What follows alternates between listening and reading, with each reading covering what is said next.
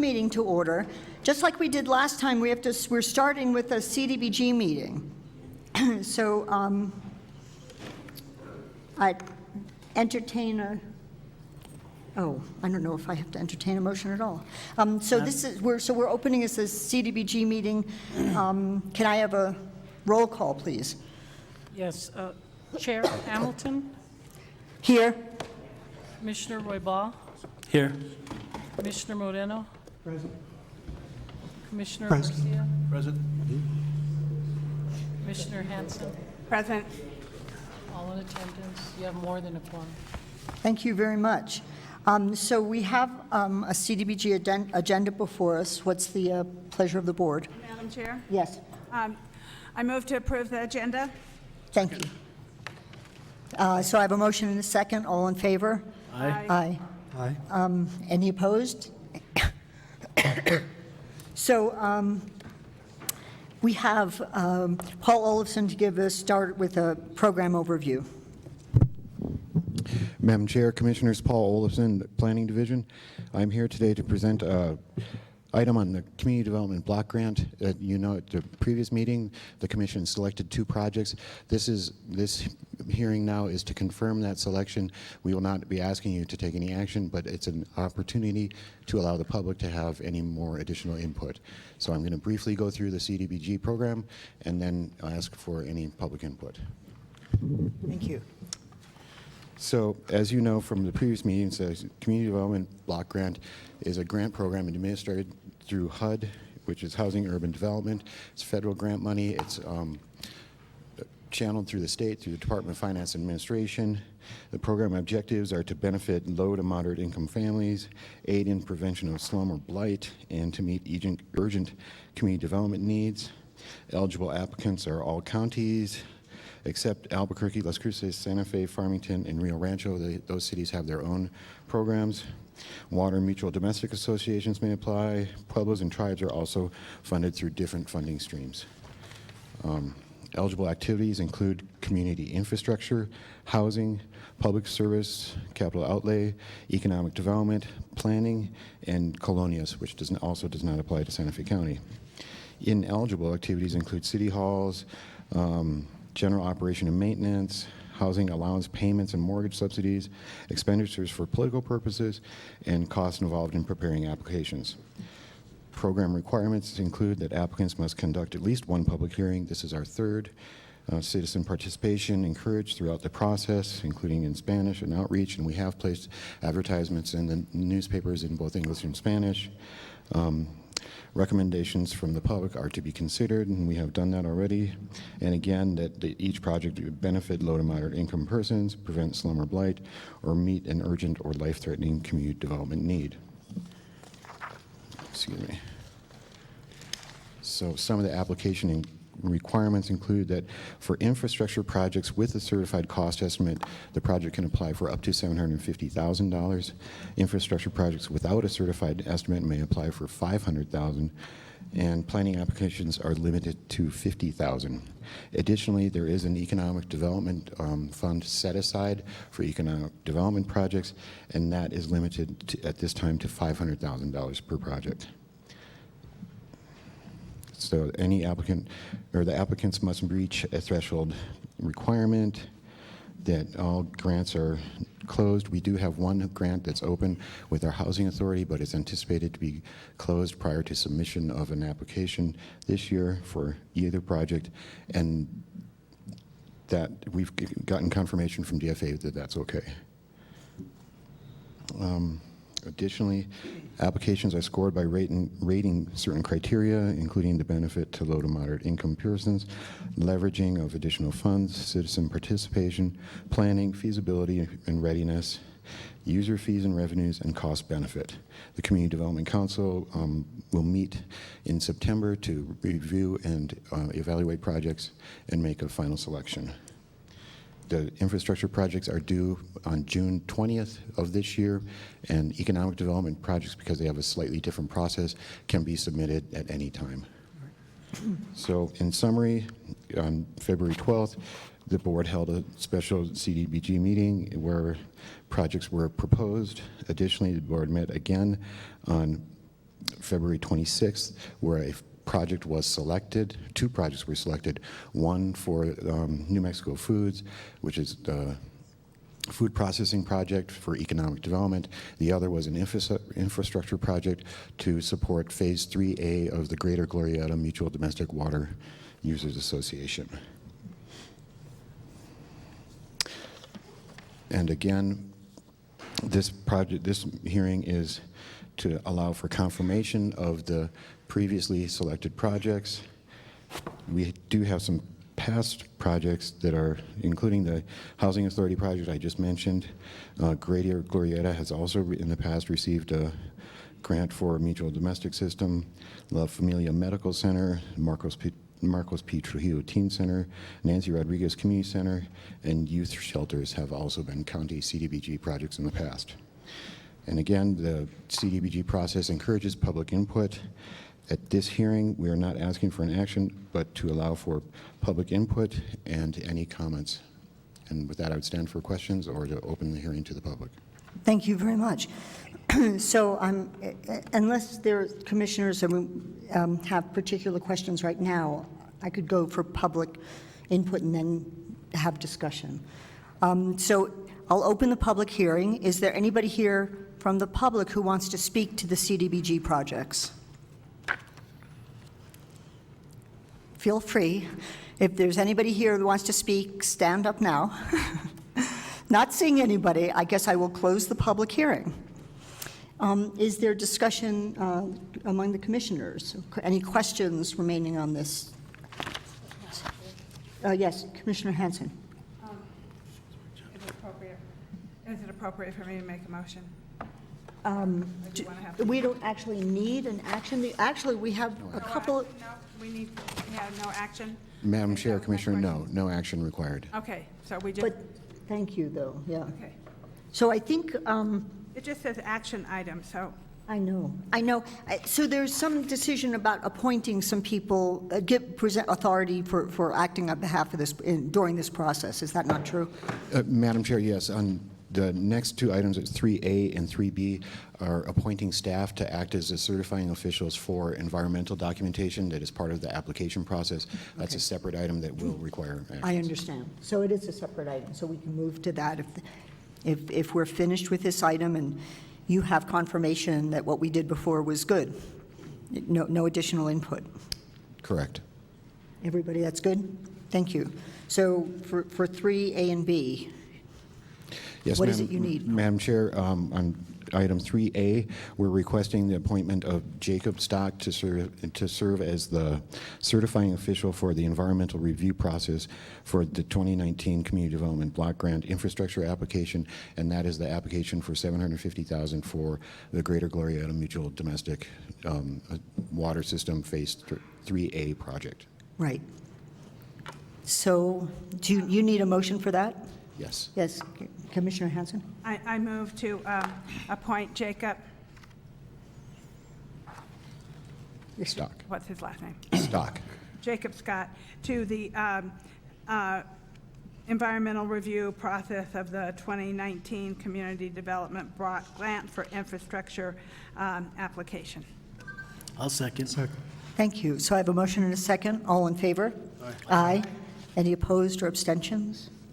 Okay, so that passes. So 3B. Okay, 3B is a request approval to appoint designees to act as certifying officials for the environmental review process for the 2019 Community Development Block Grant Economic Development application. And this is the application for New Mexico Foods. And we're asking to appoint 2 staff members in case one is not available. And those 2 staff members would be Chris Heyer with the Economic Development Division and Jacob Stock again with the Planning Division. Great. So what's the pleasure of the board?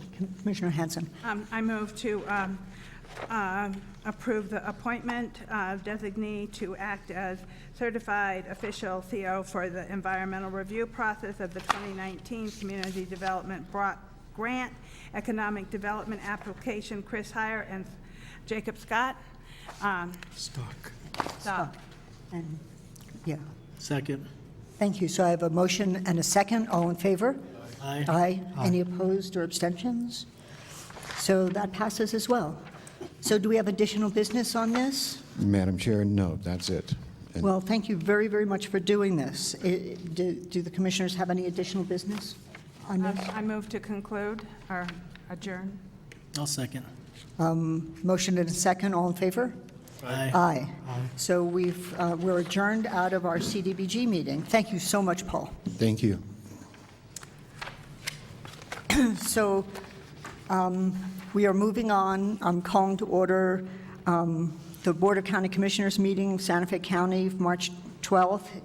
It is 2:14, sorry about that, everybody. And amazingly, we're a little ahead of schedule. Can I have a roll call, please?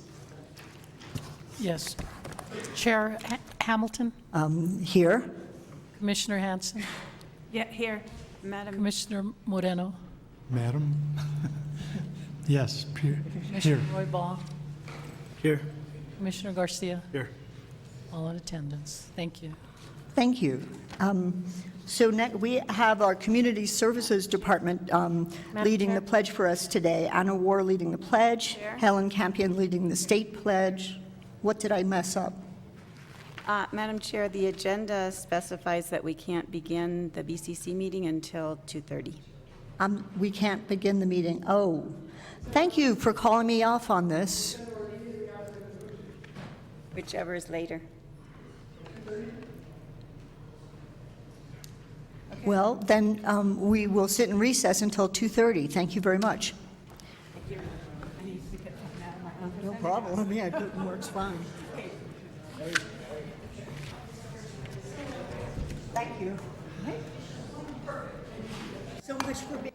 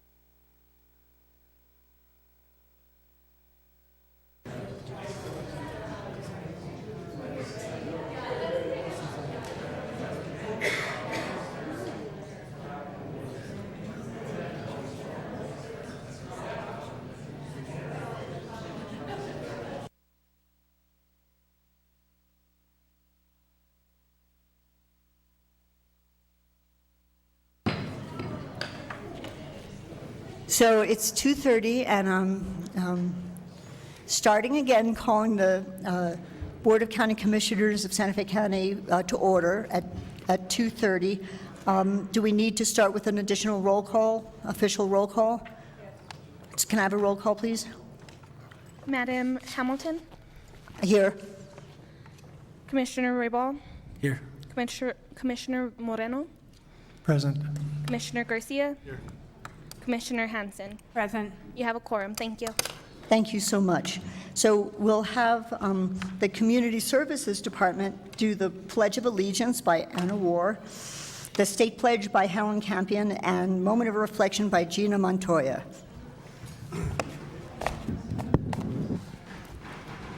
I pledge allegiance to the flag of the United States of America and to the republic for which it stands, one nation, under God, indivisible, with liberty and justice for all. I salute the flag of the state of New Mexico and the Zia symbol of perfect friendship among united cultures. Let us take a moment to focus on the work ahead of us today. Being ever mindful of our decisions and in the best interest of our community, we take a moment of silence. Thank you. Thank you very much.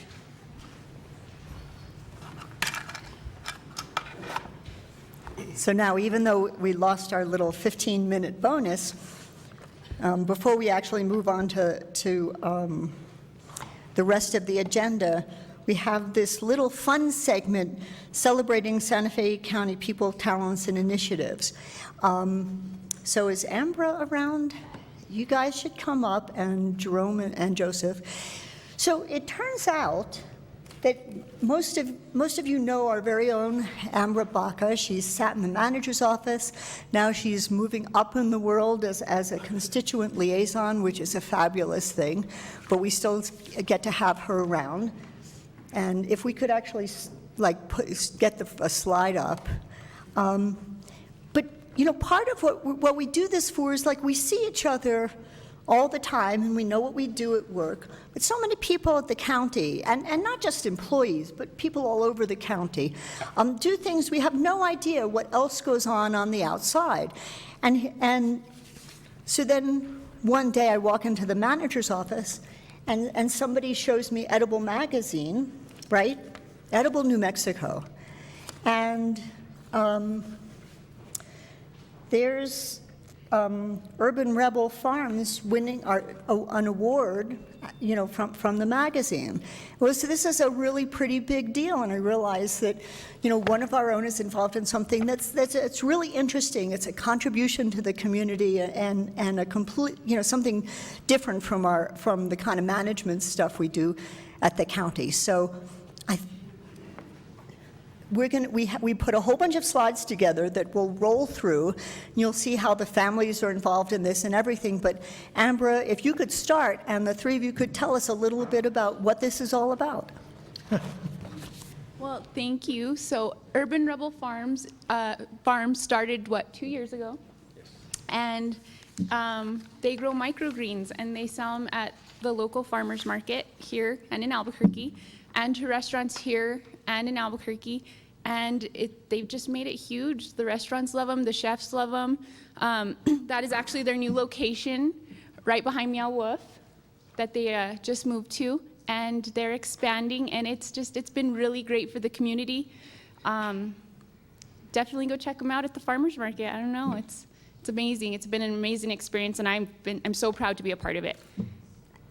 And so Jerome, Joseph, would you like to say something about what you guys do and what got you motivated into this? So we started a couple of years ago, and we decided to get into farming. My background is in hydroponics, and Joey's background is in the restaurant business. And we figured that let's do something crazy and start this business growing microgreens to provide kind of the garnish to restaurants. It's a high dollar crop, so we decided we could do that indoors in a controlled environment, and that's how we do things. We sell living trays to restaurants, and it's been a wild journey, lots of work. We're in the process of, we started the business in the county. We're currently trying to get a license to be able to move into the city. So we're still working through some permitting and working through that. But we started in 300 square feet, and we're expanding to 3,600 square feet. So That's a lot of microgreens.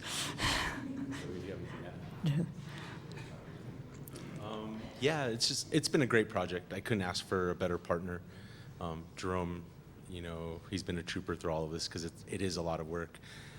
Like you said, we're in the process of expanding, so we're doing some baby vegetables, edible flowers as well. That's wild. So any of the restaurants that or not any, but some of the restaurants that you go to in town, keep an eye out for some of the microgreens that we have. They're small, but they pack a huge punch. I greatly appreciate it because we are looking to be able to contribute to the local economy as well as produce some food and maybe eliminate some of these food deserts in the future. But That's really great.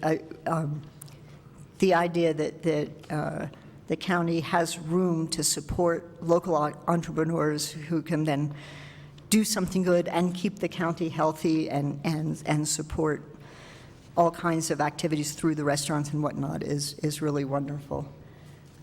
Does Commissioner Hanson?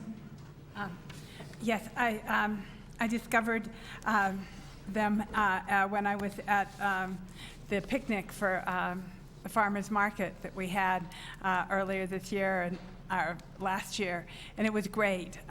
Great to discover them. I keep asking them where they are at the farmers market, and they just told me they have to, because they're a new farmer, they have to keep moving around. So we have to keep looking for them. But I'm a big supporter of the farmers market, and I think it's a wonderful product, and it's in my district, your new location. So I'm really happy that you're in that area, even though it's in the city. I don't have jurisdiction, I can't change it, but you're still part of my district, so that's great. So thank you for moving there and helping that whole area become a really revitalized and a up-and-coming area for business. I think it's really great. Thank you so much. Well, I'm jealous. Commissioner Royple. I just want to say, thank you for coming here today and presenting, your business to us. I think it's really a great business that you started, and you guys have, just looking at how healthy the greens look, it's something that I want to really look for now, and maybe we can make it into a treasure hunt, whenever we go to the farmer's market, you could give us some clues how to get to it. There you go. So, I think it'll be great. I'm really proud to see you guys bring this company to Santa Fe County. Thank you. Commissioner Garcia. Madam Chair, this is actually great, awesome. 3 young individuals from Santa Fe actually making a great enterprise. Very good job. Congratulations and good luck. And they actually do grow some stuff in my district. Well, I'm jealous again. Excellent job. You guys should be proud. That's good. Congratulations. That's really great. Yes, Commissioner. I also want to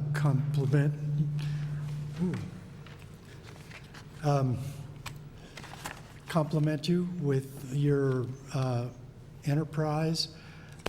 It's really exciting, and once you get big enough, you can move to the county and expand. Okay. That's right.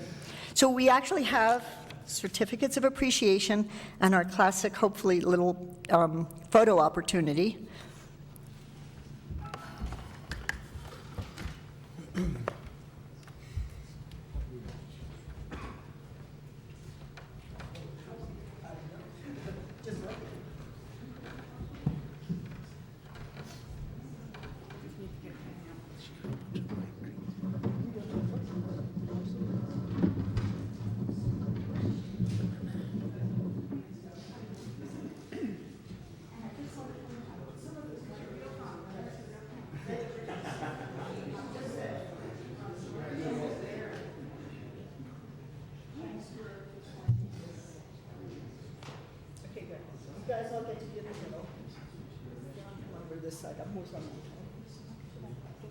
Yes.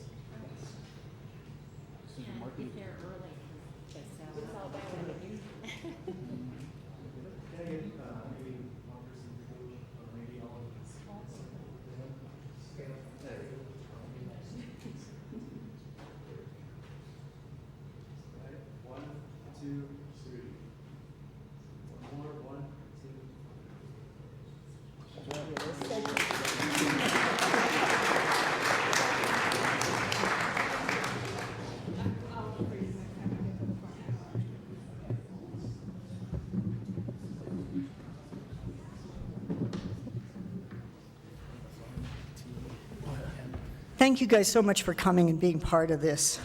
Yeah. Talk about it.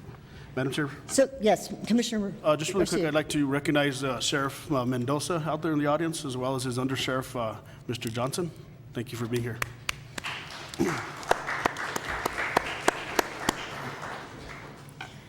So that moves us on to the agenda. So,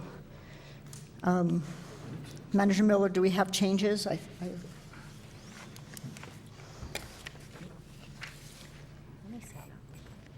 Madam Chair, yes, we have some amendments to the agenda.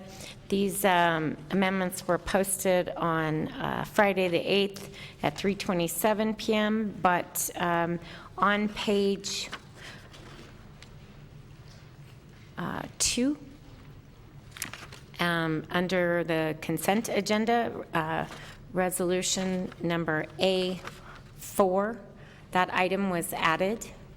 And then at the end of consent, while you can't see it on here, if you would, please move under, from matters from the county manager, presentation number 5C.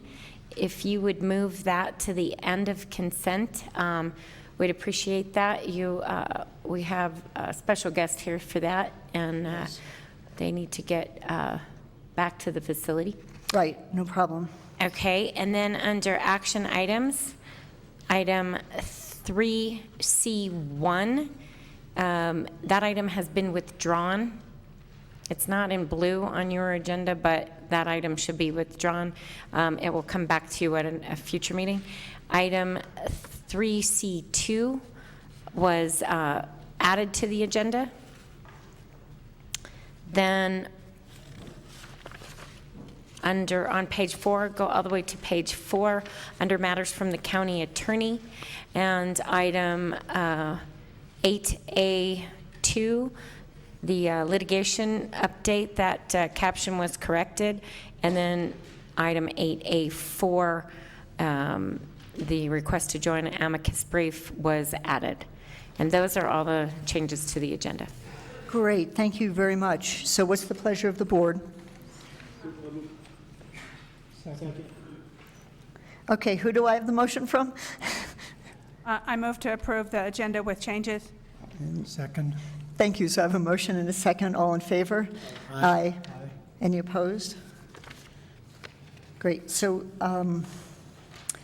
approval of the minutes. Commissioner Hamilton? Yes. I will give all of my typos to Elizabeth Karen, the stenographer. But I have a few questions because I don't want to Yes, go ahead. assume something and, Right. Make a wrong correction. So on page 12, Commissioner Roybal made a motion. I move to approve for approval of this contract. Excellent. But then Commissioner Roybal also seconded, and I don't believe that he seconded because he can't make a motion and a second. So I don't know who seconded. Commissioner Garcia, did you make the second? That would be my guess. It's on page 12. It was for- Request approval of construction contract between Santa Fe County and Cornerstones. It was pretty. You made the motion to approve. Maybe it was the other way around. I don't know, but somebody has to take credit for either making the motion or seconding it. Madam Chair, I was the one that seconded it. Okay, so, thank you. I just don't want to, Right. but then,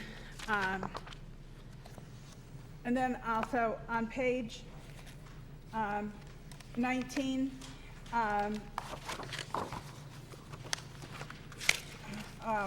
3 paragraphs down, Chair Hamilton said, "Excuse me, but I think we might wait, want to move," and then it's inaudible, and I think it was just "move on." It's on page, Yeah, I've got the page, but I haven't got student bed. If you want to, I think you're right. okay.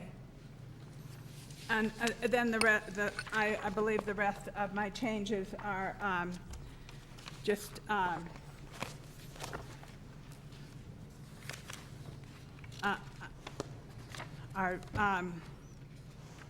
just typos. There is one other one where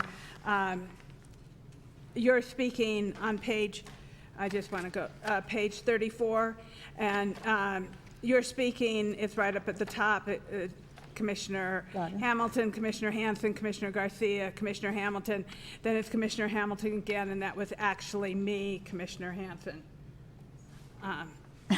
Yeah. Okay, but that one I could have let go, and then the Okay. rest of these are typos. Excellent. So I will, thank you, Tony, for waiting. Appreciate you looking at that. So with those changes, what's the pleasure of the board? Madam Chair, move for approval. I'll second. Thank you, and I assume the motion is as amended, yeah? Yes. And the second? So I have a motion and a second. All in favor? Aye. Aye. Thank you. So that moves us to the consent agenda. Madam Chair, I'd like to make a motion for approval. Thank you. Second. So I have a motion and a second. Is there any discussion or anything anybody wanted taken off for the consent? So hearing none. I have a motion and a second on consent. All in favor? Aye. Aye. Any opposed or abstentions? So, thank you. Chair, Yeah, I was just going to, Madam Clerk. Chair Hamilton, for the record, the resolutions you just passed within this consent agenda are 2019, 36, 37, 38, and 39. Thank you very much, Madam Clerk.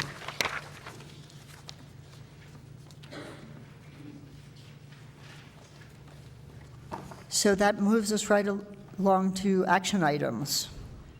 Madam Chair, actually, if we could have that presentation and update on the I know. matrix recovery model? Absolutely. I knew that I was about to correct myself. Thank you so much. So we've moved up number 5B, that's matters from county manager. B, presentation on the transition from existing, that's not right. Presentation, we're moving C up, right? Yes, presentation and update on the matrix. on matrix recovery module. Yeah. And I'll let Pablo start us off and introduce all of his guests. Thank you very much, Mr. Cedillo, Mr. Director. Good afternoon, Madam Chair, members of the Commission. I'm here today to speak about our Matrix program that was initiated back in May of 2018. The warden and I have been working on this probably about a year and a half, looking at what is going to be in the best interest of Santa Fe County, as well as the Santa Fe County inmates that reside at our facility. This program is a therapeutic community program. It is designed for the purpose of sobriety, education, sobriety, education, and I know I'm missing one. Let me check real quick. And training. So what we do on this Matrix program, I'm going to defer this to our program's behavioral health manager, who actually is overseeing this program. And he's going to have, we do have a presentation, PowerPoint presentation that he's going to go over with you. This program has been very successful thus far, and there has been a lot of participation by our inmate staff as well as our inmates. And I have a few people here I would like to introduce. Mark Pacelli, who is our behavioral health manager. Ms. Kemp, who... Stand up and down as you get introduced, or raise your hand. Thank you. Ms. Kemp, who actually is the facilitator of that program. Fabulous. our reentry specialist, Warden Williams, of course, and I have a couple of my staff with the inmate as well that is going to have a testimony after Mr. Bocelli kind of gives you an overview of our Matrix program. So at this time, I'm going to go ahead and turn this over to Mr. Bocelli. That's fabulous. Thank you very much.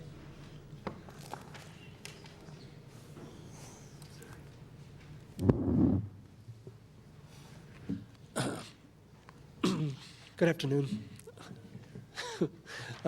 Madam Chairman, as well as Commissioners. My name is Mark Bocelli. I'm the Behavioral Health Manager at the Santa Fe County Adult Detention Facility. I oversee behavioral health processes as well as treatment for our inmates. Just a note, think about our inmates being there from 1 day to 30 days to 6 months at times. The presentation is implementing this pilot, which is a modified therapeutic community utilizing the treatment modality of the Matrix in a correctional setting, which is basically our jail. The Matrix is a SAMHSA evidence-based program. So this has been studied, this has been practiced. There's outcomes that are consistent across all spectrums numerous times. As the director had said, we started this in May 2018 with one pod of male individuals to try this as a pilot to see if this was workable. The therapeutic community is a long-term concept that's been around since the 50s, helping individuals battle substance abuse issues by putting them in an environment that promotes sobriety. Our Matrix program covers basically 30 days of treatment as we work with those individuals. We also utilize, coming out of UNM, the psychology department, we utilize motivational interviewing as a style of engagement with these individuals, as well as dialectical therapy. That's where, if we started today with a mindfulness practice, that's where DBT comes from, dialectical behavioral therapy, of starting to be mindful of what we're trying to do and accomplish. Sobriety is the hallmark of this program. So we don't allow any substances. We don't promote any substances. We want people to be sober. So to start out in the program, you have to have a UA that's clean. And then throughout the duration of the program, the security staff will do random UAs to make sure people are attempting to stay clean. Upon the completion of this program, there's actually a ceremony. The warden takes time out of his busy day, meets everybody who's graduated, awards them a certificate, and usually we have some other enhanced incentives, such as a piece of pizza. I mean, we kind of keep it simple. The motivation is trying to change your life, so that's what we focus on. The matrix that we follow focuses on relapse prevention. We're trying to be realistic. We ask people to rate where they're at regarding the stages of change. We work on triggers of criminal behavior. This is purposely done in the Matrix program in a criminal setting, in a correctional setting. We use trigger, thought, craving, use processes, thought-stopping techniques, how to stay busy, how to be in recovery, how to actually totally abstain from use of substances. We also teach them how to take care of business and managing their money. These are simple things, but if you don't know how to do that, you'd be surprised. And then we link them up purposely to 12-step groups. 12-step groups come in, we introduce them to that idea, so upon exiting the program, they can be linked up to 12-step programs. So there's a bunch of research that talks about therapeutic communities, that they're effective. So I'm not really going to go into detail about that. We use a modified therapeutic community at the Santa Fe Detention Center on purpose. What that means is it's a shorter stay, it's simpler processes, the groups are smaller, the groups are shorter. We really want to have the attention of the individual, but we embrace both the Matrix Foundation as well as modified therapeutic foundation ideas of complete sobriety. What we do see is people being able to think clearer. So our goal is to use positive peer culture. We actually have graduates who will stay on. In other words, they're still sentenced at the detention center, and they become a peer advocate and support for other new individuals coming into the program, as well as it's a vibrant exhibit of what one can do when they decide to make a change in their life. Once again, the Matrix has some research behind it that shows that it works. We also back up that research. We've had good experiences coming out of this program. So, we've done around 5 rounds of the Matrix program. We've had graduates. Our recidivism rate is pretty good.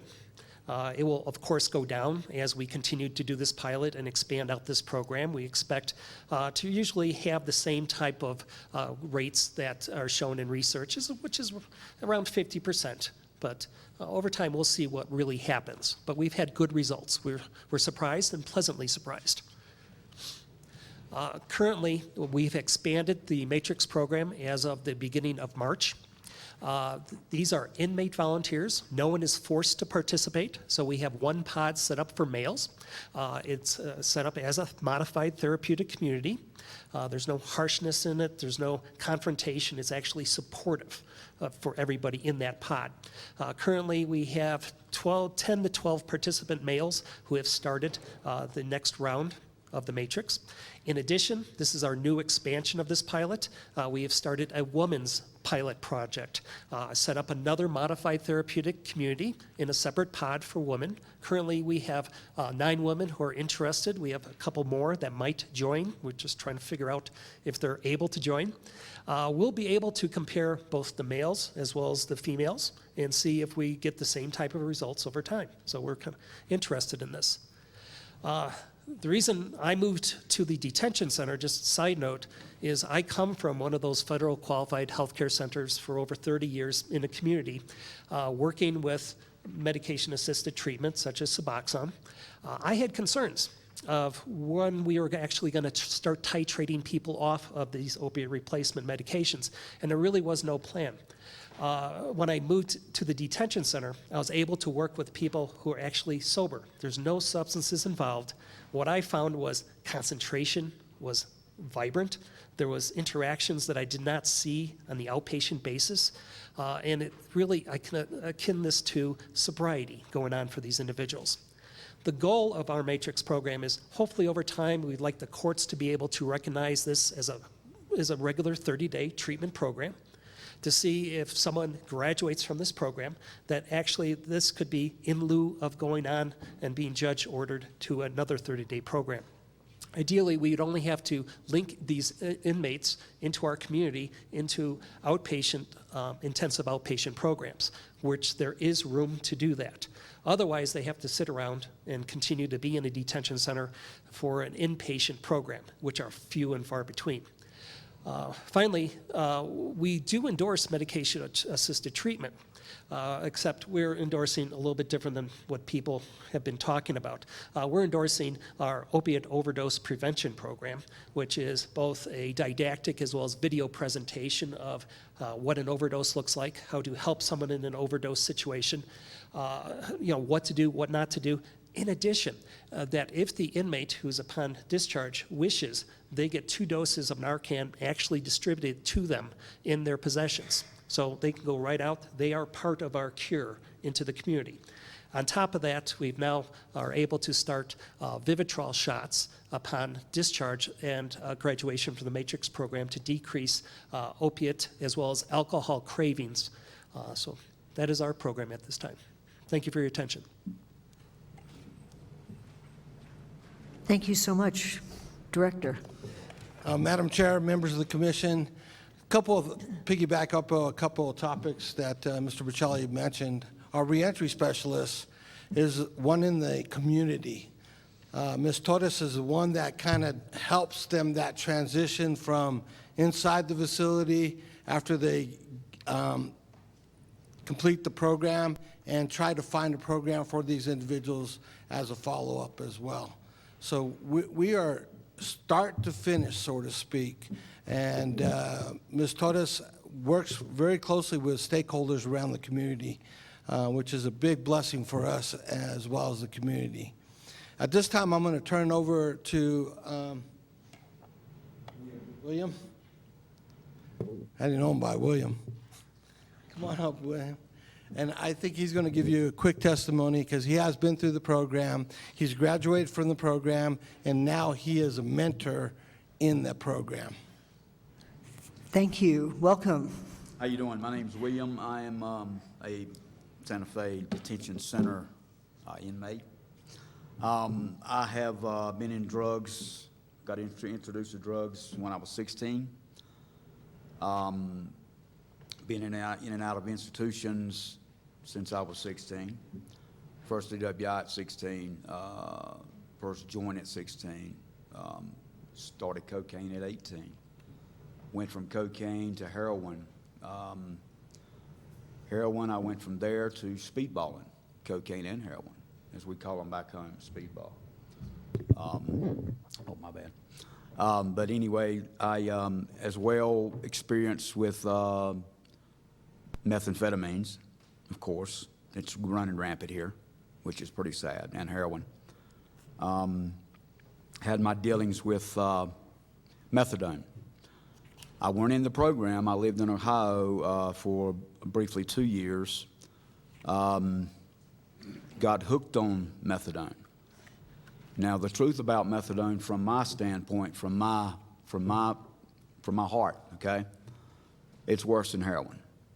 I've been a heroin addict for 35 years, ladies and gentlemen, off and on, and it's nothing to play with. But methadone is worse.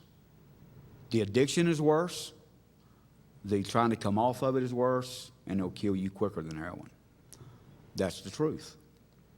I've experienced it. I know. I'll go into about the Matrix program. I came into the facility, Santa Fe Corrections, almost a year ago now, fighting a case. But now I get out in April. But anyway, long story short, Ms. Kipp does a really good job with the Matrix program. I graduated it last month. It's a really good program. It has helped me tremendously. It has brought memories back to me that I've never thought I would remember from my childhood. And this is being honest with you. I'm not a liar at all. I'm in that program trying to mentor people, the men, if they'll listen. Hopefully they will. You know, some of them are, some of them don't. You know how it goes. You can't make somebody be sober. I've been sober now for a year and a half, and I wouldn't change it for anything in the world. I would rather live under a bridge and be sober than be rich and be a drug addict again. And I've had anything anybody could want in life.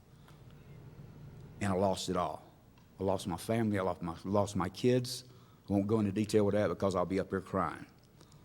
I got 5 kids back home in North Carolina, 4 grown. One little girl that will soon be 14.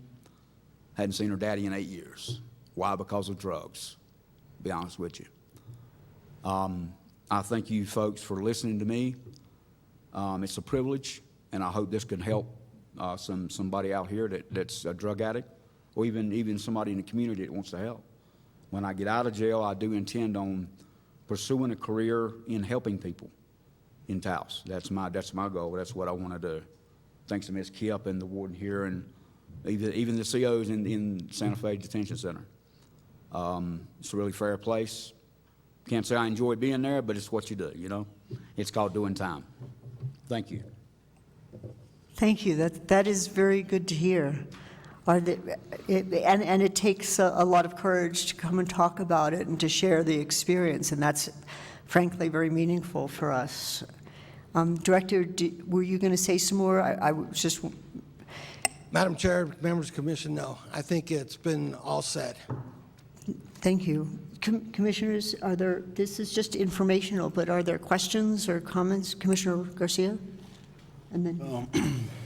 Thank you. First of all, Mr. William, thank you for coming. No, it's fine. Thank you for coming and giving your testimony. You know, that's probably a hard job to do, and you did very well at the podium. Good job. I just have a couple of questions. This is something near and dear to my heart. Actually, I have a couple of good friends that their daughters are, one's doing good, one's doing good also. It's also an important thing to the sheriff as well as some of the community leaders in the community of what's happening in our community. One of the things that I would like to ask is the recidivism rate that we have with the jail. Do we actually follow the individuals after the jail, after they leave the program? Madam Chair, Commissioner Garcia, I'm going to defer some of that to our reentry specialist, who works very closely with some stakeholders in our community. This is Priscilla Torres.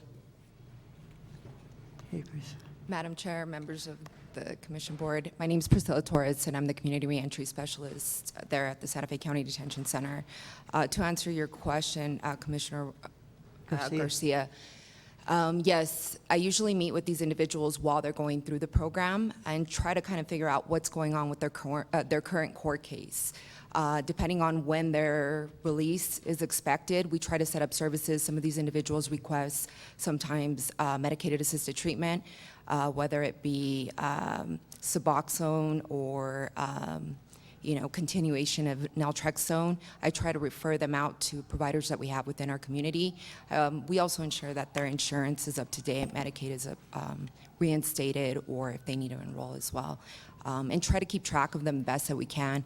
As you know, some of these individuals lack housing, they jump around from place to place, so sometimes that can be a little difficult for us to track them and get a hold of them. But there have been some success stories where I have been able to track them, and they did follow through with the appointment scheduled.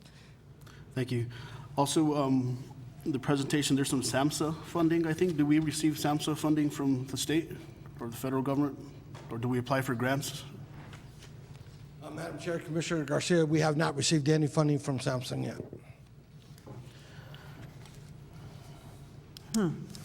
Also, let's see here.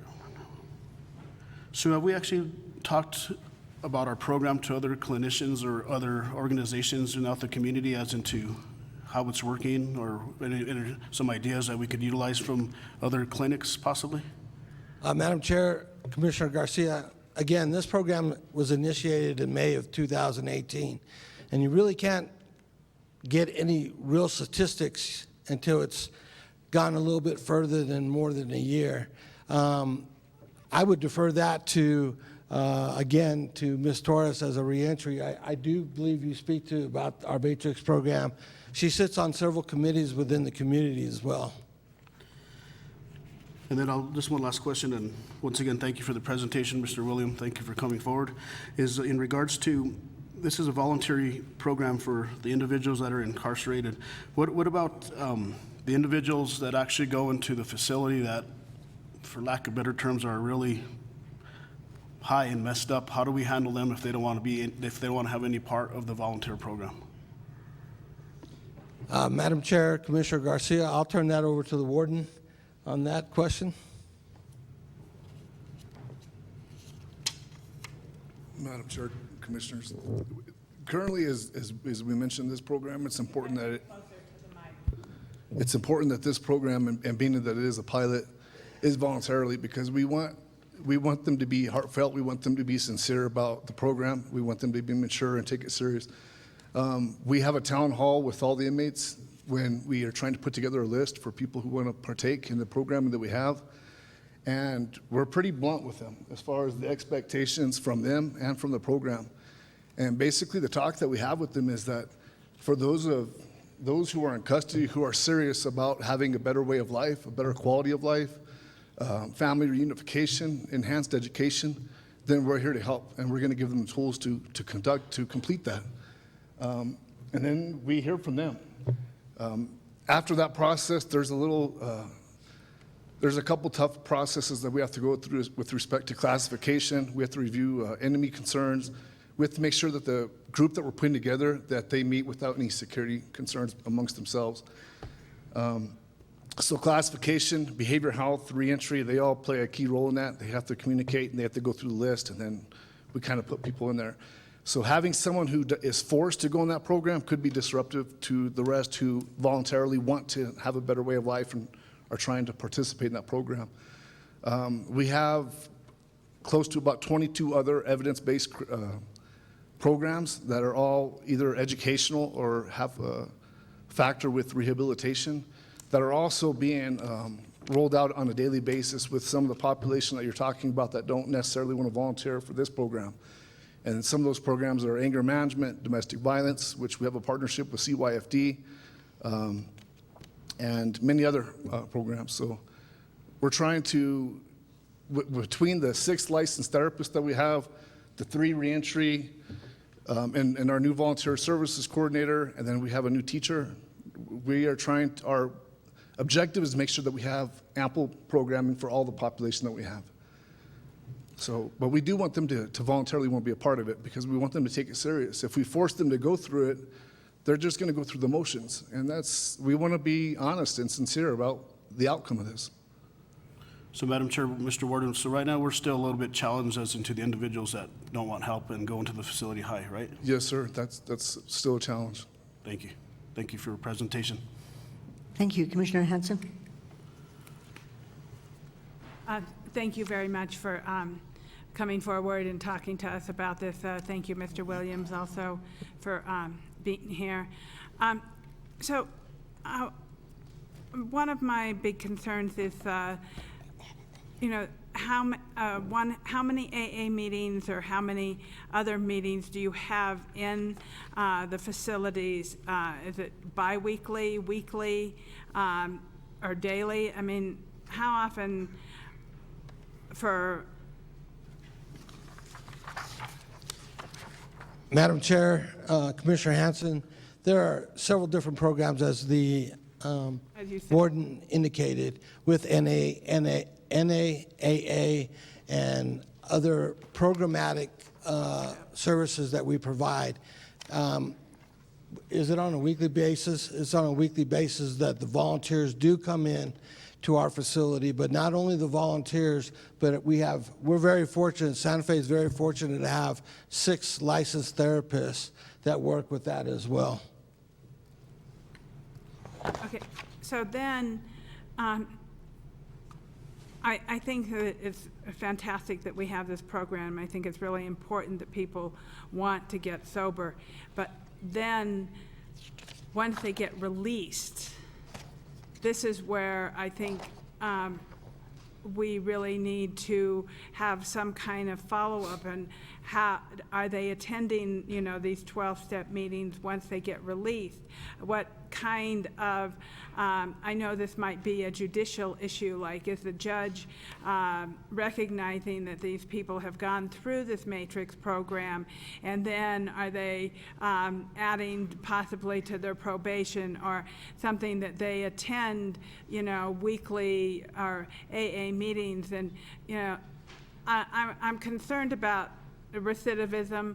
I'm concerned about follow-up and making sure that we provide, or that some kind of service is provided to people when they leave the detention center, because that is where we have a lot of challenges, and we don't have halfway houses in Santa Fe. We don't have, you know, places for them to check in that I know of. And I feel like those are really important part of this whole process in order to help people recover and make sure that this is long-term, that this is, that they have a pathway. Madam Chair, Commissioner Hanson, let me kind of explain something on that. And thank you for that question. I think it's a great question. Santa Fe County Detention Center works with the inmates inside the facility. We were very fortunate through the county manager to, and our finance department and our HR department, to get 3 reentry specialists. And that 2 of them work inside the facility with these inmates. The one person, Ms. Priscilla Torres, is the one that works with the stakeholders outside. So what she does is she tries to make that connection, as she indicated, for those individuals who come out of the institution, to have them placed in certain placements for them for follow-up. Her responsibility now is to start following those individuals, but I think she made a very good point when she indicated sometimes they'll go, if it's a voluntary placement that they go for, they may only stay for a week, 2 weeks, and leave. and we have no clue where they go. So that is a problem in following up with those individuals. Ms. Torres does a pretty good job in regards to coordinating with the stakeholders in our community for that purpose alone. I believe, William, you're going into a program after you leave the detention center, right? And where's that at? Inside Out. He's going to Inside Out. What was that from George, from the judge mandating you that? No. Volunteer. So that's a good sense of what happens. Unfortunately, northern New Mexico does not have a lot of centers or places for these individuals to follow up on, to go to. So we do our best while they're inside our facility. And I think Ms. Torres does a really good job in following up on these as well. Thank you. Thank you. Commissioner Moreno. Thank you.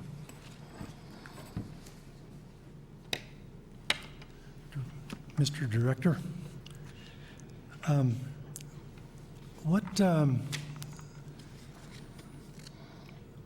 when an inmate is released and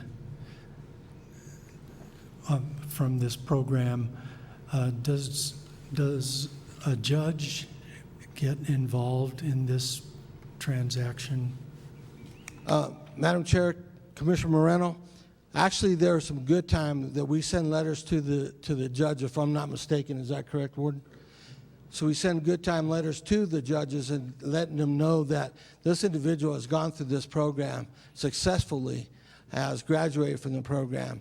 As I indicated before, once they graduate, they have the ability to stay in those areas, in that therapeutic community, to mentor those other people that come in.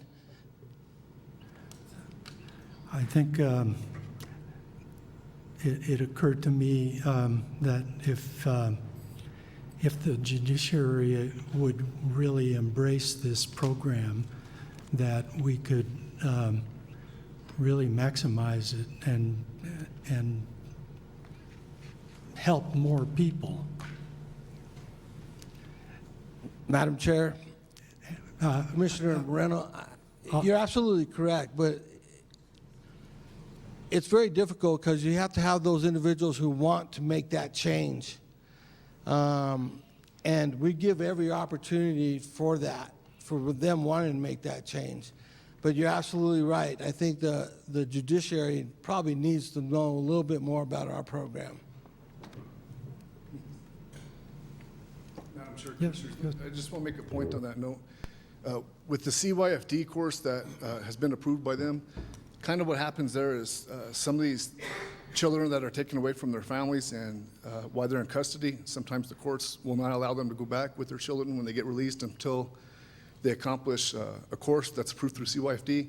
So us having that course internally allows the inmate to have that certificate and that completion, so as soon as they get out, there's no more delay in the family unification. This kind of works the same way. We're hoping that eventually with the courts, because I do anticipate soon presenting this to the judges. I think they're going to be very supportive over it. When they have situations where they're trying to sentence someone to some type of program outside, we're hoping that they'll be able to do that internally. So when they get out, it's again a quicker release back to their family and jobs. So, I mean, we're a little ways away from that. I think we're definitely showing some great progression. And I think this year now with the addition to the staffing that we got, our administrative staff and our programming staff, we're going to have some really awesome programs coming out. So we're very excited about that.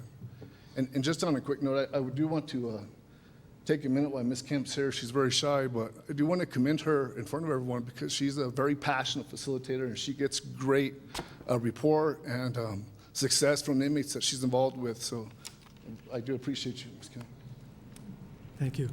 Thank you. Mr. Director,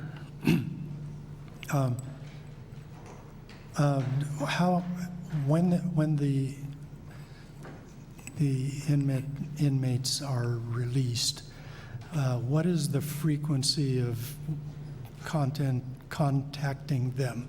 to make sure that they're still on the right track. Madam Chair, Commissioner Moreno, I'm going to defer that to our reentry specialist. That's her forte. That's what she does. So, I'm sorry, what was your question? Frequency of contact and what happens if something is not to your... Madam Chair, Commissioner Moreno, so basically, usually when these individuals are released from our custody, depending on where they've been referred to, as the warden mentioned, some of these individuals are actually being court mandated to inpatient treatment programs across the state. So usually it makes it a lot easier for me to contact someone if they've made it to their treatment program. And part of that process is getting a release of information, and just having those strong ties with these programs throughout the state, and just verifying whether or not they arrived. Now, when the individuals are being released on probation, that's pretty simple too. I can follow up with the probation officer and make sure that that individual reported within 24 hours, and whatever services we set up for them, usually I convey that to the probation officer as well. And then there are those individuals that get released, and we had no idea they were going to get released. And those are a little more difficult to track. I do my best to go through our jail management system and, try to follow up with the last provided phone number and see if I can make contact with them. But it's usually upon their release, I am tracking them just to make sure that. Yeah. Okay, I'm assuming you're collecting data on the whole program. Yes, sir, that's correct. I would like to see some reports if you have any. Yes, sir, that's correct. I do keep a tracking log, and I just document basically what the status was, the last known status of that individual after making contact upon the release. Yeah. Thank you. Thank you. Thank you. Commissioner Roybal. Thank you, Madam Chair. First and foremost, I want to say thank you for the presentation. I really appreciated it, and I want to say thank you to William for sharing your experience and struggles with addiction. I did, and now your victory. So we're really pleased to see that. And I do want to ask, so have you ever stopped using for this long of a period, or has this been the only time? With my second marriage, I know that doesn't sound good, but with my second marriage, I was sober for 9 years. As of up until then, that's been in 1996, was when that marriage ended. 3 beautiful kids out of it, and I love them to death. But long story short, up until then, until now, year and a half. I'm a year and a half sober again now. Okay. Off everything. I'll take a drug test every day. I don't care. I love being sober. Great. All right. Well, I appreciate your honesty and you being here today. So thank you. The other thing I wanted to ask is, a lot of the individuals that get released from the jail are on probation for a certain time, and they do have meetings or scheduled times for them to meet with their probation officer.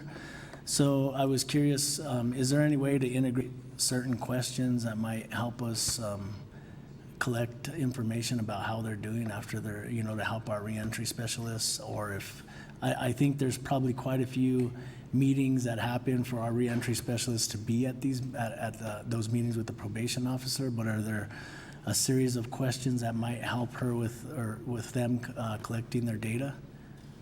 Madam Chair, Commissioner Roybal, we're very fortunate because Ms. Torres used to work for DOC with probation, so she has very good communication with them. Okay, so you're getting a lot of information from them? Okay. Madam Chair, Commissioner Roybal, actually, I do have very strong ties. I was a probation parole officer for 5 years prior to taking on this role here with Santa Fe County, so I'm familiar with a lot of the officers throughout the state. So usually they're really good about letting me know if that individual made it or not, or I work closely with them in ensuring that these individuals get transitioned out correctly out into our community. Okay, great. I appreciate that. And if they reach out for additional services, they probably can get that through their probation officer, through the reentry? Yeah, and you'd be surprised, Commissioner Roybal, sometimes they actually call me directly at the facility and request additional services. Sometimes they need their Medicaid reinstated, or they need to follow up with some type of resource or things of that nature. But a few of them actually do call me back to the facility, and it's great always hearing back from them and being able to touch base to see how they're doing. Oh, that's awesome. I'm glad to hear that you have that type of communication and open door policy. That's great. I think on the last question here, or maybe not the last, Pablo. Is that a threat? I wanted to see, I know that, like Commissioner Garcia had mentioned earlier, that we do sometimes have challenges with some of our detention center attendees that don't want to accept help at a certain time. So we all pretty much know if they're not ready to move forward and get better, then we're kind of spinning our wheels probably sometimes with trying to provide that help to them. So I mean, it's something that they have to be there and volunteer to do for it to be successful. Madam Chair, Commissioner Roybal, thank you for that question. I think the warden has put together a very good staff in terms of a multidisciplinary team that looks at all these individuals as well. We have all our therapists and unit managers who are in our units all the time, having dialogue with those inmates too. Just because you do not want to volunteer into this program doesn't mean that you're forgotten. I think that our staff does a really good job in open dialogues with these individuals as well. Would you say, Warden? Yeah, and just to add to that, I was talking to Mark's therapist this morning, and sometimes these programs, they're not ready for the substance abuse part yet. Sometimes they need the anger management, the domestic violence course. Once we get their behaviors tamed down to where they're not as violent, then they start to more so want the substance abuse program. So sometimes we look at their charges and we have to create programming that fits the nature of their charges if we're really sincere about making them a better citizen going back to the community. So that's what the behavioral health team is really tasked with doing, is finding a program that's specific to the needs of the offenders that we have. And they have a whole group of different types of those services. So sometimes the substance abuse, they may need it, but they may need the anger management, the parenting, and some of those courses first. And then they start to become better prepared for the substance abuse, where they're going to be more receptive to it. Okay, great. Thank you for that clarification. And I was curious, I know for the program, they meet weekly, I think is what I heard earlier. And I was curious, during that time, if there's one of the participants in the program is going through something that they need some additional time or help with somebody, we do provide that for them, right? If they're going through something, in between that week's meeting that they want to meet with somebody, we do provide that as well. Madam Chair, Commissioner Roybal, we are going to get the shy one up here and speak a little bit. I was hoping I'd ask the right question, because I always like to hear somebody that's passionate. Hello, Commissioner, Mr. Roybal. You're shorter than, Thank you. like me. Can you repeat the question just one more time so I could answer it fully?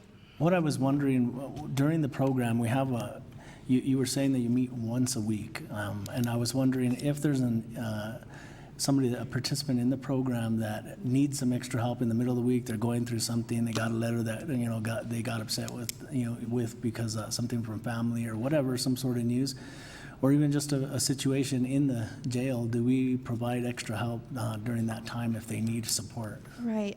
First of all, the Matrix intensive IOP that we have here at the Santa Fe County Adult Detention Facility, we actually meet 9 hours a week, Monday through Friday.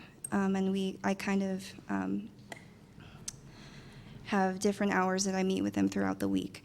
If somebody is in crisis or feeling they got some rough news, I'm always willing and able to speak with them after group or whenever. They just have to let one of the officers know, and I'll be available as soon as I can. Great. Thank you for that, and thank you also for being passionate about your job. But I think everybody here is, and I think that William now has a passion that he wants to pursue to help others to be drug-free as well. So I appreciate all of you for being here. Thank you. Thank you. Thank you, Commissioner. I can't pass up my turn for one question, especially with William here. It's just too good an opportunity to get some, direct feedback for somebody who knows. In this legislative session, there was a methadone bill that was, being discussed, and clearly we're supporting at the moment a different kind of program. But you have some direct experience, and what you said about methadone was really clear to me, and it actually was made an impression. I've never heard that kind of comparison, but is there any value to a methadone program in general, or other kinds of programs? Commissioner, my opinion, and like I said, I was hooked on it. I thought it was good. I thought it, but it weren't. When it's harder to get off of that than it is of heroin, then that's the problem. In my opinion, you're substituting one drug for another. Methadone has got a more addictive rate than heroin ever had. I used to think heroin was the most addictive drug in America or in the world, but it's not. Truthfully, I think methadone is. I've had my experiences with both. Not as many years on methadone, but methadone, I almost died coming off of it. It's that bad. And I mean, I've had that experience with heroin, but not as bad, trying to come off of heroin. Not near as bad as methadone. Does that answer your question? I mean... It does. It does. There's nothing like some direct experience to add some reality to our thinking about it. That's why I asked. I really appreciate it. Yes, ma'am. You're welcome. Yes, ma'am. Yes, Madam Chair, I just wanted to ask William something about that experience. When you were on methadone as a treatment, were you able to actually look at making the life changes that you're experiencing with the Matrix program? Or are you really under the influence of a substance that makes it difficult for you to really reflect and make the changes in your life? With that, honestly, it was just like being on the heroin. I mean, it gives you energy, but, it's got the nod to pass out episodes of like you do with heroin, just like it, but worse. And trying to come off of that, wean yourself off of that, it's unreal. I mean, when you get up to 200 and some milligrams a day, the clinic will prescribe you this much. That's a problem. That's just like doing a gram of heroin a day or more.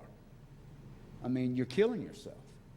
But as for me, I couldn't think about the aspects of everyday life and in treatment and what have you. No, I could not. I couldn't function. I tried, I couldn't. I thought that was the answer, it wasn't the answer. Okay. Briefly. Thank you. You're welcome. Yes, ma'am. Madam Chair, members of the commission, I'd like to make one last comment on this. Thank you.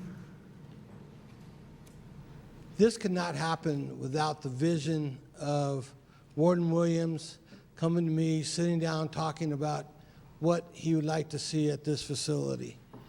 We had long discussions in regard to this, but most importantly, the support of the county manager, the deputy county manager, and I hope the support of the county commission that we can continue this program. When we asked for behavioral health therapists, when we asked for a psychiatrist, when we asked for a behavioral health manager, those were all inclusive of what we want to accomplish with Santa Fe County. So without the support of the county manager's office, and again, the support with the county commissioners, we would be stagnated in what we're doing at our facility.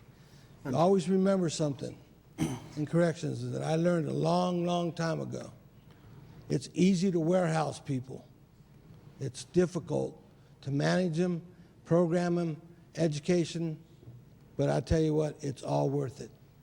Thank you. Commissioner Garcia? Just really quick, Mr. Cedillo, thank you for those comments. That's actually a good segue into, obviously, our budget is coming here soon. And so how many individuals get released from being incarcerated that need help? That we're actually assisting Mrs. Totis with Mrs. Totis's hard job that she's had, and the passion that the two ladies have there, obviously, as a probation officer, very hard job. So, Well, Madam Chair, Commissioner Garcia, that's a very difficult question to answer, but I can tell you this. We book about 95 to 9,800 people a year. We release about 9,500 people a year.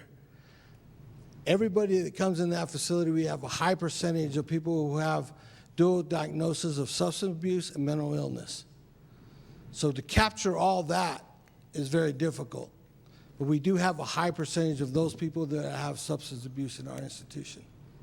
and I'm sorry, Madam Chair, I forgot to ask this question, but Director Cedillo brought this. I've had several people from the community call me, once again, on this presentation in regards to the substance abuse. Thank you all. And what can you briefly describe what we're doing with the mentally challenged individuals that are in our facility? Madam Chair, Commissioner Garcia, again, I'll defer that to our behavioral health manager who deals with that as well. Madam Chair, Commissioner, either mental illness, substance abuse, or mentally handicapped individuals are all basically looked at if they are needed, especially when we're talking about the mentally challenged individuals. We will do an interdisciplinary team meeting around that type of individual. That interdisciplinary team meeting consists of the warden, of security, of the medical staff, as well as the behavioral health staff, so that we can actually wrap around services for those individuals. We do find them as vulnerable individuals. We are concerned about their placement. This is why security statements and ideas is paramount in that meeting. So it's not from a medical viewpoint or a behavioral health viewpoint. It's a mixed viewpoint that will work and try to house that individual in the safest environment possible. We've been pleased with being able to integrate whether the individual is mentally ill, substance abusing, and or mentally challenged into the general population.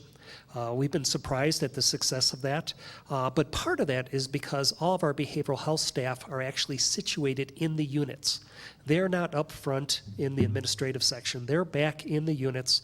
They have a pulse of their clientele in those units, as well as communication on an hourly basis with security.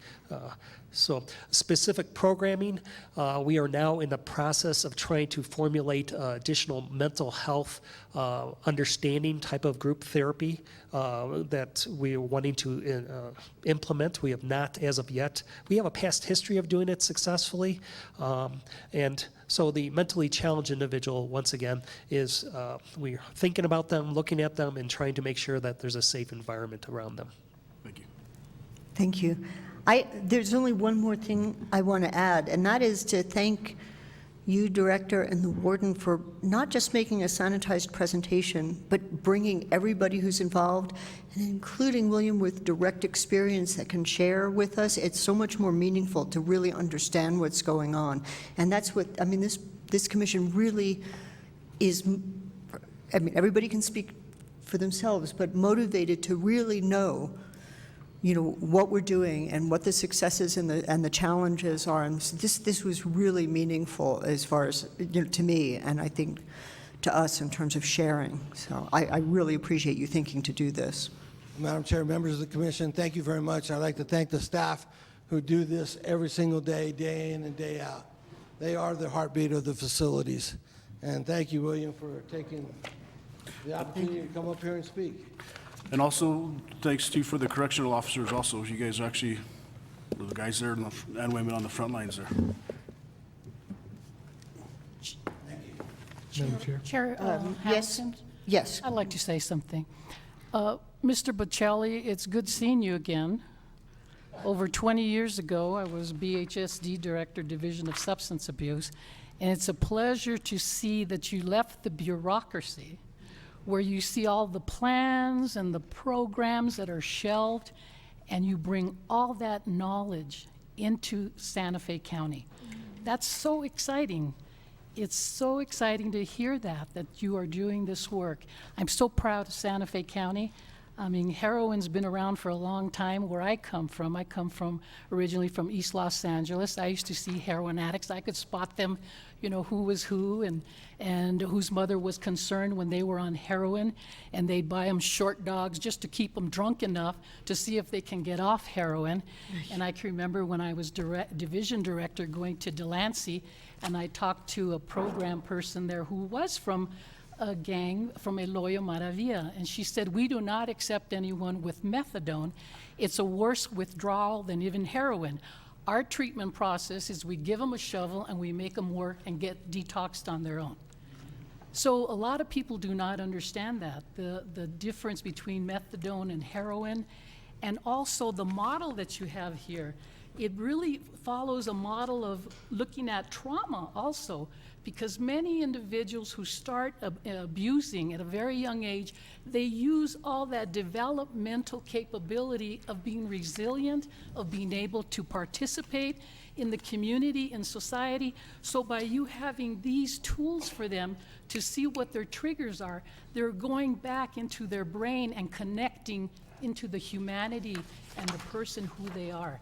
So I'm very proud of you. Thank you so much. And good luck, William. May you succeed and be in recovery forever.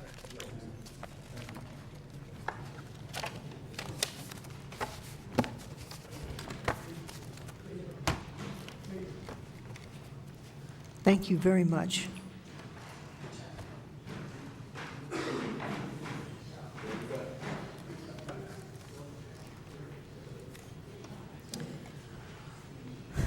So that was an incredibly useful informational item. That brings us now back up to action items. And we would be starting with 3B, resolution adopting the Santa Fe Rail Trail Management Plan. Maria? Madam Chair, Commissioners, Maria Lohman, Open Space and Trails Planner. The Santa Fe Rail Trail is one of Santa Fe County's most used and well-loved trails. It's a multi-use rail with trail, which within the railroad right-of-way. So there's a lot of complicated construction associated with it. We've been very lucky in the last couple of years to get some federal funding to construct the trail. Right now it ends at Avenida El Dorado, and very soon the construction will be complete to Spur Ranch Road. We also have plans to connect all the way to Laney. But over the last year or so, we've been working with volunteers, trail stewards, trail users, community members, to develop a management plan to keep this very important and practically brand new facility safe and comfortable for our trail users. This management plan identifies short, mid, and long-term maintenance and management needs for this property in particular. This plan emphasizes working with volunteers and regular trail users, they're usually the same, to monitor the trail in order to quickly address small issues before they become larger issues. In the short term, we're working to address safety concerns, erosion, weed and soil management, and volunteer protocols. We've developed a pretty involved database with little gullies and things where we will go back and maintain the trail. The long-term needs may include surfacing treatments to reduce our long-term maintenance, especially in some of the more complicated trail construction areas. And we might also be looking at developing additional neighborhood connections to this trail. This plan guides management and maintenance on the existing constructed trail, but it is easily translated into these future segments. Implementing this plan requires interdepartmental coordination with Public Works, Growth Management, and Community Services, as well as consistent community outreach. The short, mid, and long-term projects will be updated as necessary and as they are completed. We're requesting adoption of this plan in order to guide staff in management of the trail and in implementation of the identified projects. And I can answer any questions you might have. Thank you very much, Maria. So, Commissioners, are there any questions? Commissioner Hanson. Thank you, Maria, of course. So this last week, I was at NACO, and NACO has now created a subcommittee of trails, open space, and so it's really great. I have a brochure for you on rail trails throughout the country. That was one of the things that was brought forward, and I was also appointed to the open space trails and parks, open space. And when I mentioned that we had over 6,000 acres of open space, everyone was impressed. I can tell you that. So it was. I was very proud to be able to say that. I think this plan looks really good. It's always so impressive to see the work that you have done, and for the county, in the planning department, and on the trails is really rewarding. And I'm sorry, but I've given all my copies of the open space plan that you gave me. I've given them all away. We can make more, I promise. Thank you. I think it's a really important product to be able to share with people throughout the country, and thank you for this. Thank you. Thank you. Commissioner Moreno, did you have, I believe you? Yeah. The rail trail runs through my district, and I'm so proud of it. But it is starting to get a little raggedy, and so I'll be supporting this whole redo.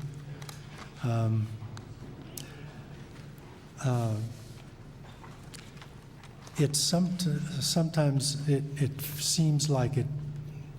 When I ride on my bike, I can go a long way, but when you're just trying to access a point, it's not usually accessible. For the one area that would really benefit would be the people who live in Commissioner Hamilton's district, and enticing the people in that area, maybe with signage so that they can get access at the 9-mile point. That would be one of my ideas. Madam Chair, Commissioner Moreno, I just want to address a couple of things. We've had a particularly wet winter, which is great, but it also does cause a little bit of extra wear and tear on our trails, and so we are working to address that. And one of the things that we've determined about the rail trail is that maintenance on the rail trail is way more complicated than some of our other trails, and it's hard for volunteers to do because of the requirements of the multi-use transportation facility hard-packed surface. So we are working with our maintenance staff to do that. There are fewer of them than volunteers, and so we're getting there, but we're making progress. The other thing I want to address is signage and trailheads and access. We are working on improving a couple of access points trailheads in our upcoming schedule. We have some funding for improving trailheads, especially at 9 Mile. We're also working on implementing our signage plan to do a little bit more wayfinding. Great, thank you. Commissioner Garcia? Madam Chair, Maria and your colleagues that actually worked on this, you guys have been working on it for a little while, very detailed plan, very thick detailed plan. You guys did an excellent job anywhere from working with David Padilla's shop to risk management, what the involvement is of the entire county. Thank you. Some of the couple of questions I have is stewards. Who's actually going to initiate getting all the stewards? Is that you? Is that planning? Who actually, community services department, who actually now is getting these stewards to actually go and help us maintain the trails? Because just keep in mind, this is just for one trail. There's Yes. still a lot more of the trails out there. Madam Chair. So just to get into that, as we're going into the budget hearing, or the budget situations, and that's what we need to talk to Manager Miller about, is if our maintenance department needs a person or two additional crew members to help out, then we need to consider that, so just keep that in mind. But so who goes out and gets the stewards? Madam Chair, Commissioner Garcia, we do have 2 existing rail trail stewards who are regular trail users, and so they're out there almost every day because they love it, and they report issues to us. We are working on getting a new volunteer coordinator who will help us organize better, more volunteers. But again, the maintenance of this trail is really complicated for volunteers to do. And so those volunteers that we will, that we have a very large list of and we're trying to organize and get to utilize will be helping us with the monitoring and the data collection, and this erosion here needs to be fixed, those kinds of things. So Madam Chair, Maria, does the county have a, let's just assume the trail's wiped out because of rain or whatnot. Is there some sort of a maintenance program, something that the road department has, where you actually call or you fill out something on the computer, and then what is it called? Is it like whenever there's a pothole in the road and we can fill it out, and Mark Rodriguez fills it out, and then it goes to the maintenance crew? Do we have something similar to that with the trails?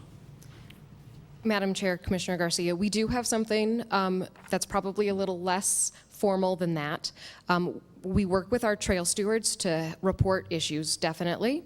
And we also have an emergency protocol, especially with the rail trail right there at Rabbit Road. We know that that part of the trail, because we had to fit it into the railroad right-of-way, has some steep parts that are prone to more erosion than some of the other parts of the trail, that we go out and monitor that for safety hazards every time it rains. So we, as staff, we have those internal protocols, and we also do rely on our trail stewards to provide that information for us. Madam Chair, Commissioner Garcia, property control, building services, and open space and trails are all linked to the maintenance connection software that when people call in, whether it's for trail maintenance or building maintenance, a work order is generated and given to the appropriate section. David Padilla gets these work orders, and if you see in your monthly Public Works report, we report on there, we show how many work orders Open Space and Trails receives and how many they close out. So we do have the means to, from the public to the actual maintenance technicians, to get the work order. Thank you. And then also, thank you for including the schools in here in the outreach or the educational piece of it. And then also, what's a trail counter? How does a trail counter work?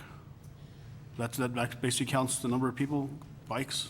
Madam Chair, Commissioner Garcia, yeah, it's very similar to how we count traffic on roadways. It is a little air compressor thing that when bikes or people walk over it, it will signal. And so we have a couple of those with Dave Padilla in our maintenance yard right now that we just need to install, because we know that lots of people use the rail trail, and we should know what those numbers are.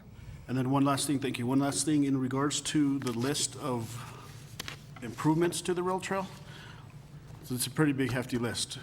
And I don't know if anybody looked at it, that's just for one trail. But so are these are all phased out? Is it the highest priority first, or is it just a list of all of the improvements, money, budget needed for just the rail trail? Madam Chair, Commissioner Garcia, it's been a while since I've looked at it. I believe that it is listed in location where it is on the trail, not by priority. In another table, there is a list of priority projects, and that actually has to do more with intersections than that very large list of projects. That very large list is more identifying the smaller projects that we should get out and deal with now before they become larger issues. Thank you. Thank you. Commissioner Moreno? A follow-up. Yesterday, when I was out there, out on the rail trail, I noticed, well, I've noticed along the way that, especially in El Dorado, and there may be other communities along there that they're further south or more to the north. But in El Dorado particularly, because it's very well used and it gets a lot of impact. And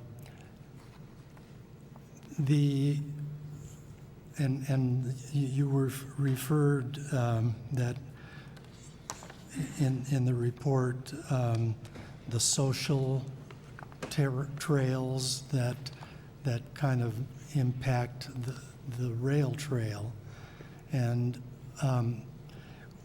would there be a way to include the people who live on the either sides of the rail trail so that they might take some interest in helping with monitoring the situation? I just dreamed that up yesterday, and that would have to go through the ECIA and that, and have them have designating trails within the community property.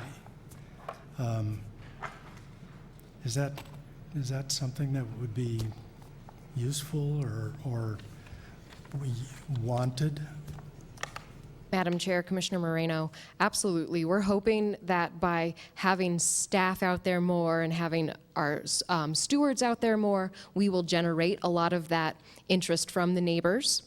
And one thing that we do recognize is that we do have a lot of those social trails that connect to the rail trail because everybody wants to access it from their backyard, and that's what makes this trail so successful. So we do need to make those social trails more official and do an analysis of how we can do that and where it's most appropriate and where it's safe to access the rail trail from the neighborhoods. And again, working with the neighborhoods to have those conversations is the only way that we're going to be able to succeed in that. Yeah. Thank you. Thank you. Thank you. So if there isn't any further discussion, what's the pleasure of the board? Commissioner Hanson. I move to approve adopting the Santa Fe Rail Trail Management Plan. Second. Thank you. So I have a motion from Commissioner Hanson and a second from Commissioner Moreno. All in favor? Aye. Aye. Any opposed or abstentions? Thank you, and thank you for all the discussion. Thank you very much. So now we can move on to action items miscellaneous. The first one was tabled. So C2 is requesting approval to utilize the GSA price agreement for indefinite quantity of SCBA's for the fire department. Bill. Thank you, Madam Chair. Bill Taylor with Purchasing Division. Commissioners, what's before you is a request first. Our current county purchasing regulations require that use of outside contracts in excess of an amount of $250,000 requires approval by the Board of County Commissioners. So before you is approval to utilize Federal Supply List, a General Services Administration GSA price agreement for the purchase of self-contained breathing apparatus for the fire department. It also authorizes the county manager to finalize negotiations and sign the purchase order. There are multiple vendors on the GSA price agreement. It's similar to our statewide price agreements. Procurement is done. These vendors provide these services. It's a Schedule 84 GSA price agreement, and also the state procurement code allows this under 13-1-129 to utilize existing contracts. So with that, I will stand for any questions. Great, Commissioners. Commissioner Garcia. Madam Chair, just a really quick question. What does the county, I don't know if Manager Miller or Chief Sperling, what does the county do with the old apparatus? Good question. I'll turn that over to Chief Sperling. Thank you. And one of the reasons I'm asking is we get $2 million worth of new apparatus. The old apparatus goes where? Does it go to auction? Can we actually donate it, give it to a third world country of some sort, or somebody in another area that needs it? Madam Chair, Commissioner Garcia, generally if the vendor doesn't take the material back in exchange, we'll send it to auction. We have had requests in the past for donation of apparatus, not SCBA per se, as not many departments are looking to use used SCBA. But in general, I think in this occurrence, it'll probably end up going to auction.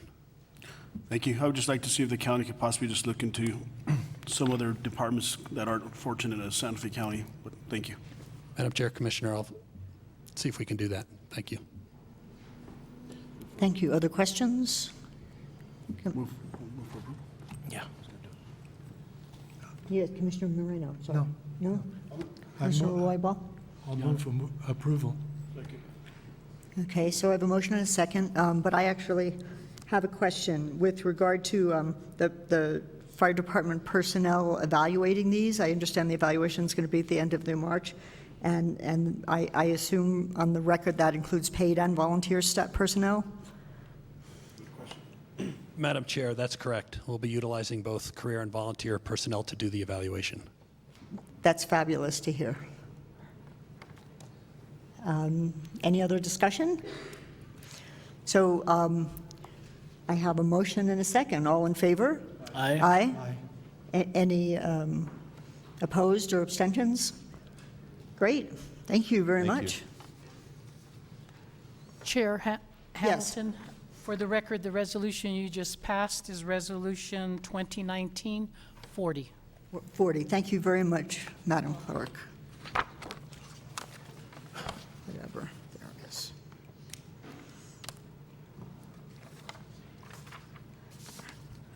So that moves us along to 3D, ordinances. We have requesting for publication of title and general summary, and I gather it's not Penny doing the presentation. Thank you very much. Good afternoon, Madam Chair, Commissioners. Robert Griego, Planning.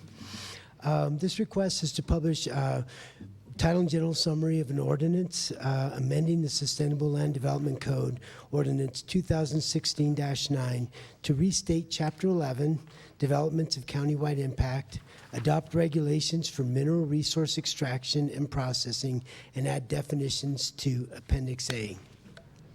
The SLDC was adopted in December 2015, and Section 11.3 regulations for mining and resource extraction was reserved until staff was able to develop regulations. A stakeholder group was established in early 2016, which included interest from the development community, the mining, sand and gravel, and community groups as part of the process to develop the regulations. The stakeholder group continued to work with staff through 2018. Staff also worked with an expert hard rock mining consultant to develop the regulations. As community planner Jacob Stock will provide the board with a presentation of the process and the proposed amendments. Thank you. Thank you, Jacob. Thank you, Robert, and thank you, Jacob Cohen.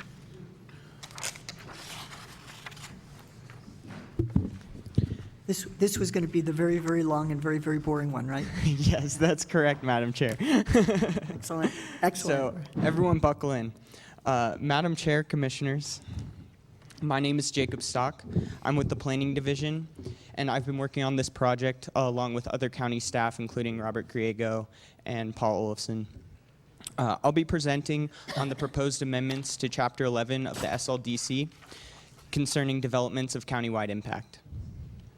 I'll start with the definitions of developments of countywide impact, or DCIs, then go on to the rationale for these amendments, the process of developing the proposed amendments, an overview of the amendments, and a proposed schedule before standing for questions. Great, thanks. The SLDC defines developments of countywide impact as developments which place major demands on public facilities and budget, affect environment, health, safety, and welfare beyond immediately neighboring properties, and create serious adverse noise, light, odor, vibration, and traffic impacts. DCIs currently identified in the SLDC include landfills, junkyards, and large-scale sand and gravel extraction and processing. Oil and gas production is regulated under a separate ordinance. Concentrated animal feeding operations, or feedlots, are reserved. And regulations for mining and resource extraction are addressed in the proposed amendments. The Sustainable Growth Management Plan, or the SGMP, calls for DCI regulations that protect scenic vistas and natural landscapes, environment, flora habitats, wildlife corridors, and wildlife habitats, environmentally sensitive areas, wetlands, rivers and streams, and flood hazard areas, archaeological, historical, and cultural resources, and of course, the health, safety, and general welfare of Santa Fe County citizens. The SGMP also identifies developments that may be regulated as DCIs. These are largely the same as the list in the SLDC, with the addition of wind farms and major reshaping of land surfaces. Section 2.2.6.2 of the SGMP sets out the rationale for these proposed amendments. It states that the county's regulations and standards for hard rock mining will be updated and incorporated into the SLDC as a development of countywide impact. This, put simply, is what we're proposing to do with these amendments. The SLDC was adopted in 2016 with Chapter 11 regulating DCIs. We were not able to complete the mining regulations at that time, but Section 11.13 reserves regulations for mining and resource extraction, while regulations from 1996 remain in place. The proposed amendments introduce new mining regulations consistent with the SLDC and in accordance with the SGMP. Our goal in developing these proposed amendments to Chapter 11 was to create a complete and reasonable regulatory process that prevents negative environmental and social impacts, avoids long-term treatment requirements, requires the operator to bear all present and future costs associated with the DCI, and establishes regulations for mineral resource extraction and processing. The resulting amendments clarify and establish requirements applicable to all DCIs, address errors in the current chapter and clarify language, clarify procedures for DCI overlay zoning districts and DCI conditional use permits, which I'll talk about later, and establish regulations for mineral resource extraction and processing again. So staff carried out an extensive process to develop these proposed regulations. We held multiple meetings with stakeholders in the community and received public comments during the public comment period and 4 public meetings that were held throughout the county. All public comments were recorded on a spreadsheet that's included in your packet. It's got a green header on it, so you can find those there. We also reviewed mining regulations and standards from other counties and from abroad. We worked with a national expert in mine regulation, and we consulted with state agencies in New Mexico which are charged with mine regulation at the state level. So now I'm going to get into a little more detail about the contents of our proposed DCI regulations and the proposed amendments. I'll keep it pretty general, but first, let's start with the procedure. So an applicant to operate a DCI in the county is required to obtain a DCI overlay zoning district. Then applicant should acquire all federal and state permits before applying for a DCI conditional use permit. The DCI conditional use permit would allow the operator to operate the DCI in the county. Both the overlay and the permit process have separate application requirements, which I'll go over later in the presentation, and require hearings before the hearing officer, planning commission, and the BCC. All right. Now getting into the contents of the amendments. All changes are in the red line document, which is included in your packet. It's the messy one with all of the blue and green in it. So section 11.5 sets out the general regulations applying to all DCIs. We identified some existing regulations in Chapter 11 that should be applicable to all DCIs and brought them into this section. So for example, we felt that language on existing uses should apply to all DCIs. We also clarified some confusing language in the text. The most significant addition to this section was the section on financial guarantees. These generally ensure that the county is able to recover the cost of reviewing the application and monitoring and enforcement of compliance with the application or with the permit, to recover costs to public facilities and services, and to secure adequate financial guarantees to reclaim the site and remediate any potential damages to the site. Section 11.6 sets out the requirements for a DCI overlay zoning district application and review. Much of this section was unchanged from the existing Chapter 11.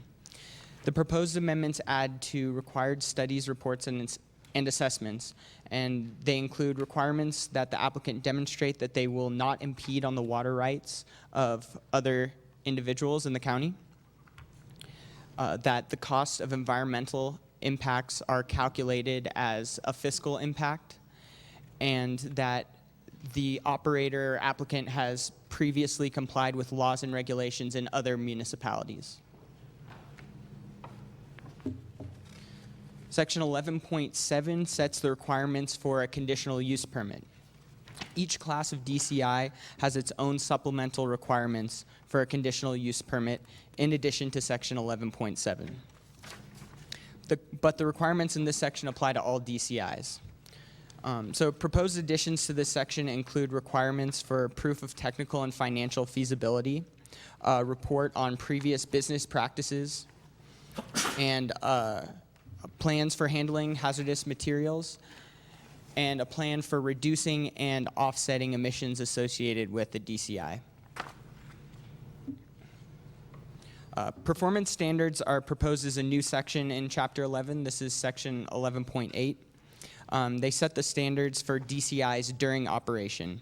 Some important elements of this section include standards for the protection of water quality and quantity in the county, the financial feasibility of the proposed operation, and continued demonstration of compliance with air quality standards. All right, so now getting into Section 11.14. These are supplemental requirements in addition to Sections 11.1 through 11.7, and they apply just to mineral resource extraction and processing. The design criteria are the foundation of this mining section. These are standards applying to all mining applications, operations, and the closure of mines. They are meant to start out as a basic criteria for evaluating a mining application. This section states that there will be no degradation of water resources, no perpetual treatment of water and other resources, and that the mine will be designed to withstand a 1,000-year flooding event.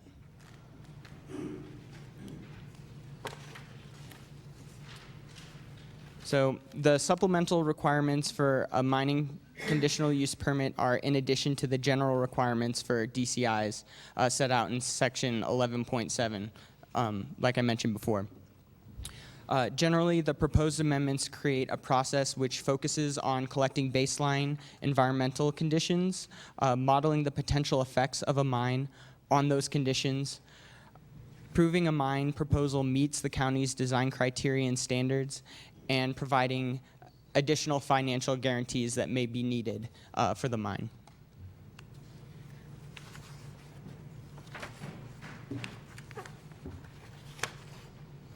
The application requirements are designed to generally follow this process.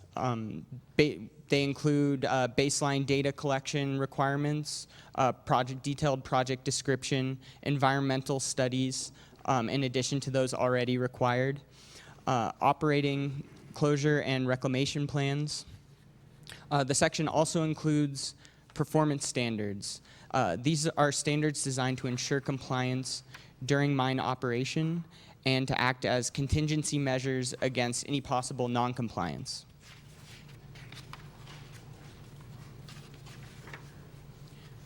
All right, so this concludes my summary of the proposed amendments to Chapter 11. And before I stand for questions with my colleagues, I'll briefly review our proposed schedule for moving forward from today. So today, we will request that the board direct staff to publish title and general summary of an ordinance to amend Chapter 11. If the board takes that action, we will hold a public hearing before the Planning Commission on March 21st. And a second public hearing before the board on April 9th.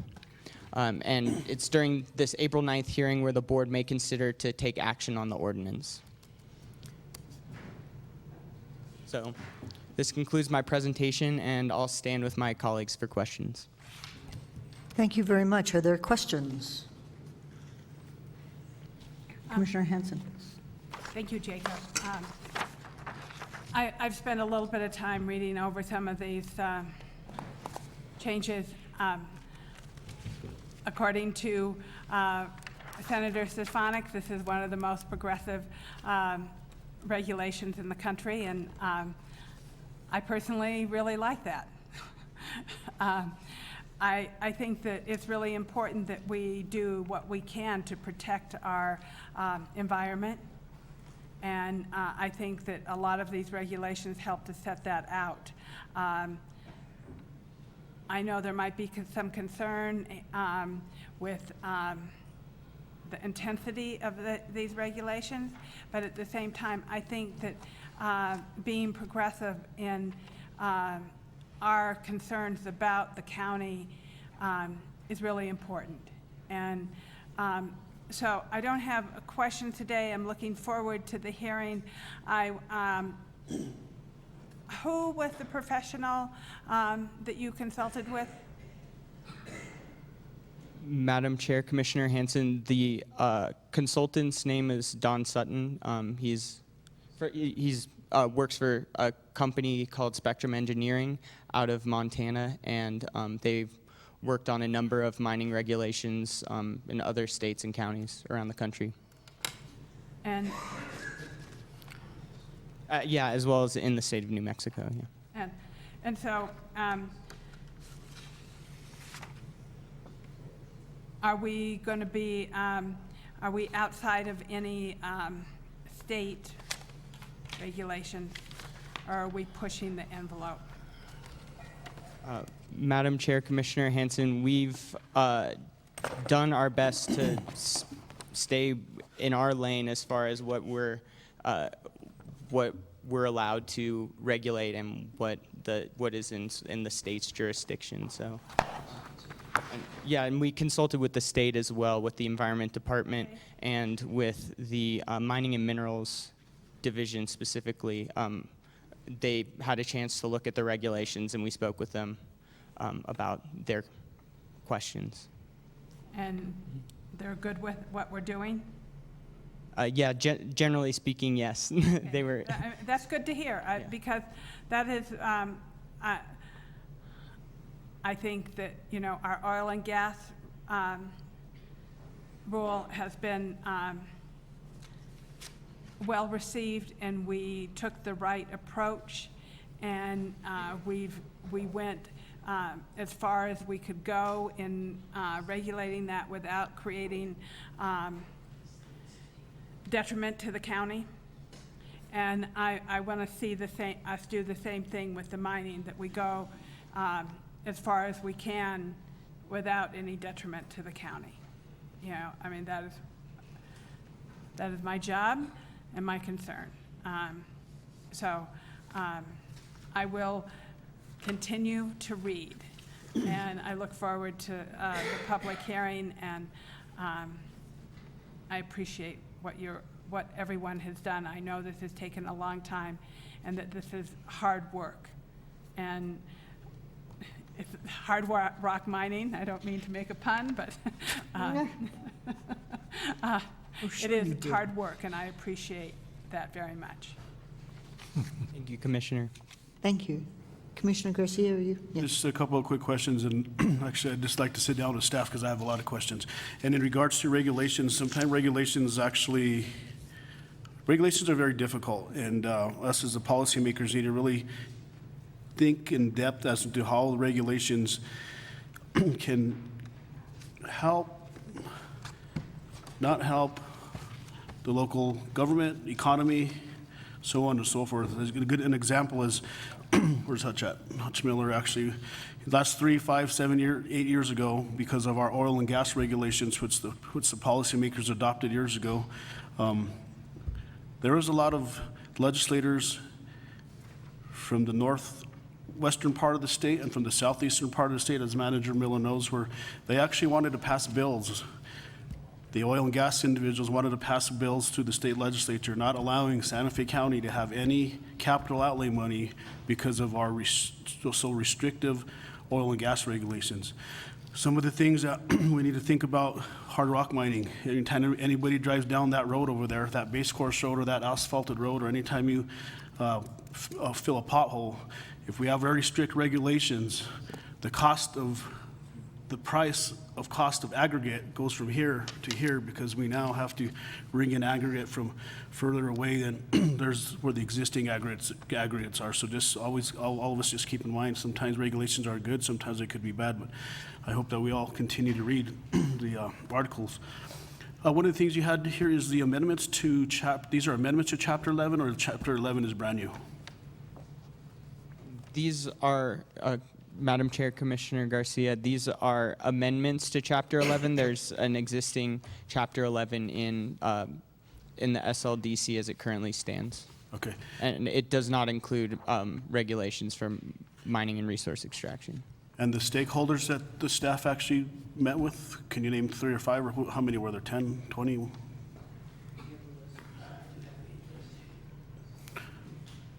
Robert has a list. So, Madam Chair, Commissioner Garcia, going back to 2016 when we initially set up the stakeholders groups, that was we had development, we had representatives from the development community, and I've got a list here somewhere. I'm looking for it. And we had representatives from the mining.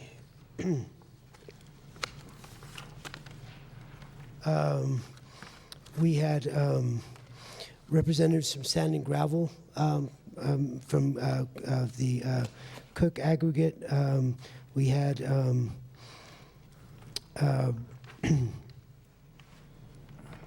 community members. It looks like, did you mean to name individuals or the number of? I just want to make sure that we had individuals from the environmental concerns, individuals from the business community, any individuals that actually do extract currently sand and gravel or hard rock. So I just want to make sure everybody was at the table whenever we were I've got a list here that shows. Okay, we can talk about it later. Thank you. And then let's see.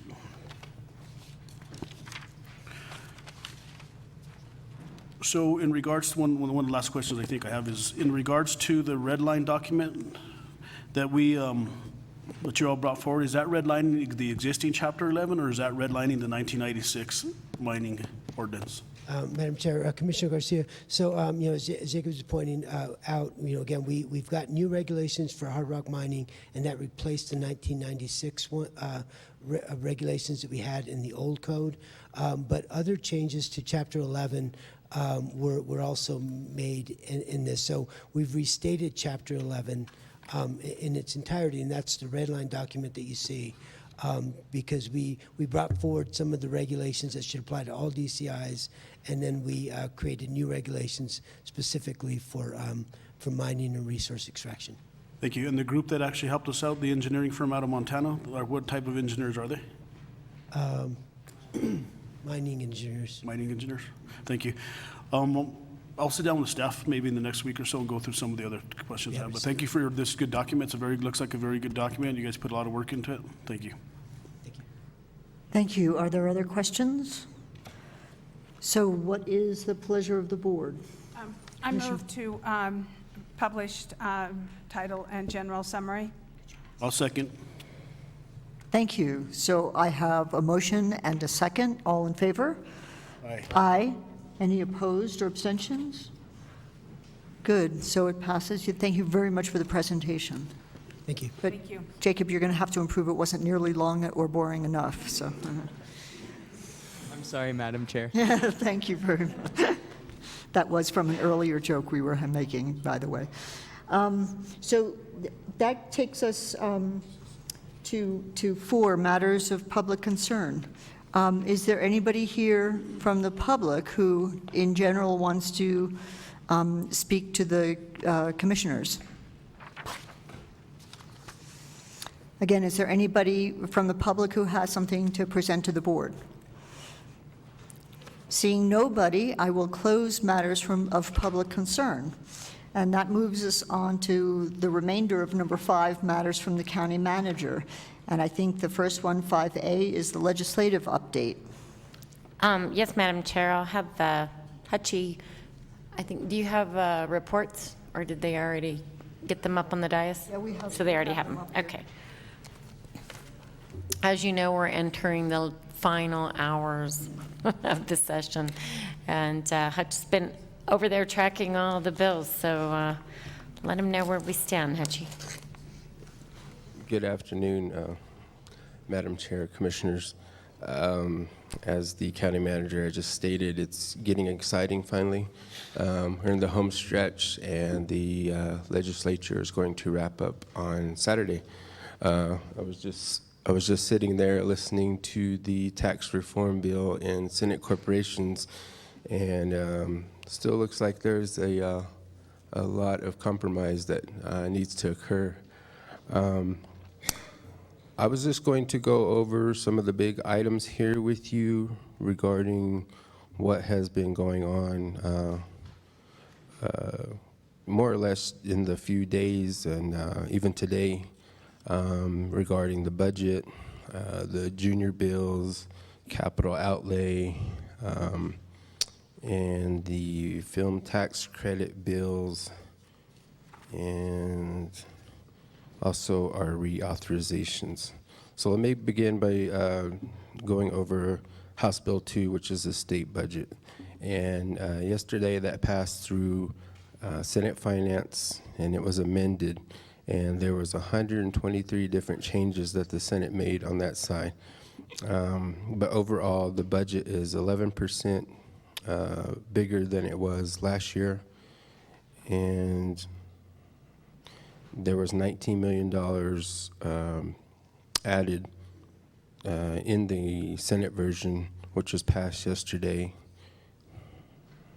The major components of those changes were increased funding to economic development, increased funding to Medicaid, the Corrections Department, and also services for people with developmental disabilities. Also, increased funding from the Senate side was to higher education. For public education as a whole, $448 million of new money, or 16%, is being added to the state budget for education for this current budget cycle. In the version that was passed yesterday, there is 22% left in the general fund for state reserves, meaning kind of contingency if things like price of oil goes down or whatnot, 22%.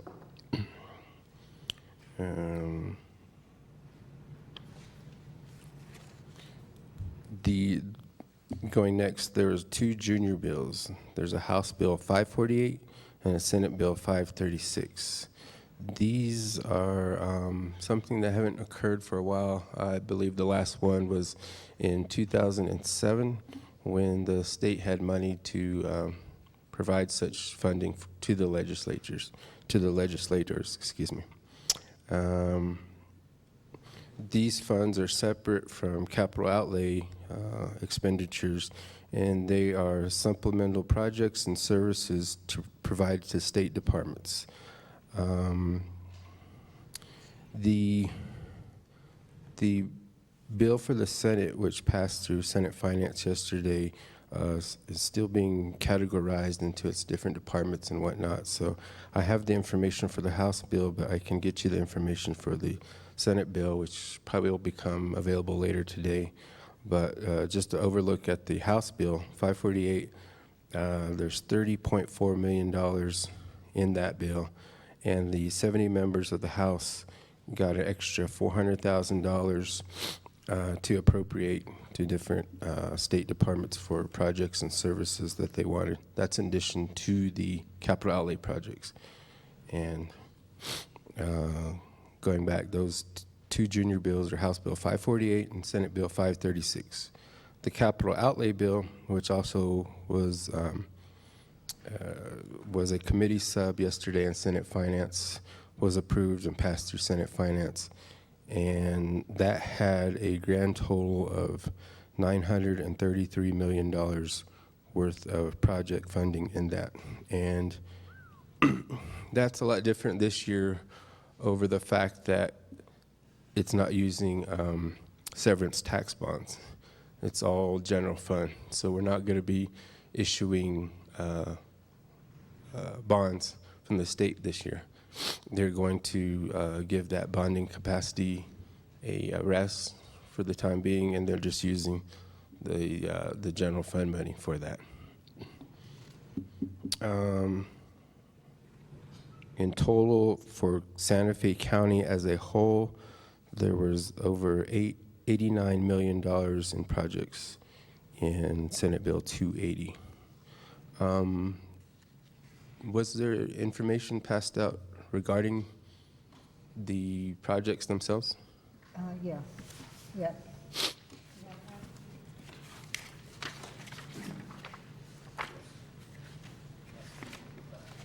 Okay, but What's it look like? Last two pages? No, is that right? Okay, thank you. so the Santa Fe County projects are from page 27 of 34 to page 30 of 34. And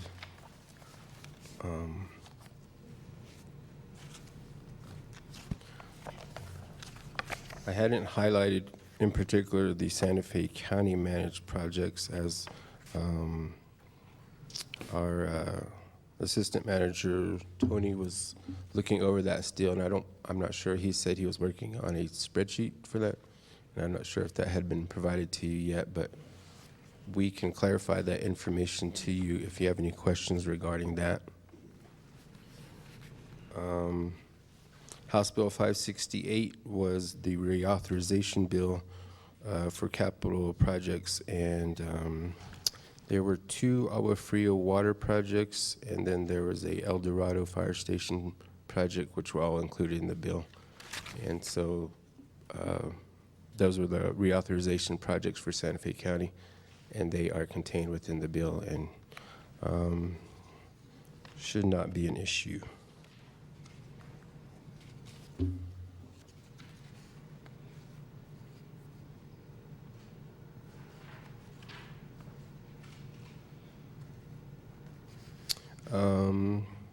Like I had mentioned when I began, House Bill 6 is the tax reform package, and this carries a lot of weight on how the budget is going to go through, because there are assumptions within the budget itself as to what tax reforms are going to take place for the state. And the main reason for the tax reform package is because the state is trying to lean away from its reliance on the oil and gas taxes. Listening right now, they were just restating again that over 40% of the budget for the state comes from oil and gas revenues. So this is an attempt to go over and change some of the issues that the state has and broaden the base overall for the state.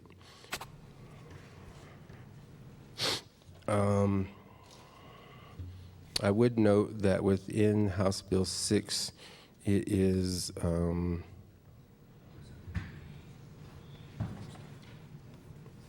part of the bill to eliminate the hold harmless payments to the county. And I'm looking,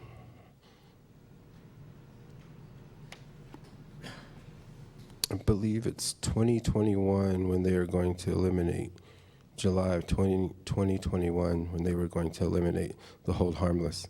And the compensating revenue which will be provided to counties and municipalities will be our collection of internet sales. So currently, right now, the state is only collecting from Amazon sales, but they are not collecting the local component of those sales. So we and all other counties and all the other municipalities will be getting our share of GRT from internet sales if it is approved this year.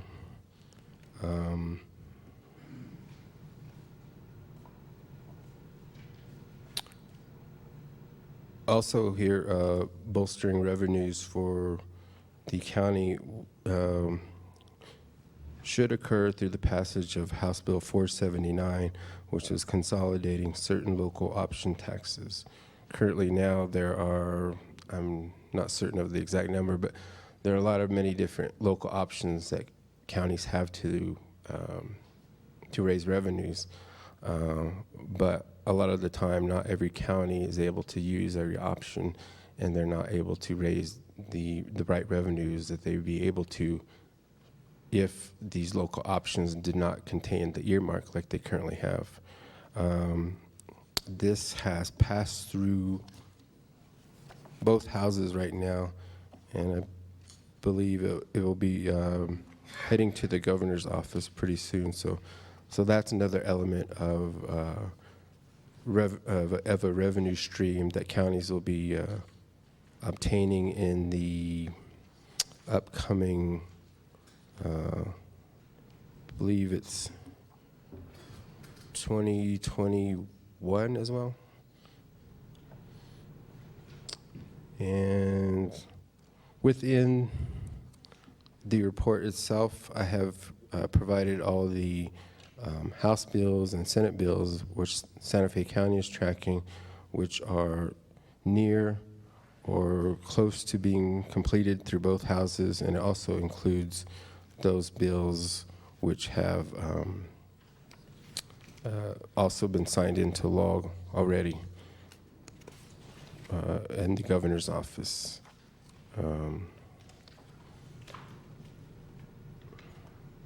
And with that, I'll go ahead and address any questions that you have for me. Thank you. You're welcome. Commissioners, are there questions? Commissioner Hanson? Thank you. So on the capital outlay for the county, it looks like in some of it, it includes city projects. So is within Santa Fe County, is the Santa Fe City project also included? Madam, I will give you one specific point, is South Meadows Improvement. Agua Fria Street and South Meadows Improvement is a city project. What page is it? Just I'm on the first page. And I've seen some other places that look like, so is this city and county, or is this? Madam Chair, Commissioner Hanson, you're correct. This listing here is anything within the geographical boundaries of Santa Fe County. So that, as you look at the list, it includes city projects, state buildings, tribal buildings, as well as the county managed projects as well. Madam Chair, Commissioners, where it says city, that's not necessarily a city because it has pueblos listed as well, but that's usually an indication that it's not to the county. Where do you see this? If you go across the top of the page where it says project title, amount, city, fund. Oh, okay, I see. So in a lot of cases, there's no city listed. That means it's either going to go likely to a state agency and then be administered to a through a grant process like with the acequias. Probably go to the state engineers and then it won't go directly to the acequias except through a grant agreements through state engineers. So the whole chunk might go to the state engineers. Some could go to the acequias, but a lot of them aren't able to be their own fiscal agent. And then where you see maybe nothing, that could indicate Santa Fe County. So if you look over on page 29, there's kind of a stretch where it doesn't say Santa Fe under city, about a third of the way down the page. And that's likely, most of those go to Santa Fe County. So it's like, and it says Santa Fe County, Santa Fe County, Santa Fe County, Santa Fe County. So we're not mentioned, we're the ones that are not mentioned, if there's a blank under, And it says Santa Fe County. If there's a blank and doesn't say Santa Fe County, it doesn't mean it won't come to us. It could potentially, just depends on who needs to be the fiscal agent. And you also can't see on this listing, you can't see the descriptor, which will have more information as to who gets that. That's why Tony was going to analyze it, because you actually have to go into the bill rather than read just this summary to see who the intended recipient is.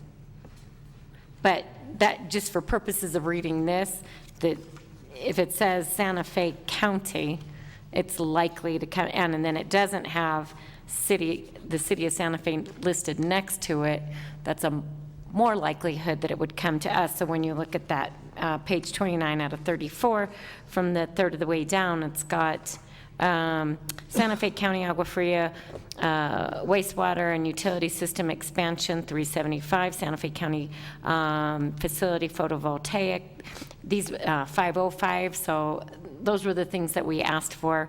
Fire department equipment, but I don't know specifically what that is. We did specifically ask for fire department improvements for up north. Highway senior center construction, that's one we specifically asked for. Santa Fe recovery program building improvement, that's not likely Santa Fe County, but it's likely to come to Santa Fe County. But I don't know until we read the description what facility that's in reference to. Could be the recovery center is what it's intended for. Could be our crisis center.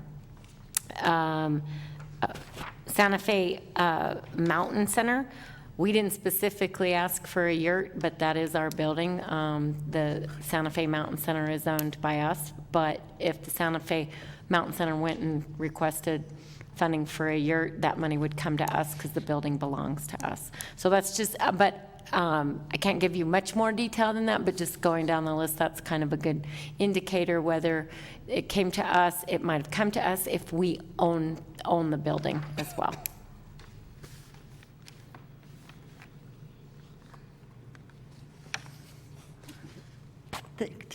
Commissioner Garcia. Hutch, Thank you for the update. A couple of questions I have is who's carrying House Bill 6? House Bill 6 That's is the tax reform. Madam Chair, Commissioner Garcia, House Bill 6 is carried by the Chairman of Tax and Revenue Stabilization, and that's Jim Trujillo. And also, Mr. Miller, in regards to the bill that's going through in regards to the internet sales, can they actually determine how much sales are within Santa Fe County and let's just say Otero County? Does the bill outline that?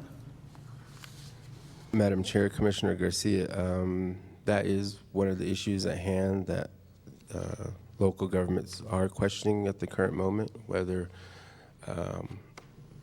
sales and reimbursement of GRT to local governments will meet the expectations as outlined within the new internet sales taxation scheme.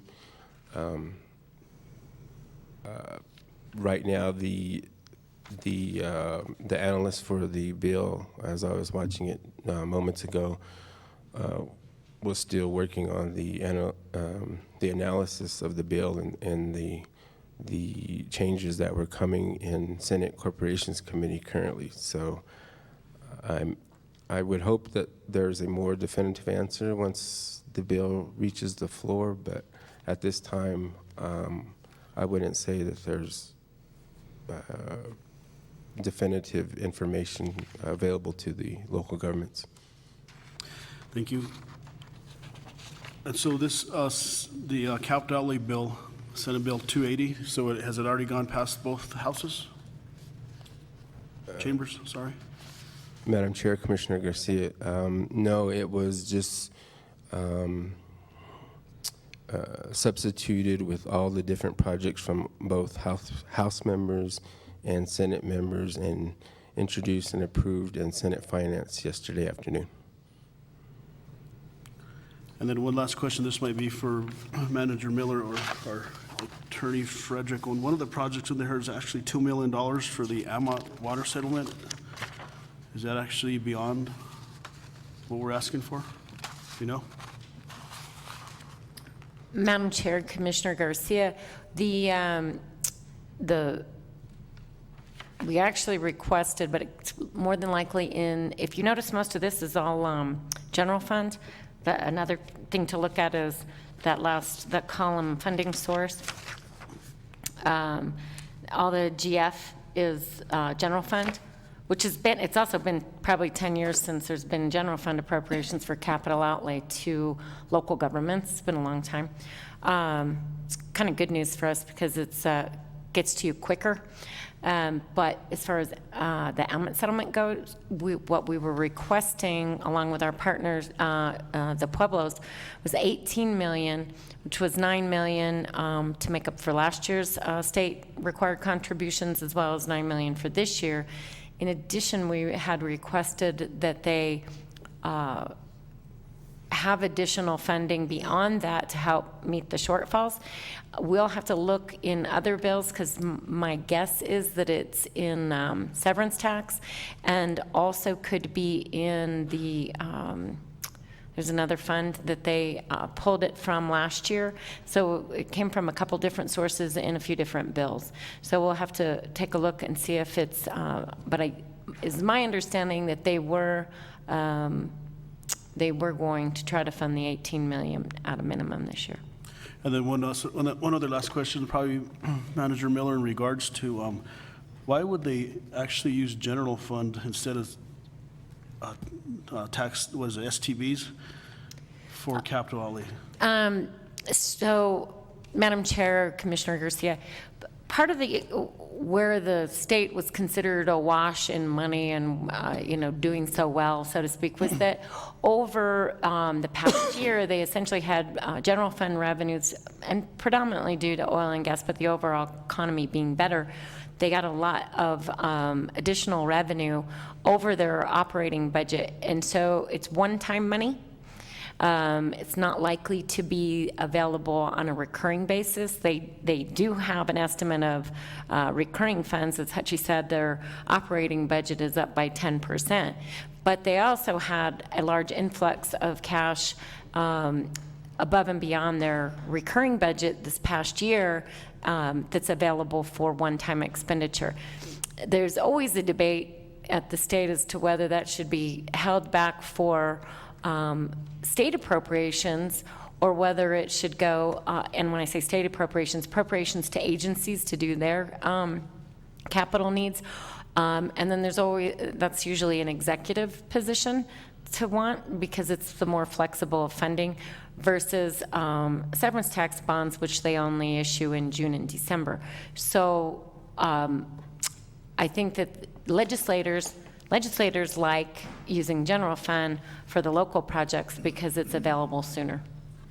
And so my guess is that the legislature said this is where we want the general fund excess revenues to go for one-time expenditures is out to local entities. Part of the downside in that, though, is if they have an economic downturn, it's also the easiest money to pull back to shore up the budget if they ever have a situation like they did in 2009, 2010, and also I think during Martinez's administration that happened. So it happened under Richardson's as well as Martinez's to have to try to pull back capital appropriations, and general fund is easier to pull back for purposes of plugging the budget. You can't use severance tax bond money to fix a hole in your budget. Thank you. And then what was the last thing? Great picture. Kind of missed that guy over there. Yeah, it was a good choice. Madam Chair, Commissioner Garcia. Yeah, actually, I included that because me and Commissioner Hanson were speaking about that. One day when we were over there, I was telling her how I was lost, and looking to the buffalo, I always find my way over there on the 3rd floor. Yes. Everybody uses that one. Madam Chair. Yes. Where is the community solar bill at the moment? I don't think it's listed. It's House Bill 210. I was going to ask if we could follow that. House Bill And 210. FYI, it passed committee, but with amendments. Madam Chair, Commissioner Hanson, currently that is scheduled for Senate Conservation Committee, but it has passed the House, and it also has been referred to Senate Judiciary on the Senate side. So two committees yet on the Senate side for House Bill 210. And so what's the likelihood of it making through in the next 4 days? Madam Chair, Commissioner Hanson, anything is possible as long as there's time on the clock at the Capitol. Okay. Thank you. Good answer. Madam Chair, did you say you had heard it did pass Senate corporations, but it did have? It passed conservation. You would never have, it just passed conservation a couple hours ago, 5-3, but with amendments. And many of them were, one or two of them were considered unfriendly. Yeah, not beneficial, but that's why it would be nice to have, if maybe we could follow that and get an assessment of those amendments. But it still has to go to judiciary, as you say, and it has to go back to the House, even though it passed the House because of the amendments. Or that's true, right? Madam Chair, that's correct. Yeah, yeah. So. Madam Chair, I just wanted to add 2 more items which weren't on the report because they're not things that are close to being passed, but they're actually things that have died over there. And those are HB 290, the mandated methadone therapy for inmates, which was sponsored by Representative Andrea Romero. And that particular bill was something that the 3 counties which were slated to be the test subjects for this project were not fully aware of all that was involved with that project. So it was opposed in committee, and they're going to be working with the sponsor through the interim period as to see what she was wanting as a result of that piece of legislation, but for now, that is not going through. The other item I wanted to mention was Senate Joint Resolution number 8. and that was a constitutional amendment, and that was granting county commissioners the ability to eliminate the county probate court. But that had a lot of opposition today in committee, and that did not succeed in committee either, so that was tabled as well. Interesting, thank you. Thank you very much. Very, very useful. So that moves us to the last, the informational item from county manager, presentation on the transition from the existing mobile health van program to the navigation services. Rachel O'Connor. Good afternoon, Madam Chair, members of the Commission. Rachel O'Connor with the Community Services Department. And I'm going to speak just briefly to a proposal that I've spoken with, I believe, all of you about, and that is transitioning the services that we're currently providing through our mobile health van into navigation services that better serve, we believe, our community and the accountable health community that the Community Services Department is creating and funding. I want to talk just a little bit about the history. In 2007, the county purchased a mobile health van, and through 2018, that van served our community largely through preventative care. So by providing things like blood pressure checks, blood sugar checks, cholesterol checks, and flu shots for our community. We had a wonderful nurse. The program was staffed by one full-time nurse, one part-time nurse, and a driver, and the total budget, I believe, was about $276,000. In 2016, we did two things. One is that the Board of County Commissioners passed a 3-year plan for the development of an accountable health community that created a hub at the Santa Fe County Community Services Department for navigation services across our community.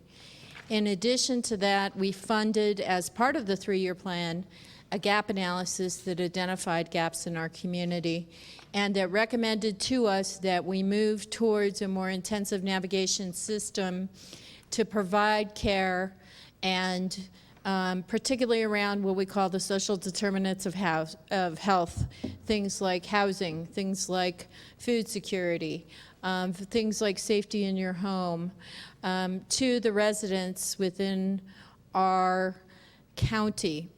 You might recall last year that the Board of County Commissioners and the County Manager's Office funded a navigation position at the Senior Services Division within the Community Services Department, and that we have created a network now across our community of a minimum of 15 organizations that are now part of the accountable health community, that are meeting regularly, that are uniform in the service that they're providing to our community. We are recommending that we use the dollars that initially supported the mobile health van for the creation of one new navigation position and the bolstering up of a second, which will give us a total of 3 what we call freestanding navigators in our community. It means someone could call our office and receive navigation services. We're in the process through our accountable health community of linking all those organizations so that we can follow people from one service to another and ascertain how well they are doing and how successful a warm handoff or link was in our community. I've listed in here a number of reasons that I think that's an appropriate move, in part because since 2007, the way we provide healthcare services has changed, and the things that people need have changed. And I think it's appropriate that we move along with the times and try to provide a state-of-the-art service that is really related to healthcare for all of us. And in closing, I want to say, you know, I have a certain fondness for the van. I'm happy to report that we have been working with the Governor's Office and the New Mexico Department of Health. We have an MOA in place where the van is providing now services in the border area, so it's still productive. That agreement terminates at the end of the fiscal year, and then I think we will be revisiting what to do next with the van, but it is out and working. I think it was a great service for its time, but I think that the county could find a more appropriate outcome from the navigation services that we're proposing. Thank you very much. Commissioners, are there questions, comments? Comment? Yeah, Commissioner Hanson, sorry. So I think it's a good use of the van. Thank you. I'm along the border, so thank you for finding that solution. Thank you, Madam Chair and Commissioner Hanson. It found us, actually, so, Okay, but good. I think it's great, and I really want to thank the legal department. We turned it around really quickly, and it's nice to see it working in southern New Mexico. So really quick, did you say our van's in Mexico or the border? Mr. Chairman, Commissioner Garcia, it isn't. It's actually being used by the New Mexico Department of Health to provide health care services, I believe, to children in the southern part of New Mexico in areas where they're having some emergency issues with regard to border issues. Excellent. That does seem like a very good use, and I think this is pretty forward-thinking in terms of use of the funding. Manager Miller, I can never get that out. Madam Chair, Commissioners, it's just on a short-term lease with them. We had it parked, not using it because we did not have a nurse or driver, and so they asked us if they might be able to use it for some immunizations, and we thought that that was a good use for a few months to really partner with the Department of Health and the state in trying to utilize it. Excellent. That's really great. Madam Chair, as I said, the agreement does terminate at the end of the fiscal year, and I think at that point in time, you know, we'll revisit what the best use of it would be moving forward. Right.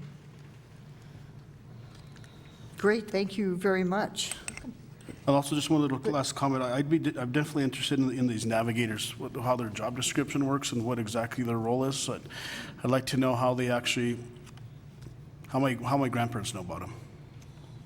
So we can sit down. We already sat down a little bit, but I'd like to talk to you a little bit more about them.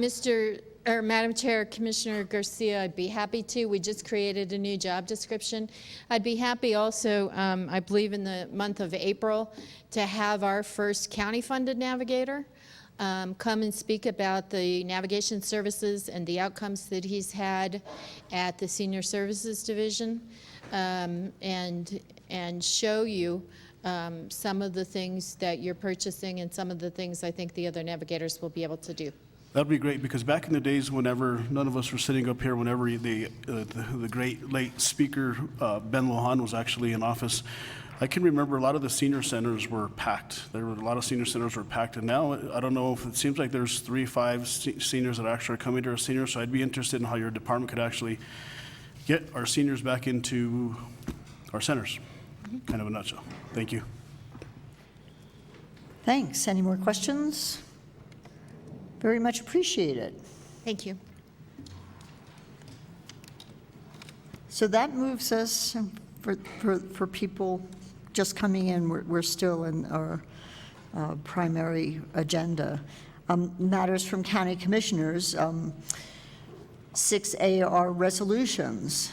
And the first one is 6A1, resolution supporting the county's transition to clean renewable energy, and Claudia Borchert is going to start speaking to this.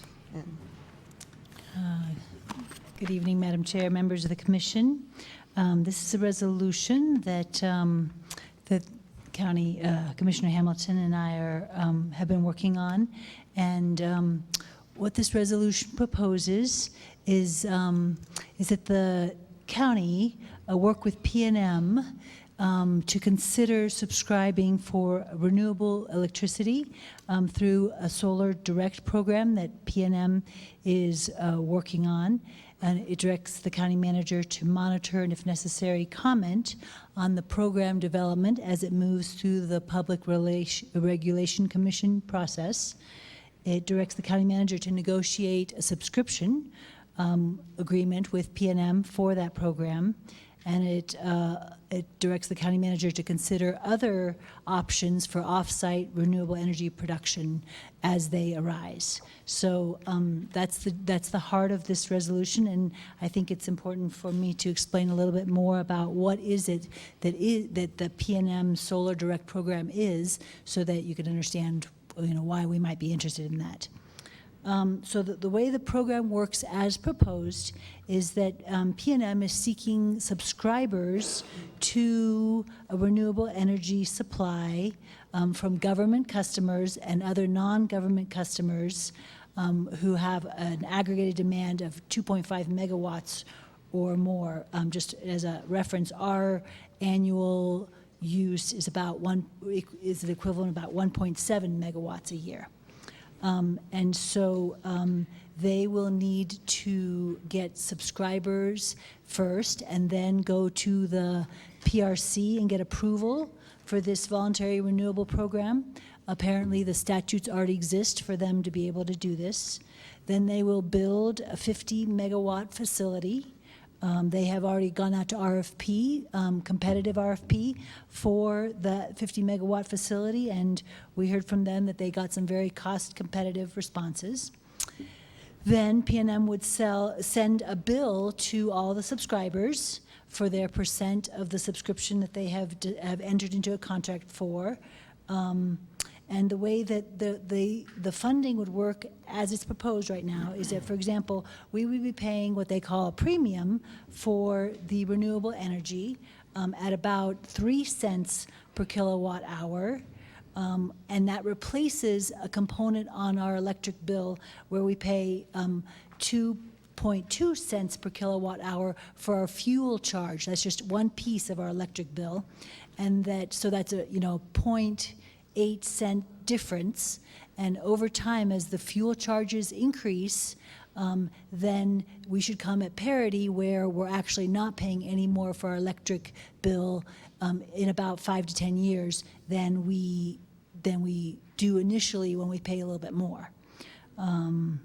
So that's how it's proposed to work right now, and I think Commissioner Hamilton might want to say a little bit more about it. Yes.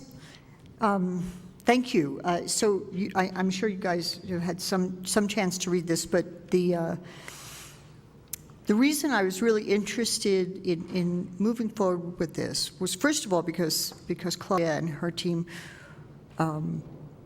researched some of the questions. Was it good for the county? How did it fit in with our programs? The county has been putting out a lot of effort. We're putting out, to achieve renewable energy goals. We're putting out a lot of effort to do, solar on our buildings. We're talking about other things we can do to help the community. People can go out who have the wherewithal and get solar on their houses, but there are a lot of people who aren't necessarily able to do that.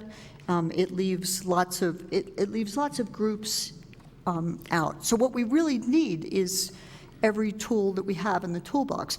And even with the county doing some of our independent solar projects, we're still buying electricity from PNM. And so, the bill on community solar was mentioned just a little while ago. That's another wonderful tool that I personally, and I think others here, clearly, strongly support. even if we're successful this year getting that all the way through the legislature, that will take some time to implement. So once again, my view on this was having as many tools to get us to our renewable energy goals as quickly as possible. And this, PNM is, to the extent that they are kind of entering the whatever century we're in. No, it's not the 20th century anymore, is it? It's really the the idea of working with and encouraging moving toward what is a more sustainable way to produce energy makes sense to me. It's something that we can achieve earlier and get to our renewable renewable energy goals sooner, and not preclude any other options, including individuals doing solar and community solar. And so that's just my point of view on this, looking to move forward with as many tools and not preclude, and to do this in a way that doesn't preclude being able to do that. So do people have comments or questions? Commissioner Roybal. I just want to make the comment that I'm really grateful that the county is moving forward and participating in this program. And, I'd like to, thank PNM for bringing the Solar Direct program forward. And I'm really excited to see how it works out for the county. So, and I do want to recognize that we have Jamie Aranda here from PNM. So I'm glad that they're here as well and being involved, so I'm glad to see that, and I'm excited to see where it goes. Thank you. Commissioner Garcia? Oh, Commissioner Hanson? Yes. I think this is a good project. I want us to get there, but I also I feel very strongly that PNM needs to realize that community solar is a really important part of the portfolio for all of us. And it disturbs me what's happening over at the legislature and what they're trying to undermine the community solar bill. And so I think they need to hear from us and say, we want to do this. This is a good project. But at the same time, we want to do community solar, and we do not want that undermined. And I feel very strongly about that. I don't think I'm the only one up here who feels strongly about that. So, if I have to, I'm willing to bring forward a resolution that, states that, community solar is really important to us, that we need to be able to offer that. I'm opposed to monopolies. I don't want PNM to be the only community solar or providing solar in the game. I want other entities to be out there and being able to do that. So, of course, I'm going to support this because I think this is a good way forward. But also, at the same time, PNM needs to understand that we also want community solar, and I am not happy that they're trying to undermine the community solar bill at the Roundhouse. Thank you very much for that. And in all fairness, I have to say that Jamie and I actually had an initial brief conversation about exactly that point, which was very well received, and we're planning others which we can coordinate on and do together. So very much appreciated that, and just wanted to say that I appreciated the openness that this particular PNM representative presented, and it leaves room for that conversation, which is very much appreciated. Other comments? Commissioner Garcia? Thank you for your presentation. In regards to the resolution, I certainly understand Commissioner Hanson's concerns in regards if that's what's happening out there. This actually is a transition to clean renewable energy, but I would assume that solar would be included in renewable energy, would it not? Are you, clarification, are you talking about the transition bill? The bill on transition to, it is, but that bill is focusing on different things than community solar in particular. That's a an One of the enabling legislation. One of the other things is, where was this 50 megawatt facility be built? Madam Chair, Commissioner, we have not been given detailed information on the responses to the RFP, and that PNM issued, and I don't know that they've chosen their provider yet. So I imagine that the place where this will be dependent on what PNM, what solar provider they pick. In other words, it hasn't been decided yet. It will tie directly into their transmission line, so that will be a limiting factor. It has to be somewhere close to their transmission lines. Also, in regard, there's actually that's what's interesting is I believe that 5-7 years ago, the state legislature actually introduced a bill or so in regards to that they had to have so much solar provided to the grid. And so I think PNM has been working on these solar facilities throughout New Mexico to put more solar on the grid. One of the interesting things is in the state legislature, there's actually a bill that's moving forward as we speak. I believe it's moving forward is where, in regards to renewable energy, it seems like PNM is actually going to, by 2045, they're going to close down the San Juan coal, what it's called there in the northwest corner of the state, I believe, is what I saw in the paper. Farmington? So that's 26 years from now. So I'll be 84 years old. I don't know how old I thought that was sooner. we'll be, but it's just interesting to see that it seems like that's where the state of New Mexico and PNM is actually going into this renewable energy, and that's what it seems like the state would like once. Is that, I thought that was closing down sooner than that. I thought there was just a bill having to do with, do you want to speak, do you have an answer for that? Jamie? May I also speak to that? I'm sorry? May I also speak to that? Yeah. So there's the Energy Transition Act that has now both cleared the Senate and the House. It's moving to the governor's desk, and it has the provision that the San Juan Generating Station get closed by 2022, one stack, and the PNM will, I think, also have the option to close down the second, and that we move towards 50% renewables by 2030, I believe, 80% renewables by 2040, and 100% renewables by 2045. And so the exciting thing about pairing the Solar Direct program that you guys are considering now with the renewable portfolio standards that the utilities will be required is that if PNM is required to go 50% renewable by 2025 or 2030, I forget which one it is, then by going renewable ourselves, that means that we are actually become an overly producer, and we'll also be able to turn our attentions towards, so that's just, this is for our own operations. I think what's really important here is that when we can check the box and say that we are renewable in our own electricity operations, we can turn to our other greenhouse gas emission sectors like transportation, which is a much harder nut to crack, and to our community, and figure out how to get low to medium income qualified folks into community solar programs. Yes. And that's going to be, so we're going to be putting our energy towards getting our community to the place that we can say that we've already achieved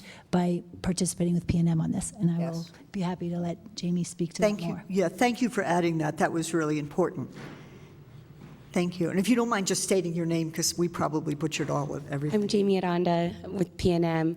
Madam Chair, Commissioners, the closure of the San Juan plant, if the governor does sign this bill, will be 2023 is what we're looking at, and there'll be some decommissioning of the plant after that. So I hope that answers your question. thank you. Thank you. Yes. Commissioner Hanson? Yeah, I would like to move to approve resolution supporting the county's transition to clean renewable electricity by participating in the Public Service Company of New Mexico's Solar Direct program. I'll second. Thank you very much. I have a motion and a second. All in favor? Aye. Aye. Any opposed? Abstentions? Thank you, and thank you, Claudia. Thank you. Yeah, Madam Clerk. Yes, Chair Hamilton, the resolution that you just passed for the record is 2019-41. 41. Thank you very much. Madam Chair, just really Yes, well, I'd just like to recognize the general, the ex-attorney general in the audience, Mr. Gary King. Welcome. Thank you for being here. Thank you very much, and welcome. So that moves us to 6A2, resolution urging New Mexico State Legislature to enact the Healthy Soil Act. Commissioner Hanson. Thank you. I brought this forward because I believe that healthy soils has to do with climate change and the issues that we are facing. This bill has House Bill 204 was introduced by Senator Liz Stefanik and Representative Nathan Small and Representative Melanie Stansberry. The bill has now passed, I believe, the House and the Senate, but Jeff Gobel is here with the Healthy Soils people, and if you would just like to say a few words about it, and give us an update of what is exactly happening, I would be grateful. Great. Thank you, Madam Chair and Welcome. Commissioners. I am Jeff Goebel. I have a little farm down in Belen. I'm on the Valencia Stormwater Conservation District, and I also serve on the state board, the New Mexico Association of Conservation Districts. And I've been working on the soil health legislation for about 6 months. It's focused on how do we create healthier soils in our state, statewide. Some of the foundational things we're looking at with this is 5 soil health principles that are really critical to improving the condition of the soil. With that, we also realize that the only people who really touch the earth are the farmers, the ranchers, foresters, and gardeners. They're the ones who, on a daily basis, have influence on the land. And so whether the land gets better or gets worse. And so what we've done with this legislation is really focused on how to help farmers, ranchers, how to help land managers do a better job of enhancing the soils of New Mexico. There's huge benefits and opportunities from it. One of the things that I'm looking at is our water situation in the state, that the rain that we get, is what we get. And if the soil is in better condition, it's phenomenal how much water we can store in the soil. But as the soil deteriorates, as we go to lower quality, most of it goes up in evaporation.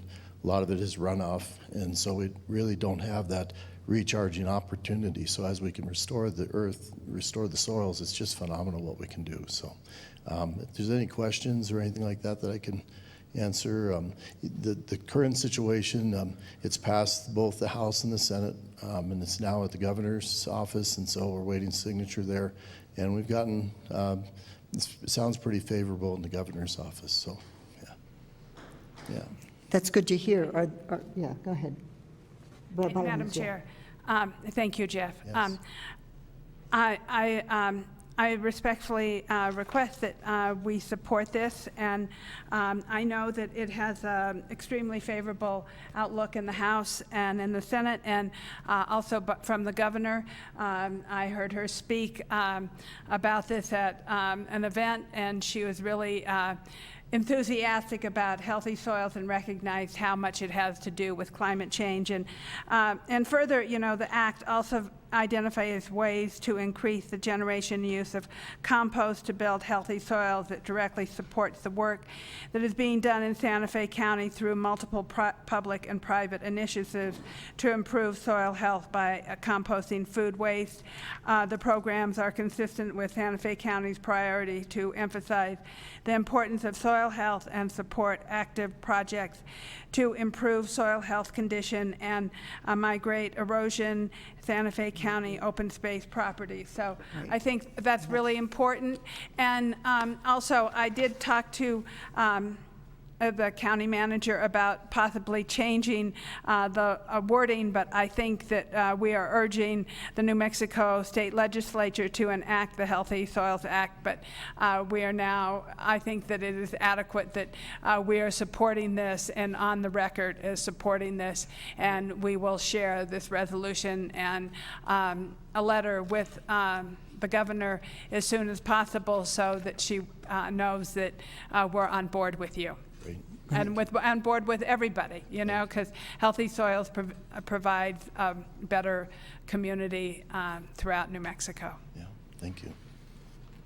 just for the record, this is one of those things that people will look at and go, why should anybody care so much about healthy soils? And it is actually an incredibly important thing. It is very much linked to our ability to mitigate climate change effects and manage our water resources and all that, and that sort of thing. You know, the connection to agriculture and whatnot is, you know, should be clear to people, but this is incredibly important. And I think last time I commended Commissioner Hanson for the insight to bring this forward and get involved in this, and it really is important. And however, as chair, as much as I'd like to do it, I don't think I can make a motion. So what's the pleasure of the board? I move approval. I'll second. Or No, Commissioner you Rybaugh? go ahead and second. Great. I have a motion and a second. All in favor? Aye. Aye. Any Thank you, Jeff, so much for being here. Thank you very much. Thank you, Commissioners.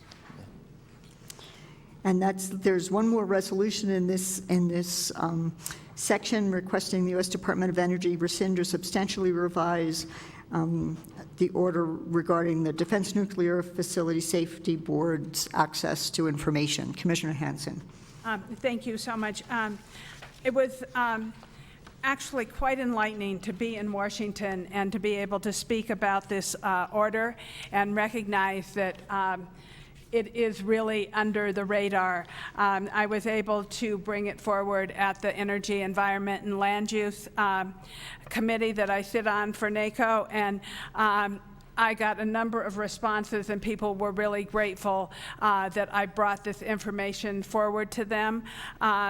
I also had a very positive and rewarding conversation with Senator Heinrich's office, who is extraordinarily concerned about this issue, and we are working on steps to move forward. I also had a meeting with Senator Udall's office, who is also working on this, and we're both the senators were extraordinarily grateful that I kind of taken on this effort to educate people. It is really under the radar, and now with the current regime in Washington, where they want to increase nuclear facilities, to not have oversight is really detrimental. And actually, this order, if you didn't know, would take away all oversight of WIPP, and which is really shocking, considering that 3 years ago we had a major explosion there,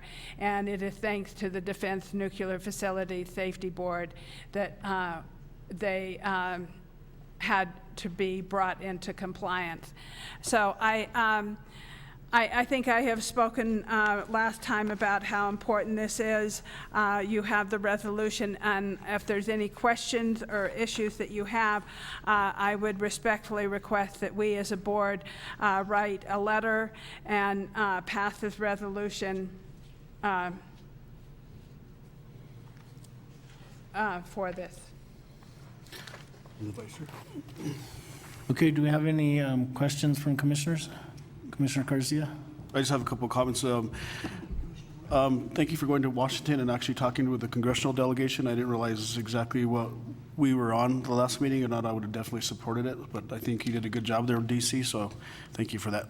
Yeah, I also spoke with Assistant Speaker Ben Ray Lujan, and he was also incredibly supportive of this and grateful because they all know how important the Defense Nuclear Facility Safety Board is to the nation's nuclear facilities and health. Yes.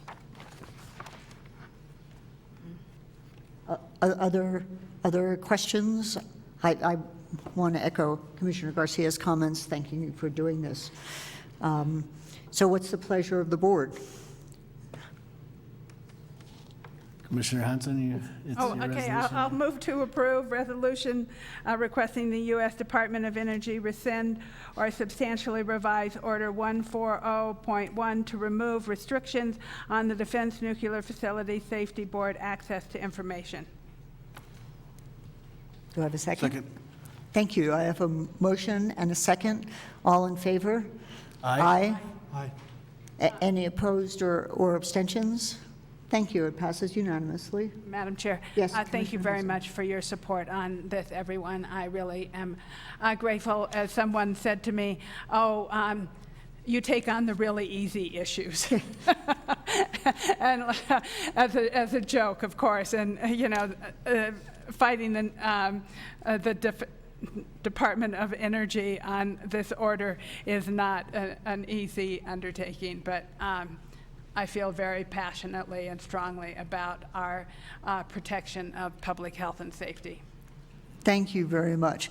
Madam Clerk, can I get the resolution numbers for the previous resolution and this one? Sorry, I didn't ask before. Chair Hamilton, Commissioners, in sequential order, the two resolutions that you just passed for the record are 2019-42, 2019-43. Thank you. Thank you very much. So,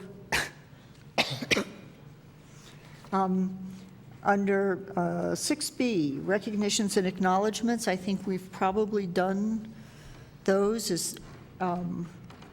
So 6C, are there other commissioner issues or comments? Commissioner Hanson? So I'm going to just give the briefest of reports, but I would love to speak with all of you about what happened at NACO. But one of the really exciting things that I want you to all learn about and download is that NACO has launched a mobile app that is called Test It. And what it does is it tests your broadband wherever you are in the country, and it's a way to start reporting what's happening on the levels of broadband. It's a sampling tool and a measuring, and I did it a little earlier, because I of course downloaded the. It's called Test It. T-E-S-T-I-T, and I'd love everybody to download it because we can start figuring out what our broadband is applicable. So I did it in the chambers here, and I'm sitting right next to the IT, and the download speed is 3.41 mega Mbps, and the upload speed is 8.44 Mbps. This is below the national average and below the FCC minimum. And so it's so this is one of the things that NACO is doing for us. I will pass this around so you can see how to download it, and you can test anywhere. Like Commissioner Garcia can test out in La Cienega, and I can test out in Agua Fria, and we can start to really see what kind of broadband service we're getting, and it reports back, and this is a way to start improving broadband. Does this actually, I'm sorry, is that, in that regard, does this actually upload information to NACO's database on it? Yes. Really? Yes. Interesting. That makes it useful. Yeah, it's very useful. And this was introduced at the Rural Caucus for NACO. And so I just wanted to share that also. There was a number of really good meetings and a lot of information. I have a whole definitions of waters of the U.S. that we can use for our letter writing campaign that we are working on. I'm wondering, Mr. Fredericks, are you working on that letter for waters of the U.S.? Madam Chair, Commissioner, I am not personally working on it. I don't know if Rick is working on it or not. Okay, I trust that somebody in your office is going to be working on it because the deadline is April 15th. I'll check, Madam Chair, Commissioner, I'll check with Rick on that and see if he's working on something. Then I have another, there's just a few packets boost broadband deployment and accessibility. These are the priorities of NACO. Promote county infrastructure priorities and the comprehensive infrastructure package, promote mental health treatment from substance and disorders and criminal justice reform, support payment in lieu of taxes and secure rural schools. I went to a press conference on the Capital Triangle supporting PILT, and I, of course, spoke to all of our legislators about supporting PILT. NACO also is supporting implementation of the Farm Bill, establishing a more effective definition of waters of the U.S., and promoting economic mobility and opportunities across all counties. There are many more other things that that was talked about, and I would be happy to share that all with you in different meetings that we all talk about. One of the more interesting things, though, that happened to me on the way home is I happened to sit next to a gentleman who works in the solid waste industry in Connecticut. And in Connecticut, they ship all of their trash to the Midwest, just so you know that. That was really disturbing to me to hear. And then the other thing that he mentioned to me, and I just got an email from him, is that India has now closed their recycling facilities also, or made them in parity with what is happening in China. So it is really an opportunity that we need to, in this country, start looking at recycling as an economic development tool, and that Commissioner Garcia and I had the pleasure of meeting with somebody who is talking about taking plastics and creating gasoline. And I think that those of us who sit on the solid waste on SWAMA really need to start thinking outside the box of how we are going to deal with the recyclables and what we are going to do about this serious issue. And, we started recycling because we are trying to reduce the stuff that goes into our landfill. And the more things that we keep out of the landfill, the longer our landfills are going to last. And that is a really important issue. And to think that back east, they have no landfills and they ship all that stuff to the middle of the country in the farmland, it's concerning. We really need to start thinking outside the box. So I will, that's all I have to share at the moment. That's great. Thank you very much. Other commissioners? Thank you, Garcia? yes, thank you, Madam Chair. Commissioner Hanson, you have some good ties over there in DC. I think I'm going to need to go out there with you one of these days, but very good job. In regards to the app, I don't know if the Santa Fe County Trails app is actually live now, which is something similar to what in regards to the NACO broadband app. So if you look on our webpage, for everybody out there listening, so you can actually look at all of our trails through our app on your phone, which is a good thing. Another thing is I don't know if anybody passed by 100 Catron Avenue today, or Catron Street. That's actually where our administration project is going up, and we actually have the columns going up in that building actually as of today. So I think very good job out there, Tony, you and your team, because once the columns start going up, then it starts moving a little bit faster. So good job. I passed by there today. And then also one thing, I know I'm not at my school board meeting, but I'd just like to give a shout out to Santa Fe High. They actually play tomorrow night against Manzano, I believe. So if the community can actually go support the local team, that'd be great. And the state tournaments do start on Wednesday in Albuquerque. Thank you. Thank you. Commissioner Hanson? I'm mentioning that one of the coincidences of being in Washington, D.C., I ran into the architect of our new building at Senator Udall's office. And then Tony, the minute he sees me back here, he says, "Oh, I saw a selfie of you and Jennifer, the architect for our new building." So, it's always a coincidence and a positive energy to see people in Washington, D.C. So that was at Senator Udall's office that I ran into them. Thank you. So other matters from other commissioners? Thank you. So are there matters from other elected officials? Madam Clerk? Yes, Chair Hamilton, Commissioners, the public, I'd like to mention that we did open up an election, the Santa Fe School Board election, February 5th, and the election day was March 5th. Historically, we had an all-mail ballot where over 80,000 ballots were mailed to qualified voters in Santa Fe County within the Santa Fe School Board District. I'd like to give some numbers that state that unofficial results, we had 29,103 participate in this all-mail ballot election, special election. If we look at statistics in 2018, we had 7,734 out of 80,820 eligible voters. And if we go down the line from 2017, 2016, 2015, all the way to 2011, Santa Fe Public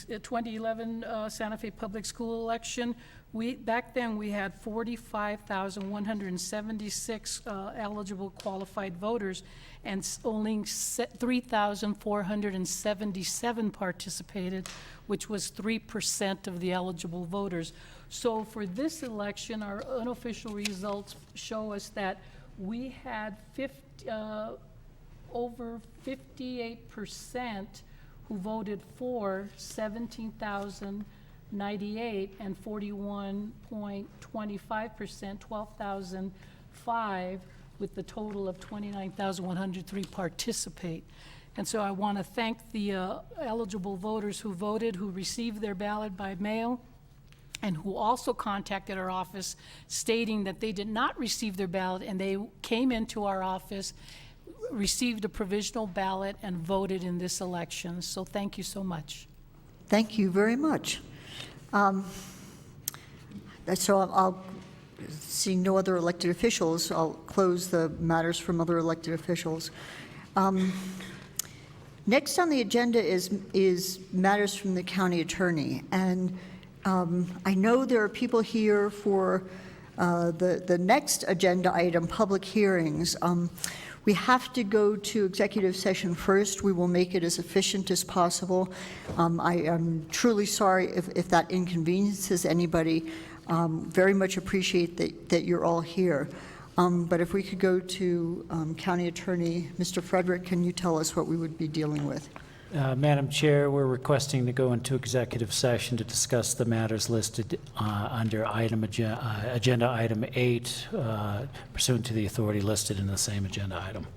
Thank you very much. And just before we take a vote to go into executive session, do you have an estimate of, just a rough estimate of time? I'm hoping optimistically between a half hour and 45 minutes. That's great. I just wanted, that would have been my guess. Thank you very much. So, Madam Chair? Yes. I'd like to move that we go into an executive session as for the items that were outlined by County Attorney Frederick. Second. Thank you. So I have a motion and a second. Can I have a roll call, please? Yes, Chair Hamilton, Yes. Commissioner Roybal, Yes. Commissioner Moreno, Yes. Commissioner Garcia, Commissioner Hanson, Yes. all for the yes. Thank you. And for the record, Commissioner Garcia voted yes, even though he was not at his mic. We are in executive session. We will return as soon as we possibly can.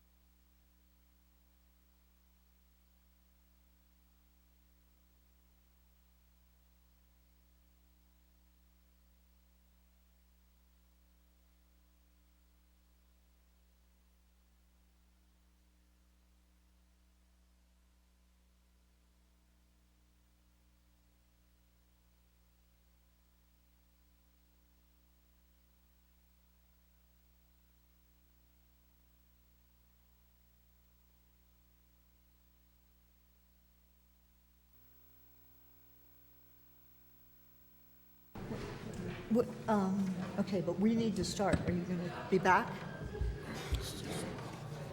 I'm going to wait for Commissioner Hanson and some.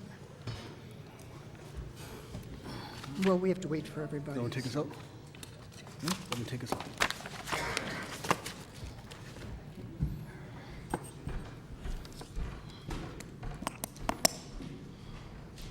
Just hit that thing, they'll come.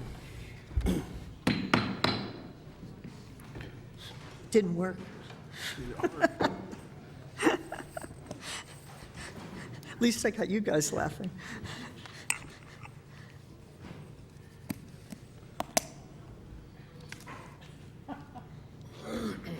Bruce.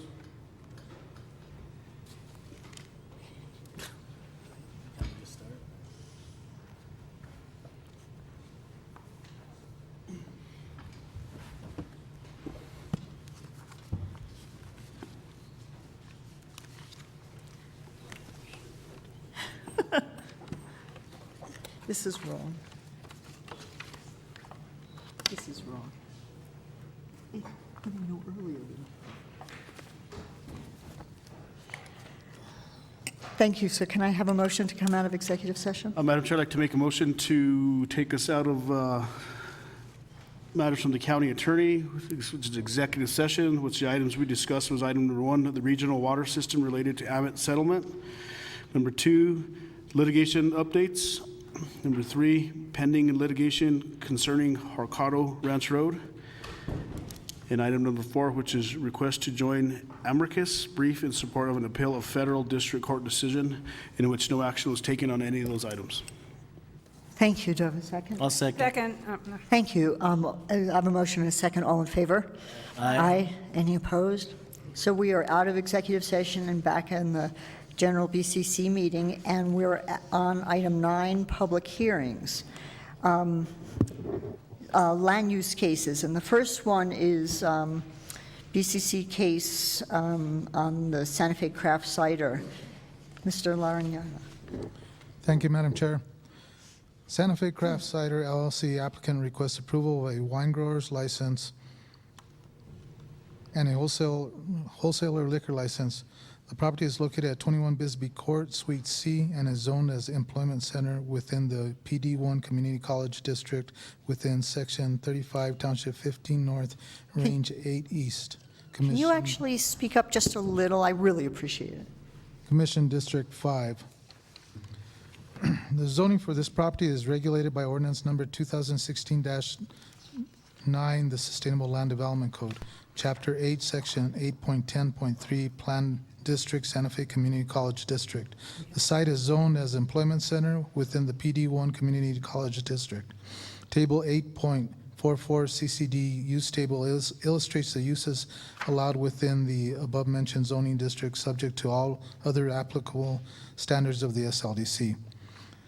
The CCD use table allows for warehouse or storage facility, wholesale trade, durable and non-durable goods, refrigerated warehouse or cold storage, beer, wine, and liquor, and tap or tasting room as a permitted use. Manufacturing is illustrated in the CCD use table as a conditional use. The initial approval of this development was granted under Community College District Ordinance number 2000-12, adopted by the Santa Fe County Board of County Commissioners on September 11, 2007. The CCD ordinance listed manufacturing as an eligible use. Ordinance number 2000-12, section 5.8.1 stated, eligible uses may be proposed anywhere within a zone in which they are allowed pursuant to the land use table. This site has historically been utilized by some type of small manufacturing business.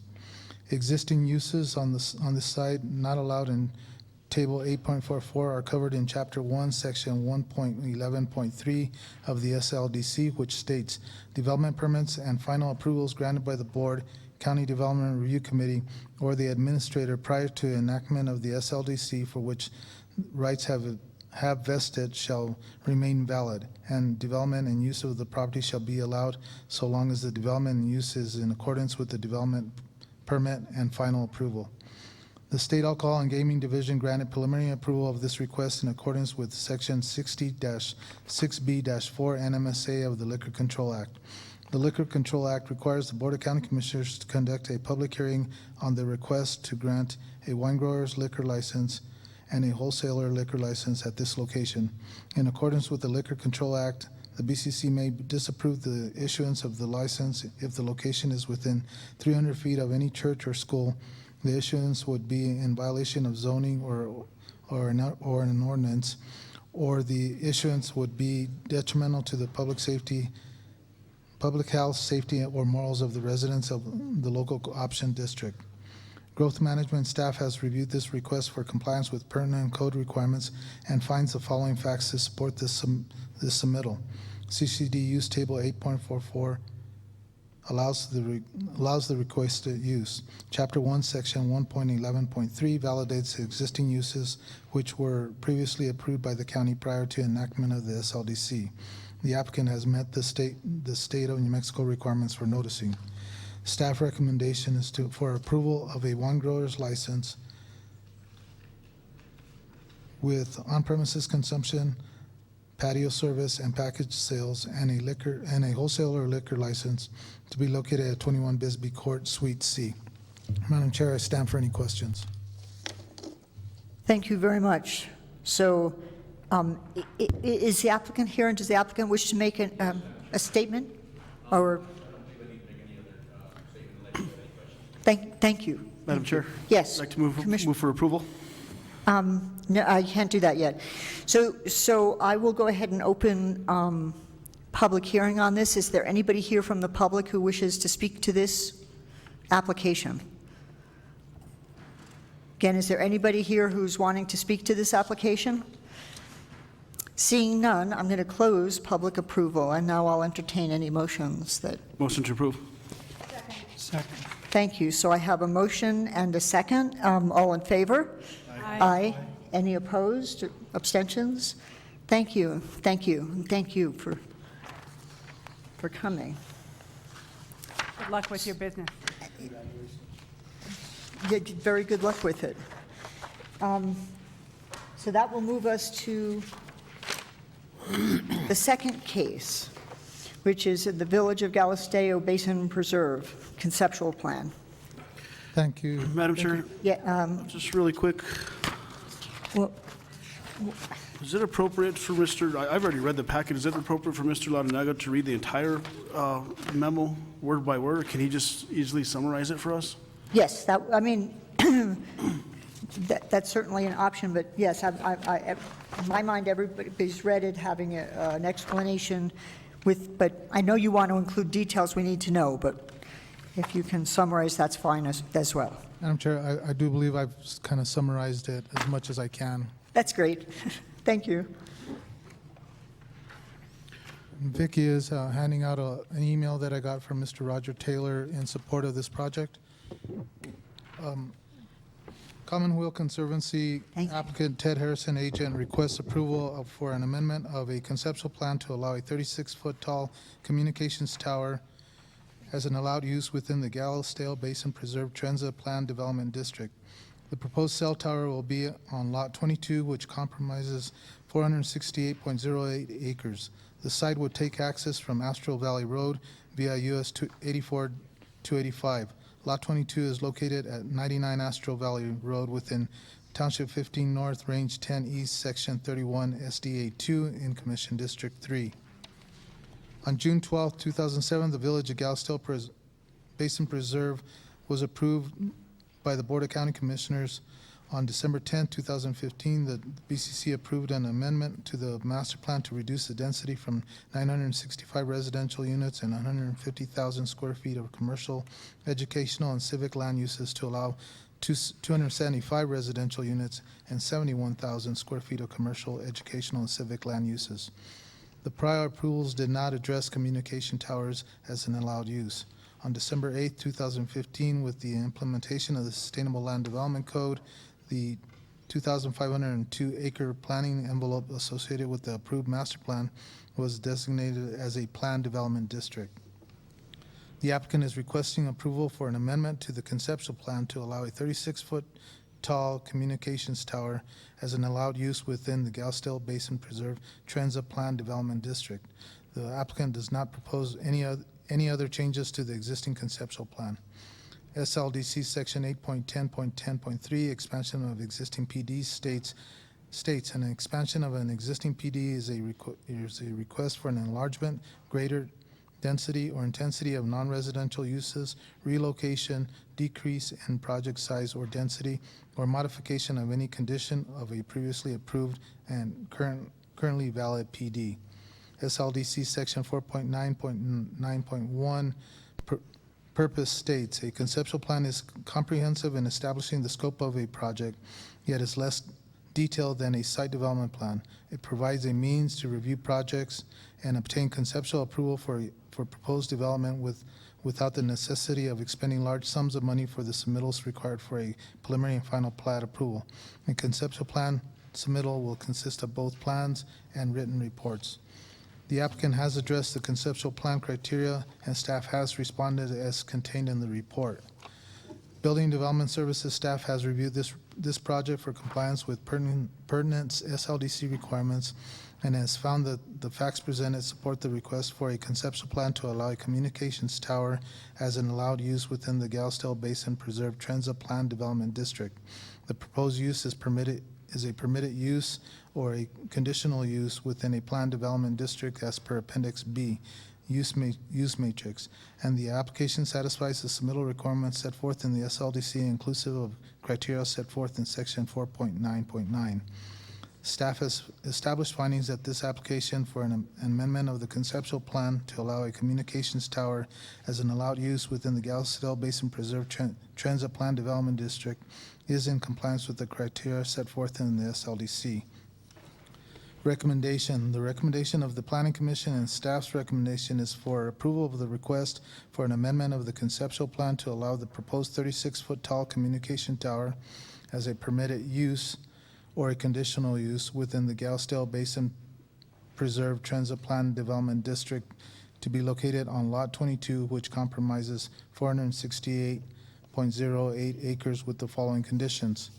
Condition 1, the conceptual plan showing the site layout and conditions of approval shall be recorded at the expense of the applicant in the office of the county clerk in accordance with Chapter 4, Section 4.9.9.9. Condition 2, the proposed communication facility shall comply with all criteria set forth in the SLDC prior to approval of the development.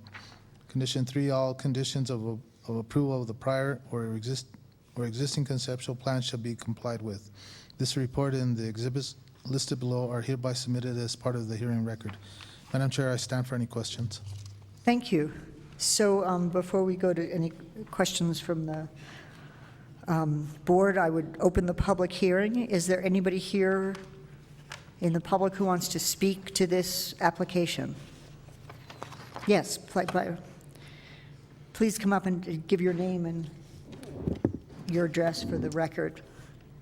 Madam Chair, members of the commission, my name is Ted Harrison. Do I need to swear in? I do, yes. I will keep this very brief. I just want to thank you for the opportunity to present this amendment to our master plan. The proposal for the communications tower has been well received by members of the public. You have a letter now in front of you from Roger Taylor, who by many accounts is kind of the mayor of the Galisteo Basin, and his support is, I think, indicative of the kind of response we've had and speaks to Commissioner Hansen's comments earlier about the need to improve the broadband and communication capabilities of our rural infrastructure. So hopefully this tower, which we've kept to what we feel is a minimum height to protect against any kind of visual impacts along the escarpment ridge, will be improving the safety of the 285 corridor and County Road 41, as well as improving safety for hikers, equestrians, and mountain bikers who use the trail network of the Galisteo Basin, as well as improve communications capabilities of the neighborhoods that have been developed in the Galisteo Basin Preserve. Staff has been very helpful and supportive of the application process, and I've appreciated that. and wanted to just be available to you if you have any questions on the proposal. Thank you so much. Is there anybody else, and you'll be available for questions, is there anybody else from the public who wishes to speak to this application? So I just want to ask, Karen, did you get a copy of this? So that is, the letter in support of this is entered into the record. So I'll go ahead and close public comment. Are there questions or action from the board? I have some questions. Go ahead. We can For Mr. Harris. Mr. Harris, good to see you. Really quick, the monopole will actually be, it'll resemble a tree, correct? Or is it just going to be a tower pole? Supposed to be a monopine, so it would, resemble a tree. Okay, thank you. And who's the carrier on the? Verizon. Verizon? Thank you. Although the developer of the communications tower could come forward with a supplemental carrier if that was judged appropriate or if there was a demand for that.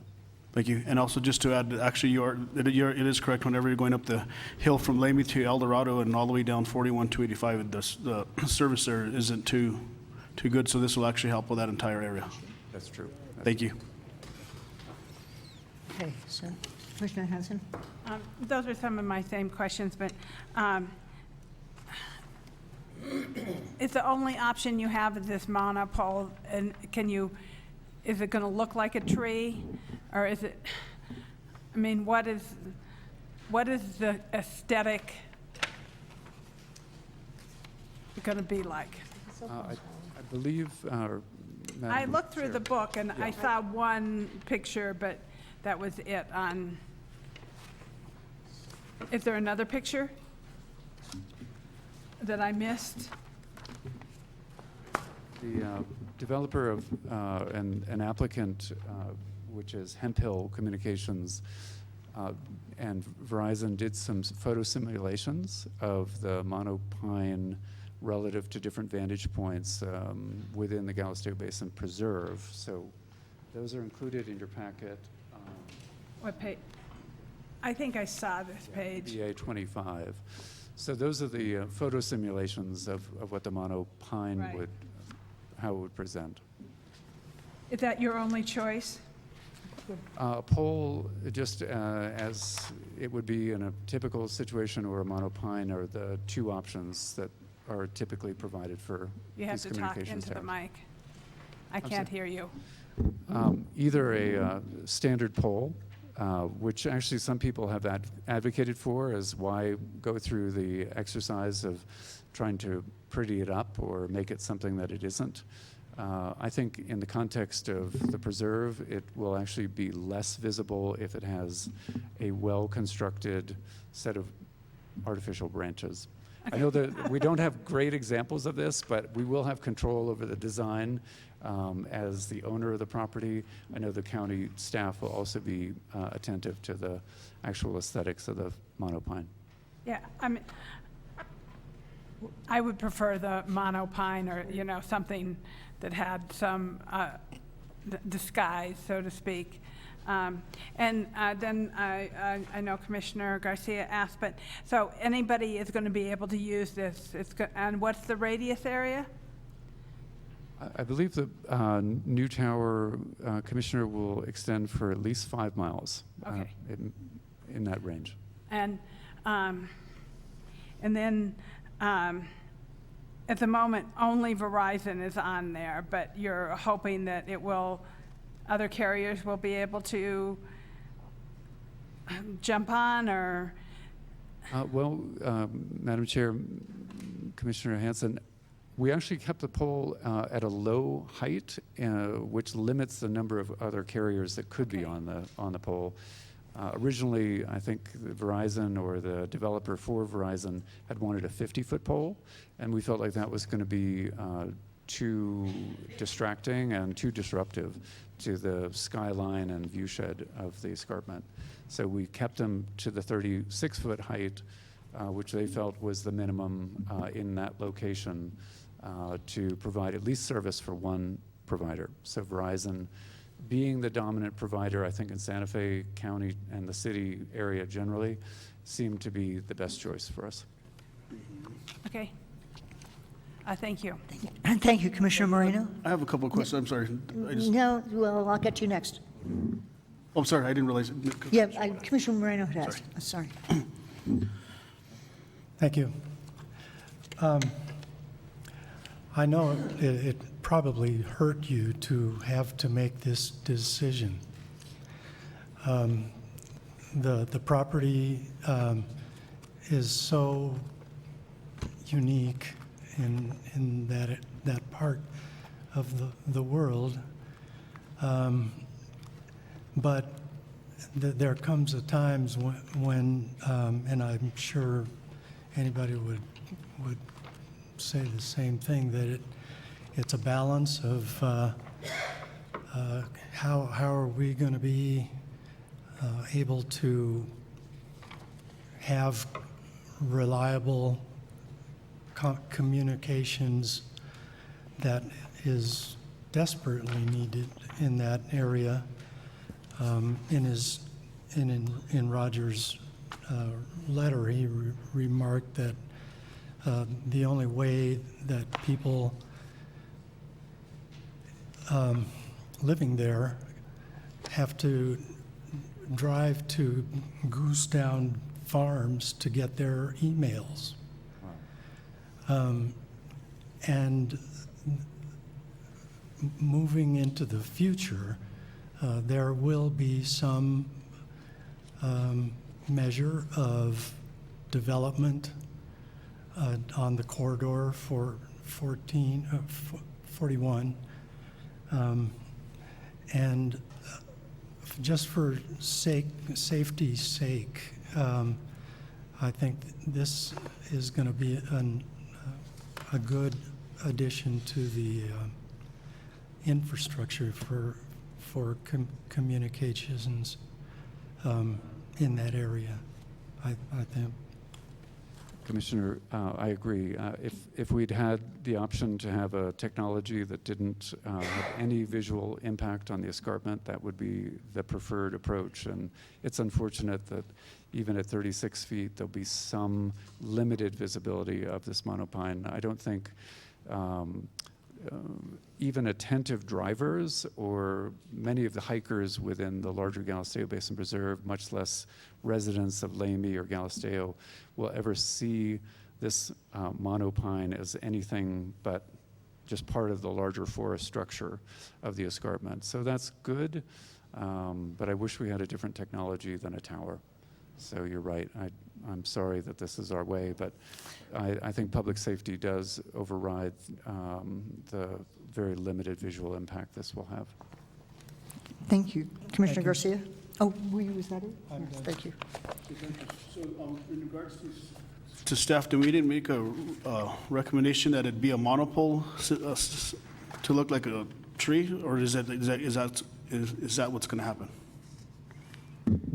Madam Chair, Commissioner Garcia, in the report I kept on referring to a stealth, or that would be a permitted use. A monopole would be a conditional use. The application is really for the monopine. So if they come in for just a pole, that would have to go through the committee process again, get approval through the Planning Commission. So again, it's just the use of adding the use to have a cell tower site on this property in the PD is what we're looking at tonight. Okay. Also, in regards to the letter from Roger Taylor, which I totally agree with, as well as Commissioner Moreno brought up. So this will actually, Commissioner Moreno is correct, where the Goose Down Farms is the only place where you start getting connection when you drive through the village of the Galisteo. So this will cover that entire village of Galisteo? Or because there in Galisteo, you actually have that hog ridge that actually, and if it's going to be located on the south portion of the hog ridge, will it actually go over to the north part of that?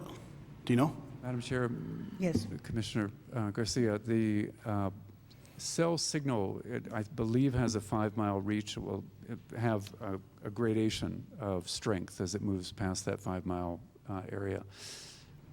Because of the hogback, that this is located on the north side of the escarpment, so we're projecting out towards Klein's Corners and towards Galisteo, but the hugback will be a limitation.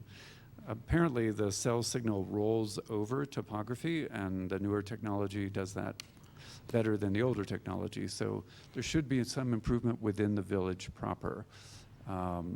But this is just part of a larger infrastructure improvement plan that needs to be put in place, I think, for this area of the county. And it's just one element of that improvement. And then, well, thank you. One last comment question is in regards to, so is this a Verizon tower or a Sprint tower, T-Mobile? And the reason why I'm asking is because if it's a Verizon, T-Mobile, or Sprint, and then in 2 more months, we're going to have another Sprint tower coming in here. Then we're going to have a T-Mobile tower coming in here. So that's just, I'm just trying to see who actually owns the tower and who's going to do the subleasing to the other carriers.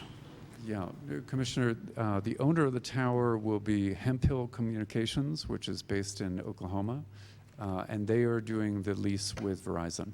So they are hoping that there's enough space on the tower that would allow for at least one other carrier. So that, and I know it's the county policy to aggregate the antennas and transmission technology on as few a number of towers as possible. So that's why we're doing this balancing act of 36 feet could allow for at least one other carrier. Thank you. I have no further questions, Madam Chair. And if there is no more questions, I'd like to make a motion. Yes. I'd like to make... Wait, hang on for 1 minute. Vic? Madam Chair, if I could just clarify, the request is to add the use of cell towers to the use of allowed, to the list of allowed uses within the development. So they wouldn't actually be limited to just one tower. It would be an allowed use within the development as a whole. Just, yes. I'd like to make a motion for approval with the condition that it'd be a monopole pine. What? I'll second. Well, so hang on. Is that an appropriate condition? This is approval for the land use. So multiple poles, and every time this comes up, that there can be other.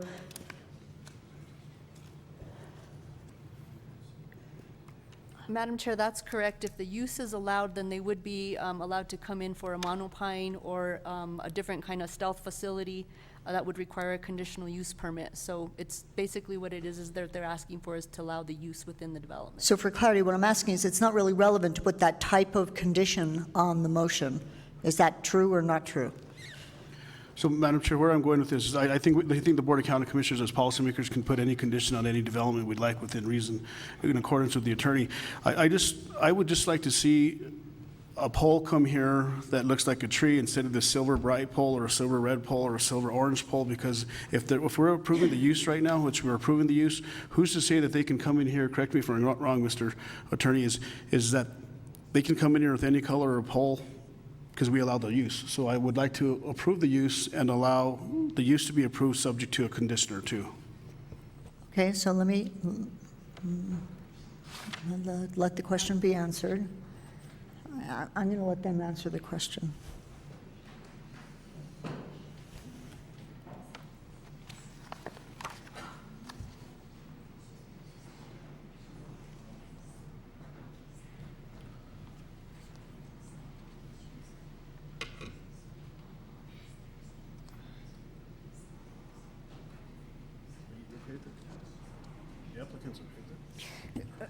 I understand, and so there might be more than one way to skin this. But that's why I'm asking their opinion, because this is requesting approval of the use.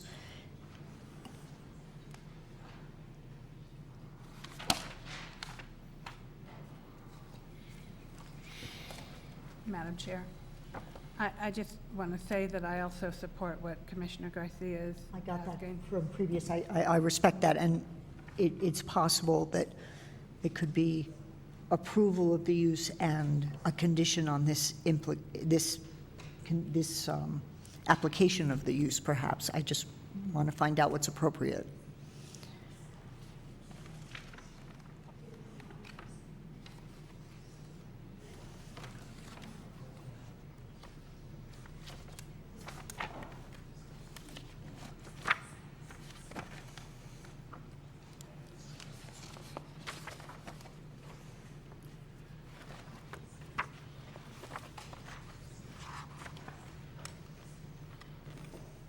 Madam Chair, Commissioners, the use table in the SLDC does have two separate categories, so you could essentially list or limit the uses to a stealth tower only,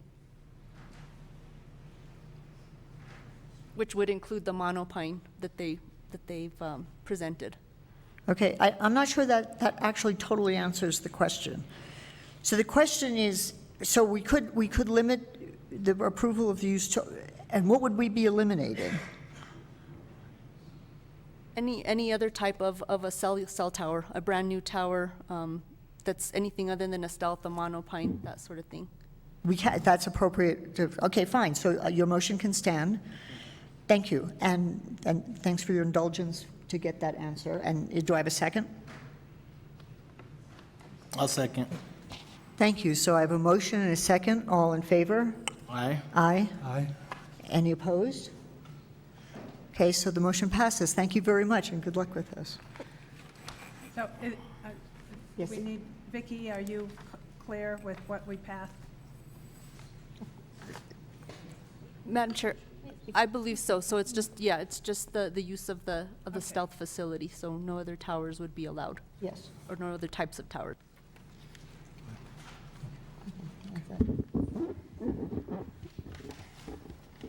Thank you. So that moves us on to the third case, which is an appeal of related to the case for the transmission line project. Jose? Thank you, Madam Chair. Bill King, appellant, Carl Summer, agent, are appealing the Planning Commission's final order regarding... Can you speak up just a bit, please? I'm sorry. I really am sorry. Regarding a conditional use permit to construct 31 miles of new single-circuit 345 kV transmission line in southern Santa Fe County. The proposed transmission line will connect PNM's existing Clines Corners 345 kV switching station to a new switching station within Sandoval County.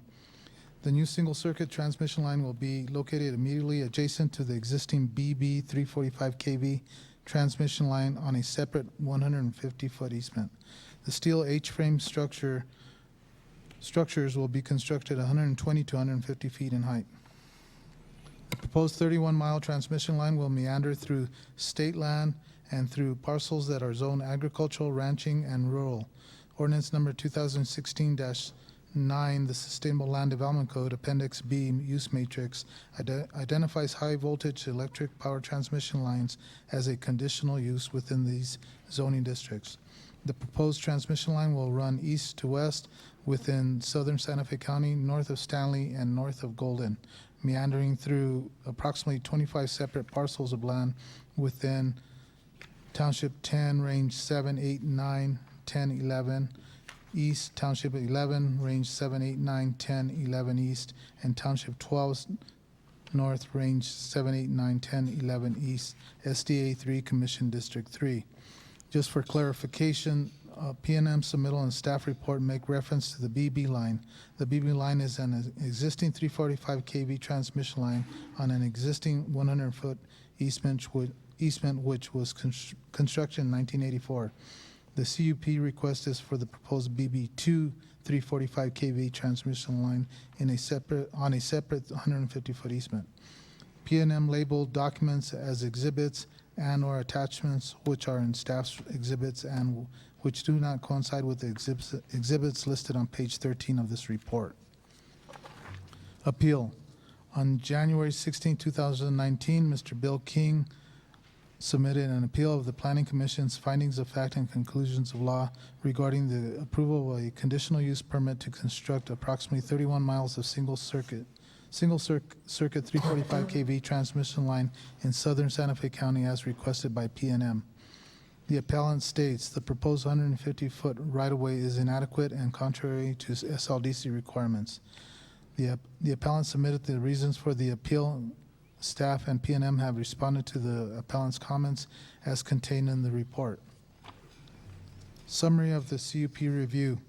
The BB2 project consists of construction of a single-circuit line within southern Santa Fe County, commencing from the existing PNM Clines Corners 345 kV switching station, which is on state land within Santa Fe County, to just west of NM14 to the Santa Fe County line, then to a point in Sandoval County. The BB2 project is approximately 31 miles on private property for the new single-circuit 345 kV transmission line. The line is also located on approximately 2.5 miles of state land on the existing Clients Corners switching station. The new single-circuit line will be located immediately adjacent to the existing BB 345 kV transmission line built in 1984 within an existing 150-foot easement and will expand the existing utility corridor. The new construction will require an additional easement of 150 feet in width. PNM is currently working with private landowners to obtain this easement. Access for the BB2 project will be from existing roads adjacent to the site and the existing PNM Patrol 2 tracks, which is on the existing BB 150-foot easement. PNM states the BB2 project is proposed in response to a wind farm developer who has entered into an agreement with PNM to transmit into the transmission grid the electricity generated by a new wind development in Torrance County, New Mexico. PNM is required by Federal Energy Regulatory Commission to develop the requested capacity on its transmission system to serve this wind farm developer. In order to serve the wind farm developer, PNM will need to build a new transmission line in southern Santa Fe County to deliver this new wind energy. The new single-circuit line will be located immediately adjacent to the existing BB 345 kV transmission line and will expand the existing utility corridor. Structure type for the BB2 project is a single-circuit H-frame and will be dulled galvanized color to match the color of the existing BB structures. The typical height of the structures for the BB2 projects is approximately 120 to 150 feet, which meets the National Electric Safety Code standards for safety. The BB2 transmission structures will be located generally parallel to the existing BB transmission structures. Final locations of the transmission structures will be subject to site-specific conditions. The BB2 project consists of approximately 140 pole sites for the transmission structures in Santa Fe County. Each transmission pole site or structure area is approximately 20 by 40 feet. The average span length between transmission structures will be between approximately 1,000 to 1,500 feet. In rugged terrain, structures may be spaced up to 1,900 to 2,000 feet apart. Ordinance 2016-9, the Sustainable Land Development Code, Section 7.12.1.3 states, above-ground electric utility lines that transmit electricity at a voltage greater than or equal to 46 kilovolts shall be designed and constructed at the minimum height necessary for the proposed structure to function properly and for public health, safety, and welfare, as demonstrated by the applicant. PNM just submitted justification for the need of the requested structure height, which is contained in the report. Staff reviewed the information submitted by PNM demonstrating the need for the height of the structures and agrees with PNM that in order for the structures to function properly and for public health, safety, and welfare, the structures require a height of 120 to 150 feet. PNM addressed the conditional use criteria and staff has responded, which is contained in the report. PNM submitted the required studies, reports, and assessments, which included an environmental impact assessment, which are contained in the report. The applicable the SLDC design standards were addressed by PNM, which include the following: fire protection, historic and archaeological resources, terrain management, and flood prevention, flood control.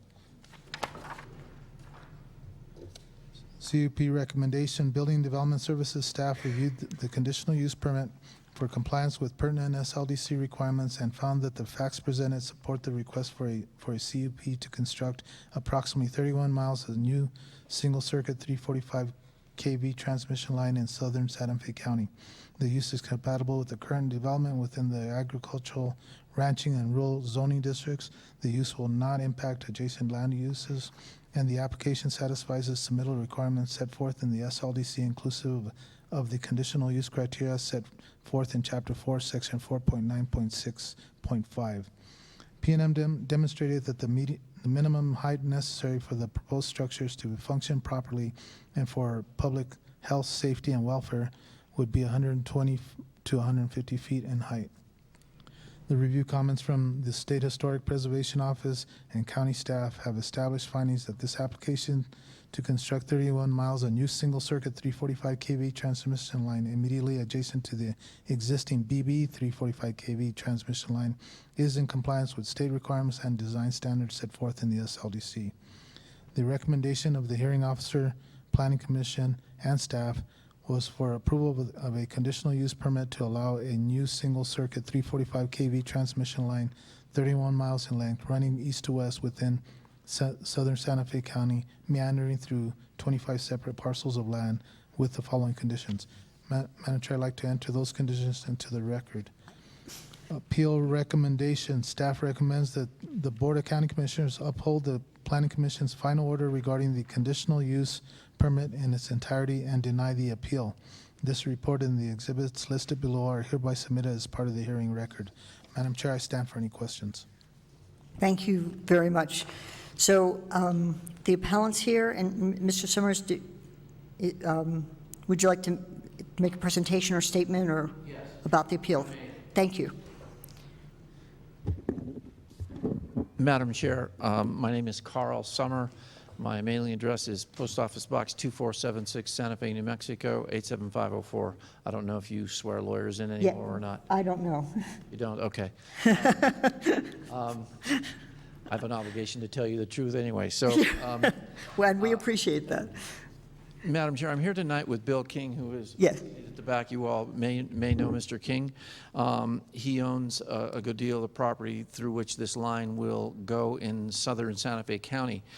This appeal, from our perspective, in front of you, is directed right at the fundamental function that you serve, which is to look at a conditional use permit application, and you have discretion to approve, deny, and as Commissioner Garcia said, condition reasonably so as you see fit. That is your discretion and that is your duty. You all have been through several conditional use permit applications that were very contentious. You know your job and you know your discretion. And what we're calling upon you tonight is to exercise that discretion in favor of the protection of the health, safety, and welfare of Santa Feans in general, and Mr. King's property in particular. I'll go through the specifics of that. I'm not an engineer, as you know. There are many engineers and probably much brighter lawyers over there dealing with this stuff every day. I don't pretend to be an engineer. I don't mostly understand it, but I do understand common sense, and our appeal is appeal to your common sense. And then there's one other critical factor. This case is just simply about this. PNM's application is to allow for them to put this transmission line through these properties and provide it in a 150-foot right-of-way. And these 150-foot poles will go in the center of that right-of-way. It's parallel to an existing line in a 150-foot right-of-way with poles in the center of that, or transmission poles and the particular kinds of poles in the center of that. These poles, in their design, will be 150 feet apart. So you have 150-foot poles parallel to one another. If they fall, they don't hit each other. They are in the middle of easements that on the outside of this easement is only 75 feet away. So if this pole or this transmission facility falls over, it's going into somebody's private property, not just somebody's private property, but Mr. King's private property. And he has been telling PNM, look, you haven't provided sufficient right-of-way to cover if this thing falls. And the response has been, well, look, from an engineering standpoint, we don't design for a topple event. These things are way overbuilt. We don't design for them to fall down. They're not going to fall down.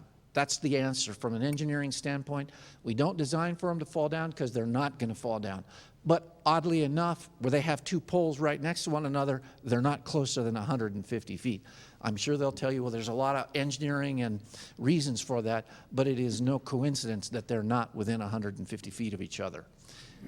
Private property owners are going to bear the risk of that fall zone. Staff says, well, we don't regulate fall zones. That's what conditions in a conditional use permit are all about. The code doesn't adequately protect, you can adequately protect. So all we're simply saying is the 150-foot right-of-way that they propose is inadequate to protect the public safety. Now, the implication will be as well, Mr. King just wants more money. That's rich coming from a company that makes billions of dollars, that it's all about money. It's not about money, it's about safety. That pole, 150 feet, can a property owner use the property in between that edge of that right-of-way to that 75 feet out? Not without risk. And I submit to this board that it is not unreasonable, and in fact, public health and safety militate in favor of adding a condition that says your right-of-way on the outside is inadequate and you need an additional 75 feet so that you are protected, that the property owner is protected. That's how simple this appeal is. It's that simple.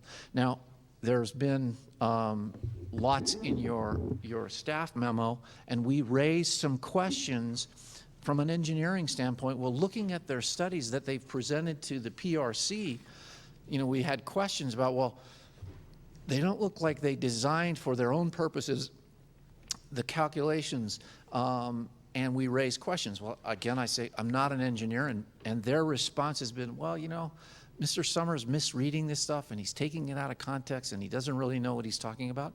That might be the case. That might be right. We raised questions. They answered them and said, no, from an engineering standpoint, we're correct. Importantly, what happened yesterday was the hearing officer who's hearing this case at the PRC raised some of the very same questions and extended the requirement for a right-of-way from 150 feet to 200 feet, not based on the position that we're taking here about the topple, but based on the calculations that they designed for and the events that they designed for on this system. The recommended hearing, the recommended decision by the hearing officer who has heard this case for, knows more about this case than anybody, has said the calculations that have been submitted are not adequate, and that she recommends a 200-foot right-of-way. That is somebody who's in that business. She knows this engineering stuff. She's a very bright woman, Carolyn Glick. That's her opinion.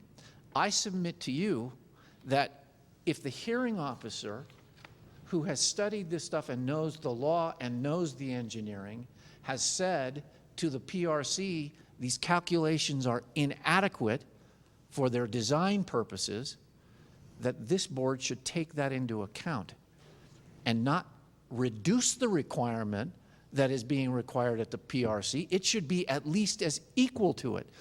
The more cautious thing for this board to do is to table this and see what the PRC does.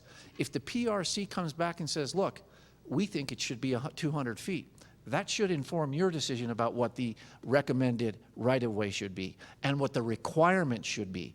You don't want to require something less than the PRC, who's regulating the public health and safety as well. You don't want to require less than they do. It's not fair to the citizens of Santa Fe, and it's not fair to Mr. King. So our appeal is very simple. They've provided inadequate right-of-way for the topple. The second thing is even though my questions about their engineering may be foolish, uninformed, Mrs. Glick is not foolish, and she's not uninformed. She recommends a greater right-of-way to 200 feet. And I submit to the board that that should give you pause as to whether or not the conditions on this permit, this conditional use permit, are adequate for these purposes. Mr. King is here and can answer questions specifically. He may want to address you, but that's how straightforward this appeal is, and we would stand for any questions you might have. Thank you. And for clarity, that hearing officer you're referring to is hearing specifically on this case? That's correct. This line. Thank you. So I can go ahead and open public comment. I imagine there are people here, and is there a present? Huh? How many people are here who want to speak to this case? Madam Chair, I imagine P&M would like to do the presentation first, and that's not part of the public.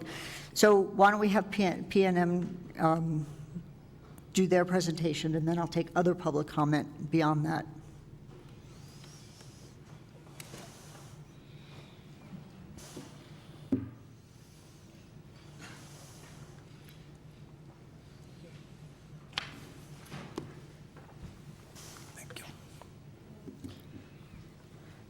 Thank you.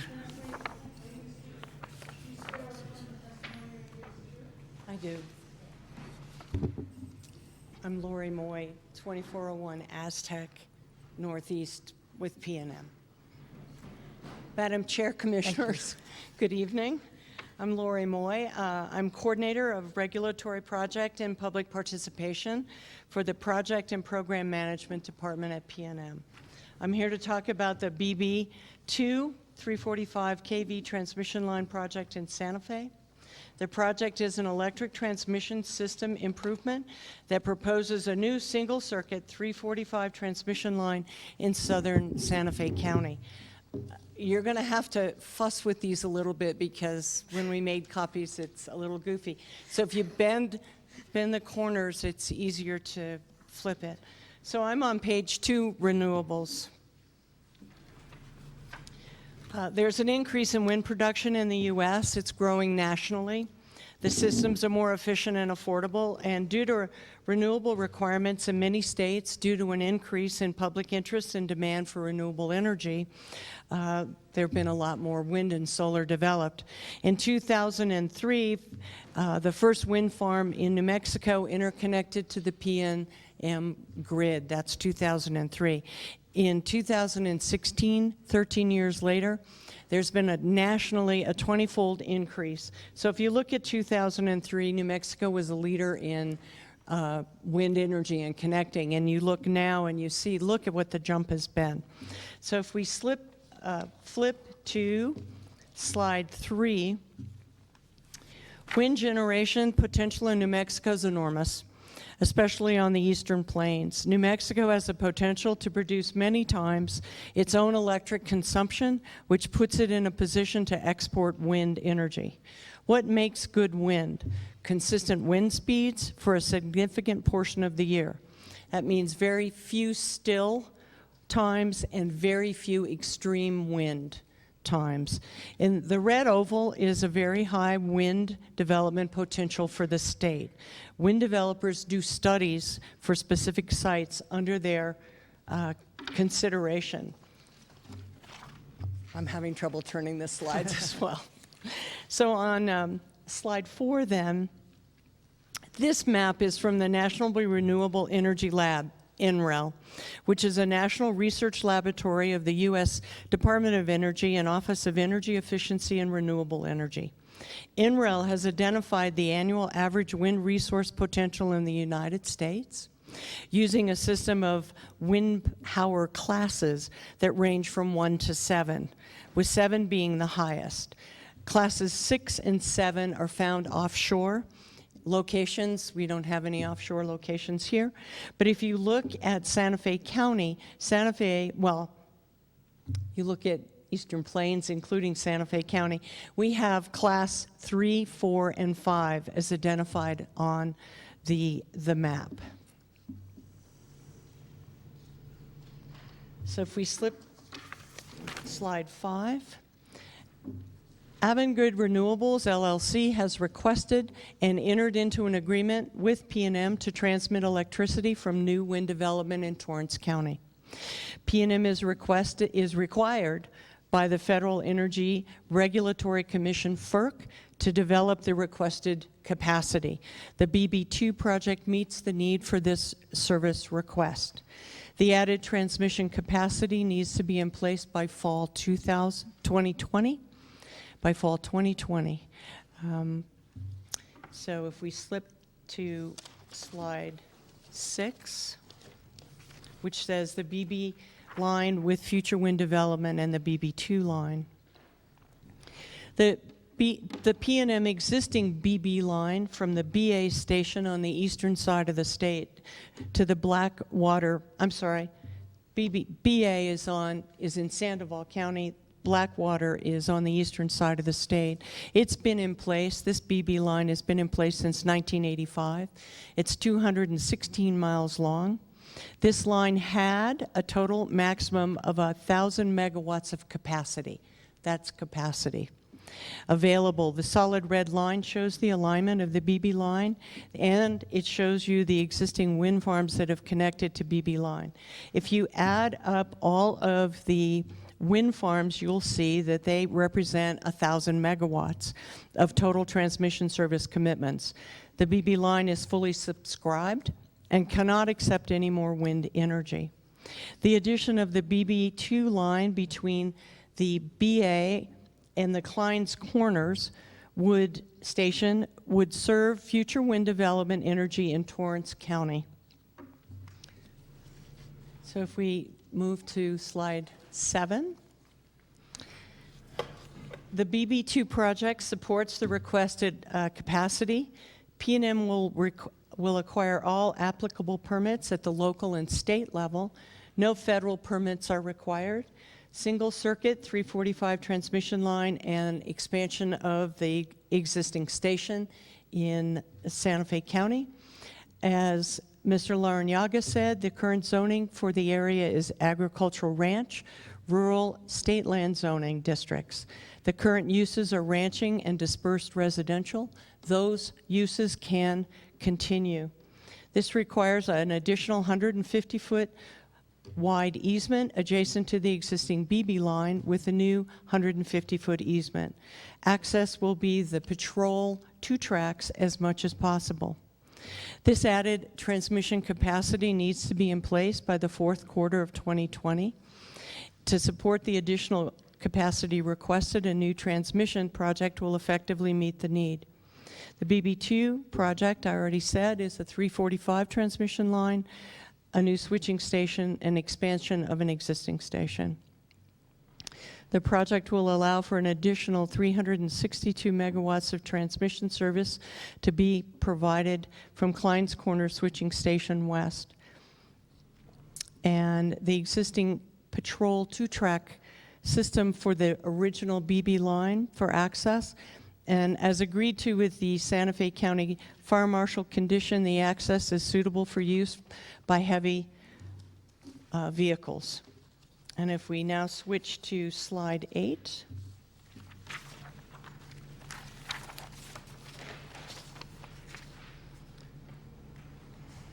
So we have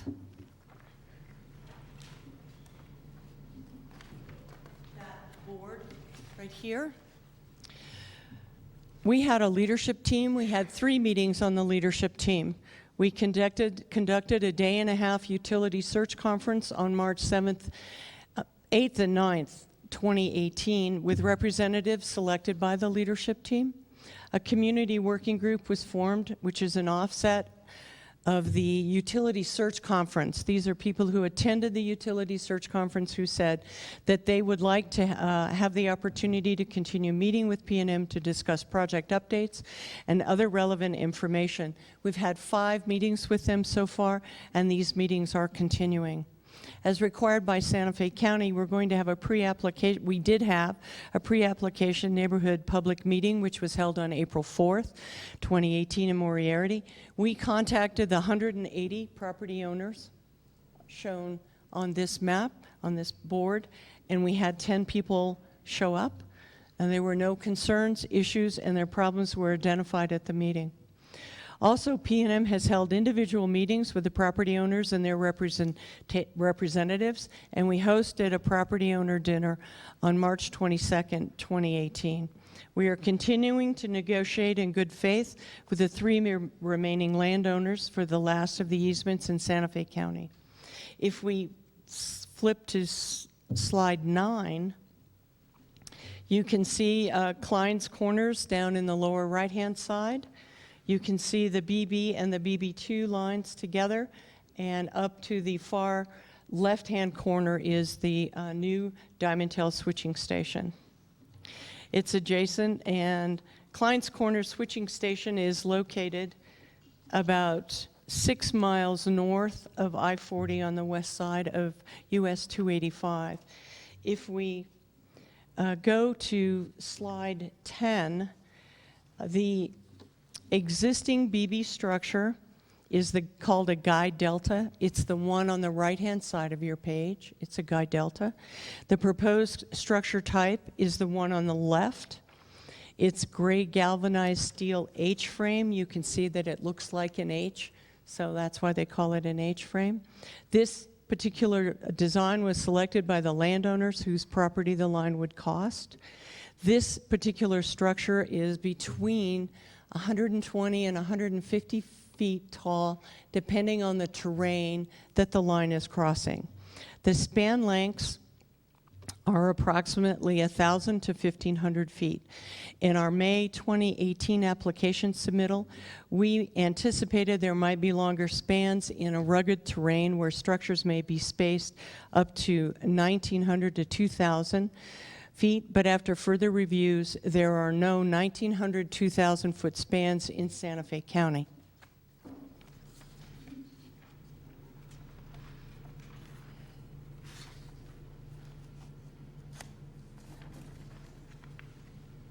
This is the board that was used at the open house that talks about the span lengths and the distance between the ground and the maximum what is called sag.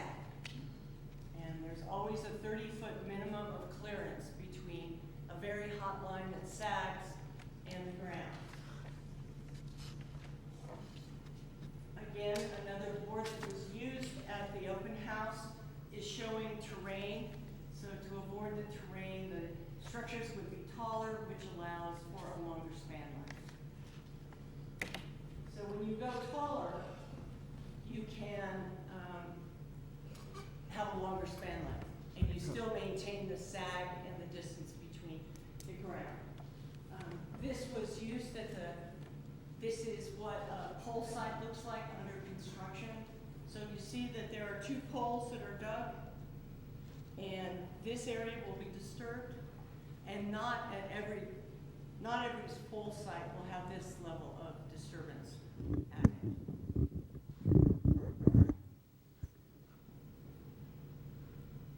I'm sorry, now I'm done.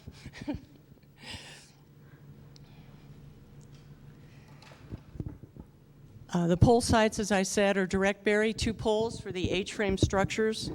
We are going to attempt to match a structure for structure placement. So the structures on the original BB line and the structures on the BB2 line. Now, if there is an archaeological site there, or there is an arroyo and we need to avoid it, we will move the pole location slightly to get out of the way of that so we don't disturb that property. This board here is a visual simulation of what the line could look like. And the photo was taken from the road crossing at New Mexico 41 looking north. So if we turn to slide 11, this is a photo of the existing Klein's Corner station. It's a view from northbound 285. I don't know if anybody's driven past it. I don't know if you've noticed it.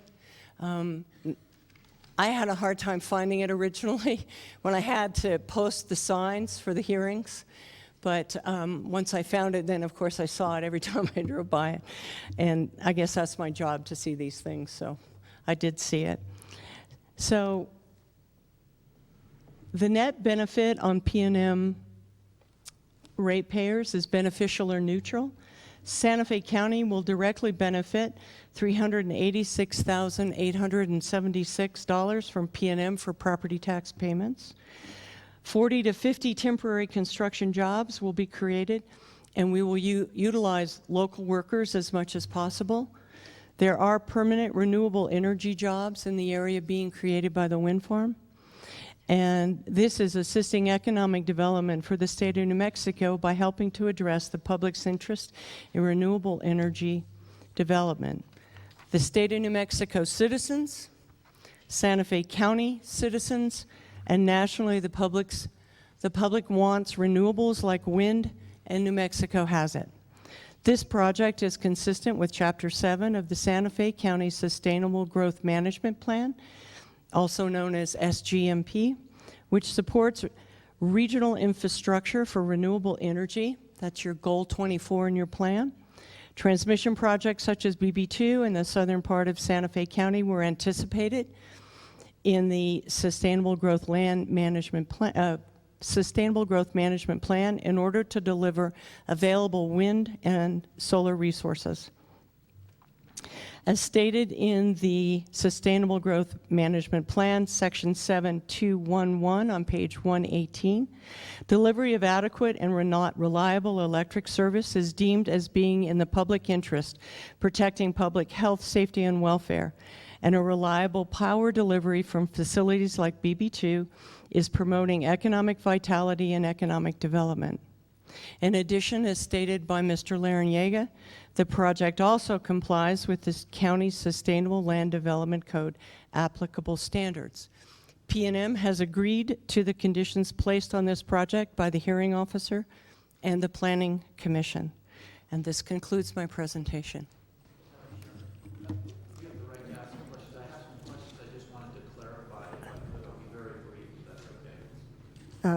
Yes, but I'm just going to ask about procedure. Bruce, what order do we do things in? You can change around the order if you'd like, but Mr. Summers' right. He does have the right to cross-examine a witness. I'll be brief. Absolutely. I just wanted to know what sequence I needed to go in.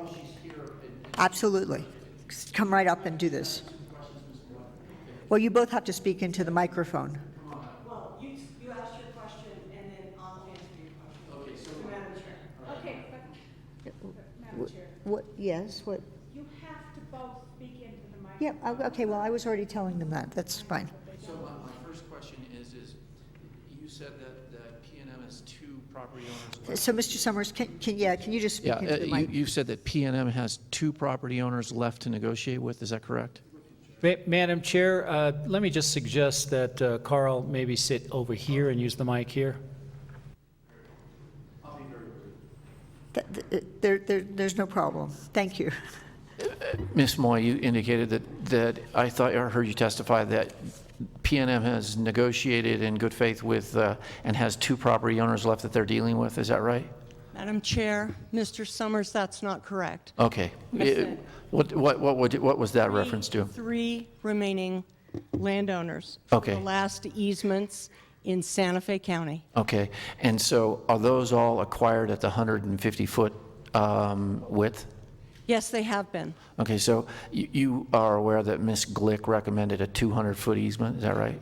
When I read the hearing examiner's request, it said up to 200 feet. Right. So Up to, not 200 feet. I understand. 150 to 200 feet. So PNM has the ability to use 150, or if they need 200 feet, they can go to 200 feet. And my simple question is with those people that PNM has already negotiated with, will you have to go back and deal with them? Okay, so if you could come to the microphone and state your name for the record. I'm counsel for PNM, and I'm going to, if Mr. Well, what's your name, sir? Kirk Allen. Thank you. And I would ask the council, the commissioners, that if Mr. Summers is going to cross-examine Ms. Moy about documents, that he specifically show her the document that he's referencing. He's paraphrasing a decision that just came out late yesterday, and I think he's mischaracterizing it, frankly, because I have the document with me. So if he would like to ask her some questions about it, I would ask the commission to ask Mr. Summer to actually specifically show her in the document what he's talking about. Madam Chair, my question doesn't go to what the document says. My question is just simply, I'm wondering whether or not they have to go back and renegotiate with those people they've already negotiated with. It's just a yes or no answer. I just don't know. That's assuming facts that are incorrect. Right, I understand that. I actually think that if because you've also asked us to consider this document, probably having the document and being able to examine it would be beneficial. Mr. Frederick, do you have an input on that, please? Yes, Madam Chair. The document is in front of us. The person who wrote the document isn't in front of us. It's what we would call hearsay evidence. If Carl has a question about the document, It's which I understand was just came out yesterday.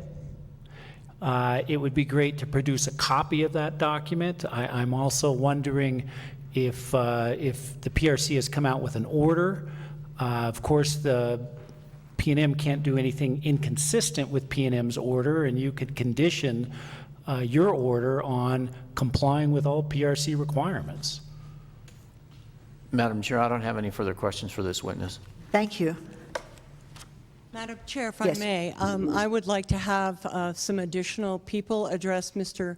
Summers' presentation. That's fine, because this is going to be a public hearing, so we can have anybody who wants to speak to this, speak to this.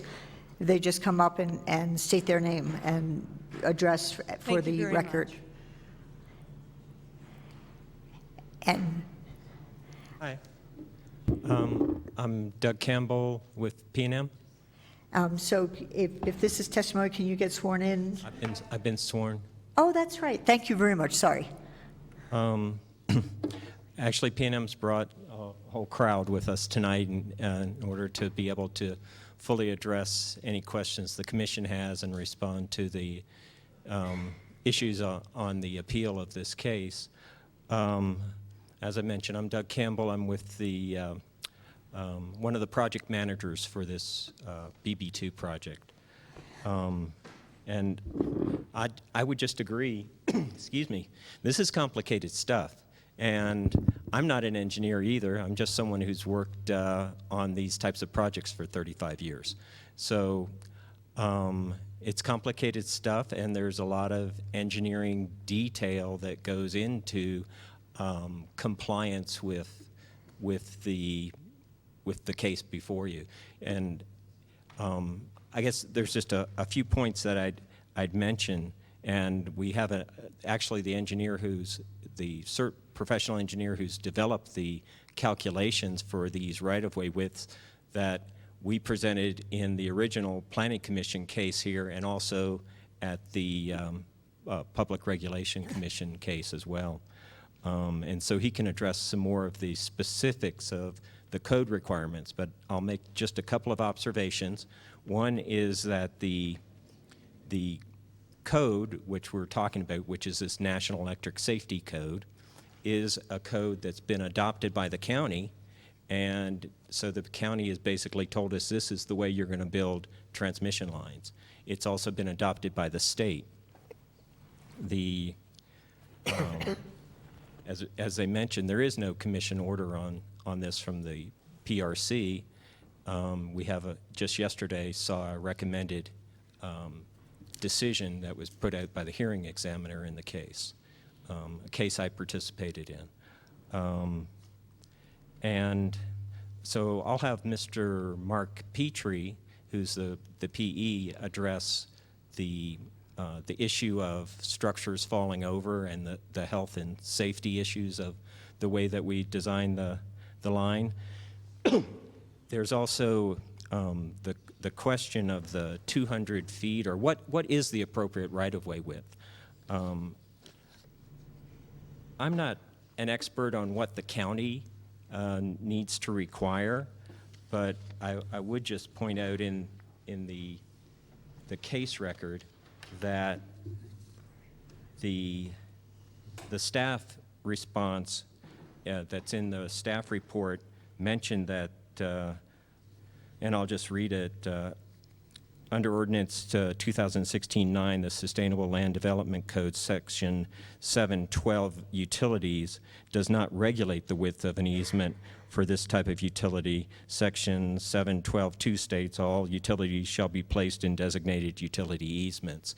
I guess one of the things we're considering is that the county has an obligation to make sure that we create a protect the health, safety, and welfare. And to date, that's been done by requiring compliance with this National Electric Safety Code.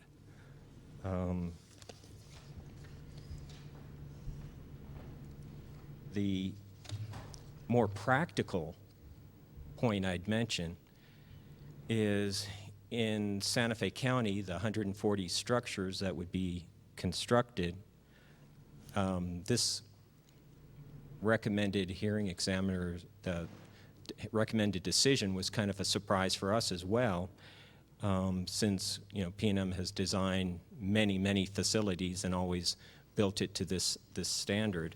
So we've gone back and looked at what this standard would, this recommendation might imply, and there would be, you know, as we've said in our presentation, we're trying to match the existing structures with the new structures, so they'd be marching down side by side. That reduces disturbance by allowing us to use all of the existing patrol trails that we have on our line, but it also limits visual impact.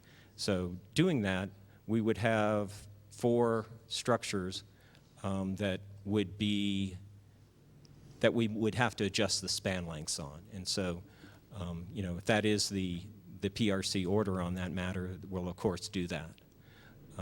And are we referring to, in this case, the width of the easement that was referenced? We are. And do we actually have anything that shows whether it said 200 feet or up to 200 feet? Because I do. I'm not sure it's been, I'm not clear if it's appropriate for us to read that into the record, but well, we can. I have that right here, carefully tabbed. And I'm not even certain it's a matter of prime concern, since our hearing is based on, well, PRC can make their decisions, and we have the option of either referencing that or conditioning to that or not. So just to briefly quote from the decision, therefore, P&M's request that the Commission determine that a maximum 150-foot right-of-way width is necessary should be rejected, and the Commission should determine that a 200-foot right-of-way is necessary.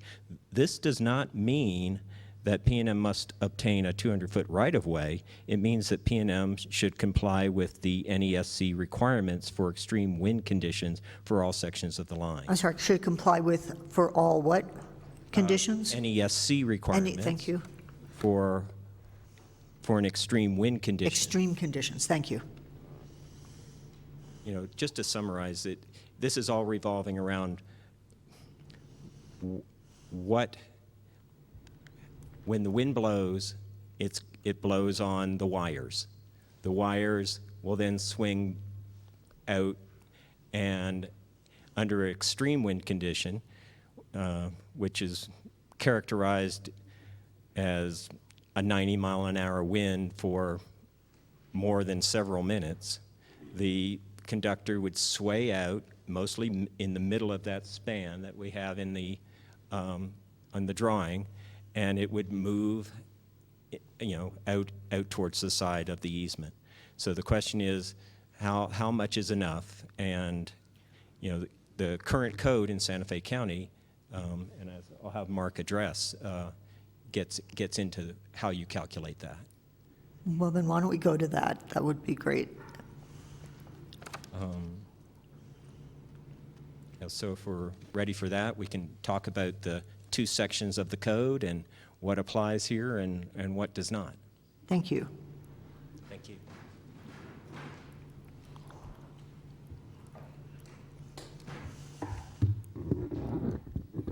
Thank you, Mr. Campbell. Madam Chair, Commissioners, thank you for the opportunity to talk through all of this. Can you please state your name? Oh, I'm sorry?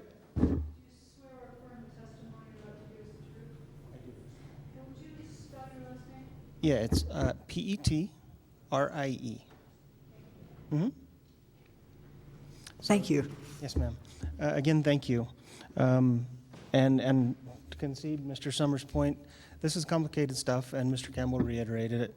And thankfully, because I've been fortunate enough to build my career off of just these questions.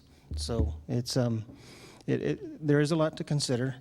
And I think, Mr. Campbell, did you want to walk through those slides as an orientation to all of these issues? Okay. We put together just a couple of slides just to talk about the two different points that are under consideration here. One is the clearance calculations in one section, and then the strength requirements in another section.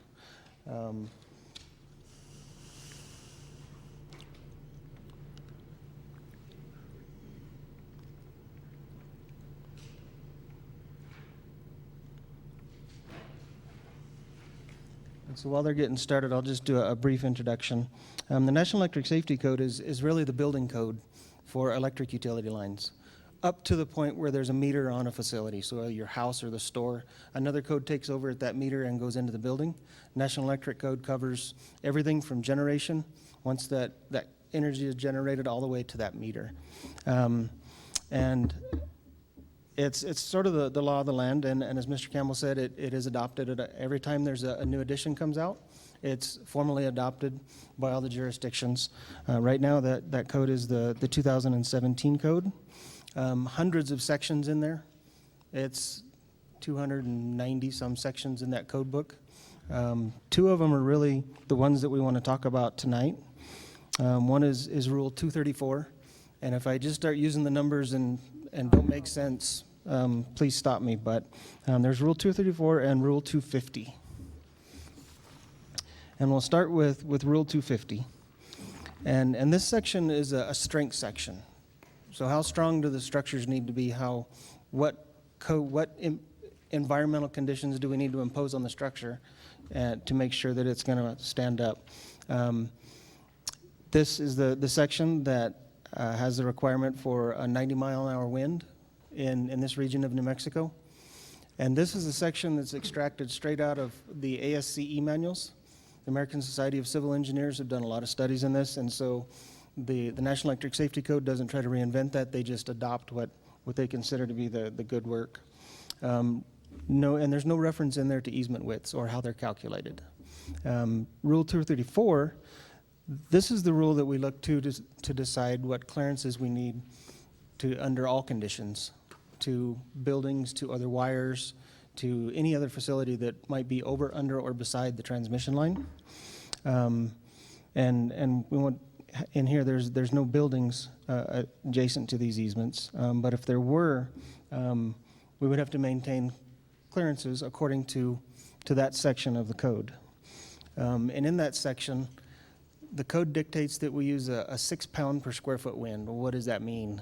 A 48-mile-an-hour sustained wind displacing those conductors out to the side of the line is what the code feels is appropriate for calculating those clearances. So we displace that conductor, and then we look at the voltage of the line, and we come up with a buffer, and that's how wide the easement needs to be, basically.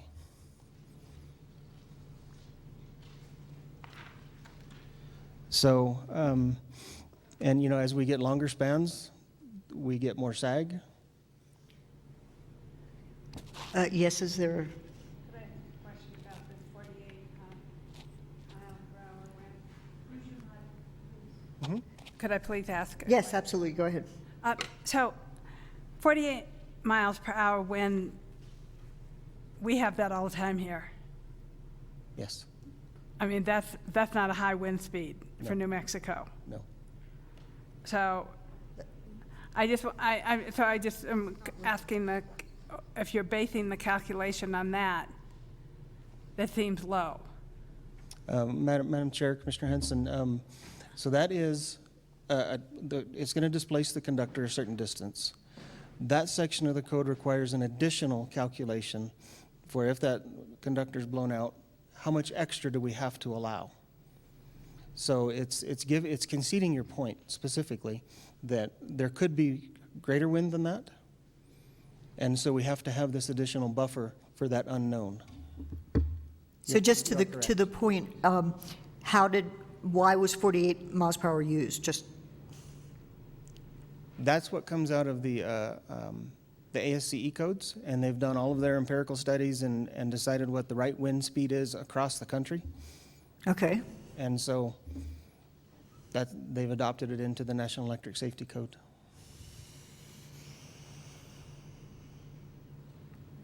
Okay. And I think I'll get to the high wind section, and it might make sense when we talk about that part. Okay. if I didn't answer your question completely yet. So, where did I leave off here? The wind and the wires. So yes, the wind moves the wires. The longer the span, the more wire, the more sag. I mean, I think that's logical. And so the tale of two towers, that just describes that again. We've got the sag, and then we've got ground clearance we've got to maintain. Santa Fe County, there are spans in the range of 1350 to 1552, actually, correct? Currently. For the existing line, on the existing BB line, my slide here says 1350 to 1450. We found today there's actually 1552. So it's all about the conductors. A transmission design is about conductors, not about towers, and how you hold those conductors. So that's why we wanted to make sure we show this. So in this graphic, we have a calculated blowout of a little over 22 feet. We add to that the required buffer that we've calculated based on the voltage of the line, so a little over 11 feet. And then even with our 150-foot wide easement, we still have 14 feet on either side that's outside of what NESC is requiring for that calculation.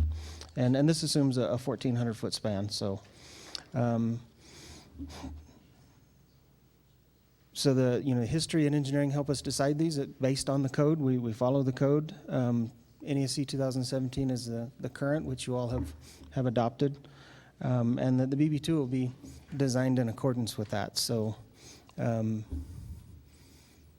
that's the basics of the code. The NESC 250, should I discuss that kind of? 250 is the structural code. And it prescribes a 90-mile-an-hour wind, I think, as Commissioner Hanson was asking about. And the opportunity for 90-mile-an-hour wind to be sustained is probably not very great. In fact, in all of the ASCE manuals, they say it's a twice every 100-year event to get sustained winds of 100 miles an hour.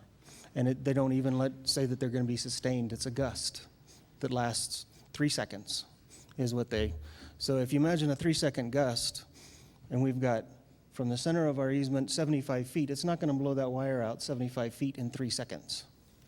But just for the record, we know those kinds of statistics, just like FEMA floodplains, are out of date. We've had 70, we just had a process. Guess you might want it on, huh? Thank you very much. I'm sorry. We know some of those statistics are out of date, frankly. So they are, and they're evaluated periodically, and that's why the code is updated every 4 years. So it's constantly looking at those and making sure that it still agrees. You're right, there may be opportunities. You're right. Well, FEMA updates their maps, but they still consider the magnitude of a 100-year flood is not really occurring at a 100-year interval anymore. And some of these, other climatic conditions are also changing, and they're not being accommodated in regulation. Agreed. And one of the 2 ways that the National Electric Safety Code also addresses that, there's 2 factors that we have to add for structures that are taller than 60 feet. Right. Because they know that 90-mile-an-hour gust is empirical. I mean, somebody calculated it, and there is a potential for something higher. So there's what they call the gust response factor, which is about a 15% overload on that.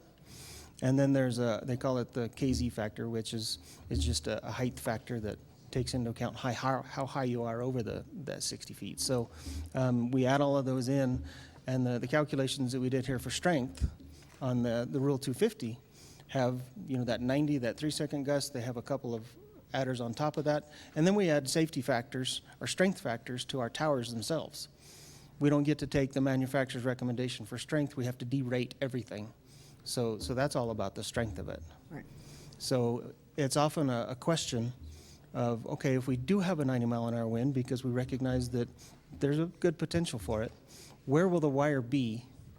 And we look at that in relation to the easement, and that's why that was in that report, as the question is asked. As engineers, we want to be able to answer that, but the easement is designed around that section 234 with buffers built in, and in this case, there's even some additional. Excellent, thank you. Well, we'll get to questions from the board momentarily. So are there other people here from the public who wish to speak to this appeal? Yes, I see a hand in the back. I can't see everybody through this board, so anybody else, if they please stand up and come forward, that would, I mean, it's no problem. Everybody can just stand and whatever you want to do. Yeah, you could do that. That would be fun.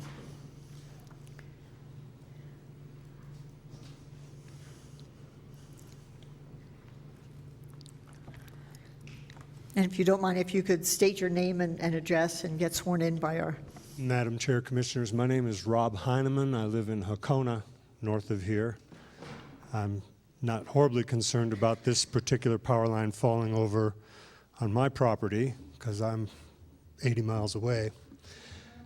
Yes. Oh, sure. Do you swear or affirm the testimony you're going to give is the truth? Yes. I am part of a local community action committee called Stop Hunt Power, which has to do with a different power line, the Verde line, which is a private line, not a PNM line. I'll just make a couple quick comments about engineering standards. I'm a quasi-electrical guy. I'm not a professional engineer, but I did spend 40 years in the construction industries business here and served on the state technical advisory committee for the electrical board for 16 years, so I do have a little bit of information. You know, engineering is a wonderful thing. Engineers take a series of data points and they string them together, and they are looking at providing for a safe and reliable installation that doesn't cost them a lot to maintain. That's their job. Their job is to equate the economic side of things. I mean, you can build a tower that's 200 feet long or 200 feet high and is so braced that a 1,000-mile-an-hour wind isn't going to destroy it, but that's not economically feasible. So engineering has to balance the technical side of things with the cost of things as well, and I'll just leave that point there. My big point this evening, though, is that I believe this commission is going to, over the next several years, have many more instances of power lines coming before it. And as it stands right now, the SLDC is only addressing power lines as a conditional use, kind of like a tough shed. And the private lines that are coming your way, we do not have the benefit of them going in front of the PRC and being scrutinized for their need or for their safety or for their siting. And unfortunately, since the state is not going to push for legislation to make that happen, it's going to fall on the county. You guys are going to get stuck with it. And so you might consider moving your transmission lines over to the county-wide impacts, such as the extraction industry. And I've been looking at the sign behind you all evening, protection of property, and boy, it just kind of comes down to that with respect to these issues, mining or power lines or any of this stuff. And I just want to say, please help out the rank and file here in the county, and thank you so much for all your hard work. Thank you. Is there anybody else who would like to speak to this appeal?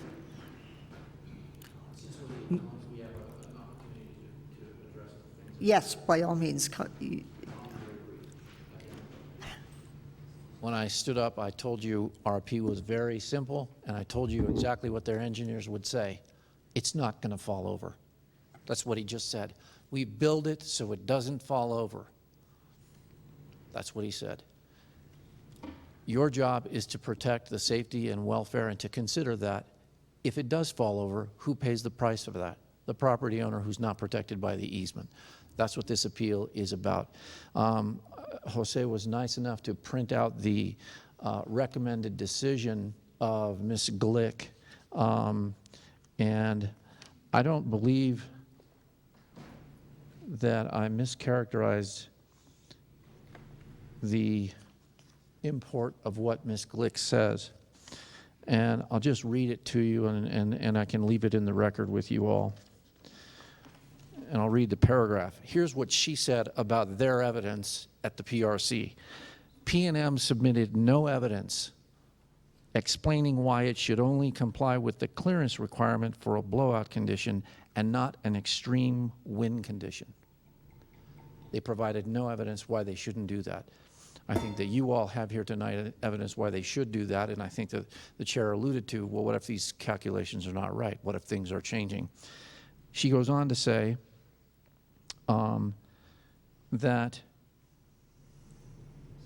it should, and this is on page 46, she says at the bottom of that paragraph, therefore, it should be determined that the maximum right-of-way width to construct and maintain the BB line is 200 feet, period. This does not mean that PNM is required to obtain a 200-foot right-of-way for the entire BB line. It means that PNM must comply with the clearance requirements for extreme wind conditions for all sections of the line, meaning they haven't done it for any sections of the line, meaning that the information in front of the PRC is inadequate, meaning that she rejected their request for a 150-foot right-of-way, which we're suggesting to you that it's inadequate for other reasons. That's what the order says, and I'll make this as part of the record so you all have it. Again, our appeal is very simple. I told you they'd tell you it wouldn't fall. That's their response to the appeal. It's not going to fall over. Well, you have an opportunity and an obligation to judge whether or not the property owner is protected adequately by that representation. So is there anybody else who wishes to address the board? If not, I'm going to go ahead and close the public hearing, and I'm going to request that we adjourn to a executive session to discuss certain points before, to deliberate on this. Yeah, Madam Chair, you can make a motion to go into executive session and then. I didn't know if I could make it or if I had to request somebody else to. I'd like to make that as a motion. Thank you. Can I have a roll call? Thank you. Commissioner Hanson? Yes. Commissioner Moreno? Yes. Commissioner Royal? Yes. Commissioner Garcia? Yes. Thank you. So we will be brief as possible.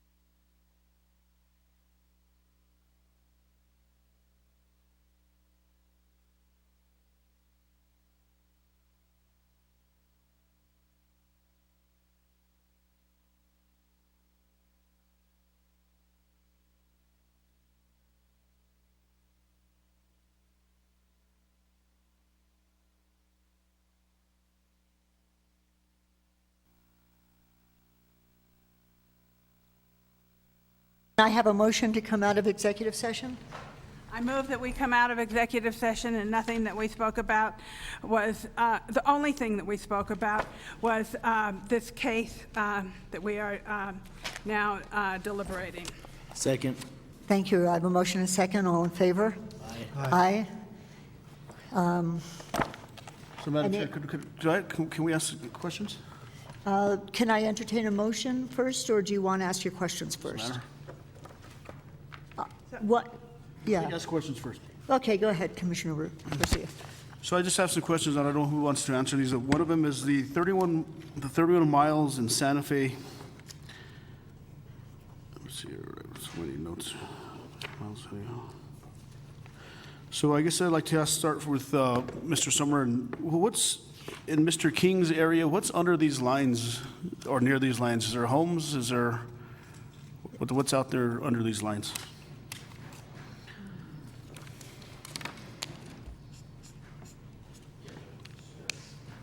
Bill King, box 26670 in Moriarty. I swear to tell the truth. Thank you. There are some scattered homes, like they said, but they're not directly under it. There's one old homestead house that's just about 20 feet off of it, but at least through my part of my ranch, they come about a quarter of a mile from the headquarters of one segment of the ranch. And they go through some little subdivisions on both sides, and I don't know if, I assume they don't go over any houses. I'm sure they've gone over. Mr. King, Madam Chair, do you have cattle? Is all your property agricultural under these lines? I have cattle that run under where this line goes through, yes, all cattle grazing. Okay, thank you. So here's some questions for PNM. The 31 miles in Santa Fe, the 31 miles of the B2 line that actually goes across Santa Fe County, are these property owners compensated? Madam Chair, Commissioner Garcia, could you repeat the question? So the 31 miles of B2 line that actually goes through Santa Fe County, are the property owners within that 31 miles, are they compensated? We have negotiated with them, and as I said earlier, we have agreements with all but 3 of the property owners in Santa Fe County.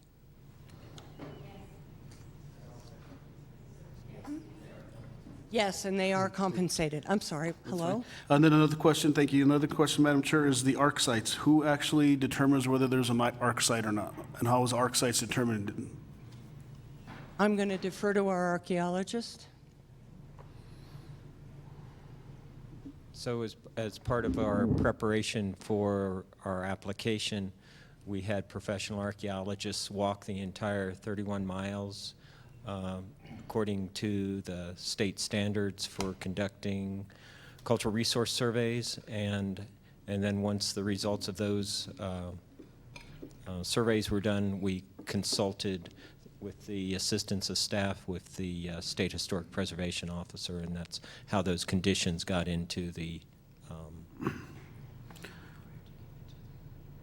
Madam Chair, Commissioner Garcia, we're required to give that report to SHPO, and it's in the file. And they determined them. Also, just really quick, in regards to the H, is the H frame actually lower than the existing B line out there? Madam Chair, Commissioner Garcia, yes, it is. And then another question for the gentleman, the engineer, in regards to the 30-foot, is that the 30-foot height from the ground to the line when it sags?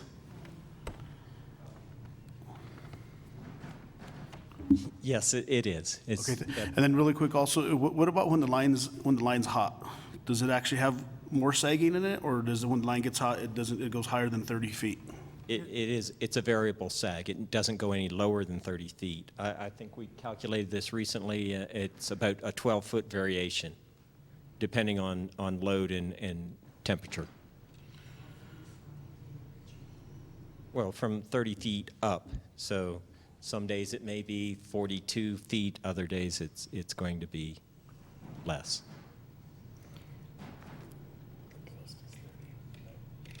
The minimal clearance is 30 feet. I want to try to stick to the appeal, but just really quick, the $386,000 for taxes, where did we come up with a $386,000 odd tax dollars? Madam Chair, Commissioner Garcia, we went to our tax department at PNM. We looked up the tax codes in the area, and they figured the value of the construction and the tax district to come up with that number. Thank you. So I don't have any more questions. Oh, thank you. I'd like to move along and kind of stay on issues that are going to affect our decisions. So if there's, I'll entertain motions. Commissioner Hanson? So I'd like to make a motion. I would like to deny the appeal, but require PNM to comply with all PRC orders. That is a new stipulation, and the order will be written by our attorney, and it will be clear as to. Go ahead, Mr. Fredericks. And Madam Chair, I just want to clarify, you would adopt the Planning Commission's order in the case, but add a condition that they comply with PRC's order, final order in the case that's pending before the PRC. And With regard to? What about the 150-foot width? Well, yes. You want to specify 150 feet or larger? 150 feet or 200, whatever PNM comply. PRC. Whichever is greater. Yeah, whichever is greater. So is that, So my motion is a combination of myself and Mr. Fredericks. excellent. Do I have a motion? Do I have a second? Second. Thank you. Do we need a roll call, or is this a voice vote?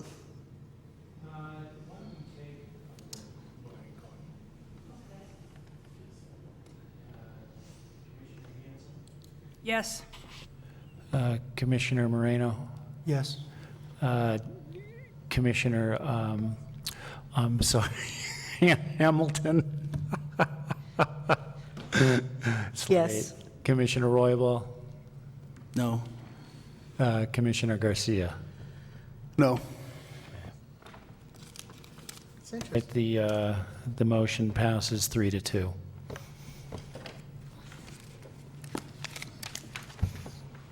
So, interesting. Why did you vote against it? I'd like to explain my vote if you want me to explain my vote.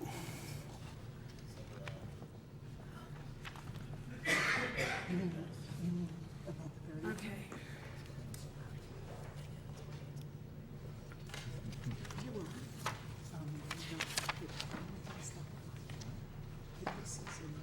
Madam Chair, members of the commission, thank you very much for hearing us tonight. You're welcome. Thank you, Carl. Thank you.